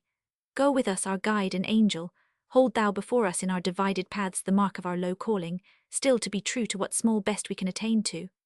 Help us in that, our Maker, the dispenser of events thou, of the vast designs in which we blindly labour.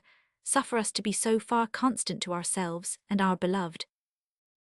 For friends, for our absent loved ones we implore thy loving kindness. Keep them in life, keep them in growing honour, and for us grant that we remain worthy of their love. For Christ's sake, let not our beloved blush for us nor we for them. Grant us but that, and grant us courage to endure lesser ills unshaken, and to accept death, loss, and disappointment as it were straws upon the tide of life. For the family, aid us if it be thy will in our concerns. Have mercy on this land and innocent people. Help them who this day contend in disappointment with their frailties. Bless our family, bless our forest house, bless our island helpers. Thou who hast made for us this place of ease and hope, accept and inflame our gratitude.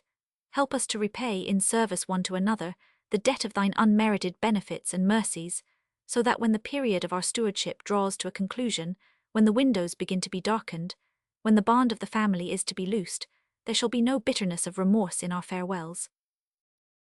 Help us to look back on the long way that thou hast brought us, on the long days in which we have been served not according to our deserts but our desires, on the pit and the miry clay, the blackness of despair, the horror of misconduct from which our feet have been plucked out. 435 For our sins forgiven or prevented, for our shame unpublished, we bless and thank thee, O God. Help us yet again and ever. So order events, so strengthen our frailty, as that day by day we shall come before thee with this song of gratitude, and in the end we be dismissed with honor. In their weakness and their fear, the vessels of thy handiwork so pray to thee, so praise thee. Amen. Sunday. We beseech thee, Lord, to behold us with favor, folk of many families and nations gathered together in the peace of this roof, weak men and women subsisting under the covert of thy patience. Be patient still. Suffer us yet a while longer, with our broken purposes of good, with our idle endeavors against evil. Suffer us a while longer to endure, and if it may be, help us to do better. Bless to us our extraordinary mercies. If the day come when these must be taken, brace us to play the man under affliction. Be with our friends, be with ourselves. Go with each of us to rest. If any awake, temper to them the dark hours of watching. And when the day returns, return to us, our sun and comforter, and call us up with morning faces, and with morning hearts eager to labour, eager to be happy, if happiness shall be our portion, and if the day be marked for sorrow, strong to endure it. We thank thee and praise thee, and in the words of him to whom this day is sacred, close our oblation. For self-blame. Lord, enlighten us to see the beam that is in our own eye, and blind us to the mote that is in our brother's. Let us feel our offences with our hands, make them great and bright before us like the sun, make us eat them and drink them for our diet. Blind us to the offences of our beloved, cleanse them from our memories, take them out of our mouths for ever. Let all here before thee carry, and 436 measure with the false balances of love, and be in their own eyes and in all conjunctures the most guilty. Help us at the same time with the grace of courage, that we be none of us cast down when we sit lamenting amid the ruins of our happiness or our integrity. Touch us with fire from the altar, that we may be up and doing to rebuild our city, in the name and by the method of him in whose words of prayer we now conclude. For self-forgetfulness. Lord, the creatures of thy hand, thy disinherited children, come before thee with their incoherent wishes and regrets. Children we are, children we shall be, till our mother the earth hath fed upon our bones. Accept us, correct us, guide us, thy guilty innocence. Dry our vain tears, wipe out our vain resentments, help our yet vainer efforts. If there be any here, sulking as children will, deal with and enlighten him. Make it day about that person, so that he shall see himself and be ashamed. Make it heaven about him, Lord, by the only way to heaven, forgetfulness of self, and make it day about his neighbours, so that they shall help not hinder him. For renewal of joy. We are evil, O God, and help us to see it and amend. We are good, and help us to be better. Look down upon thy servants with a patient eye, even as thou sendest sun and rain. Look down, call upon the dry bones, quicken, enliven. Recreate in us the soul of service, the spirit of peace. Renew in us the sense of joy. End of Vol, Romans 16.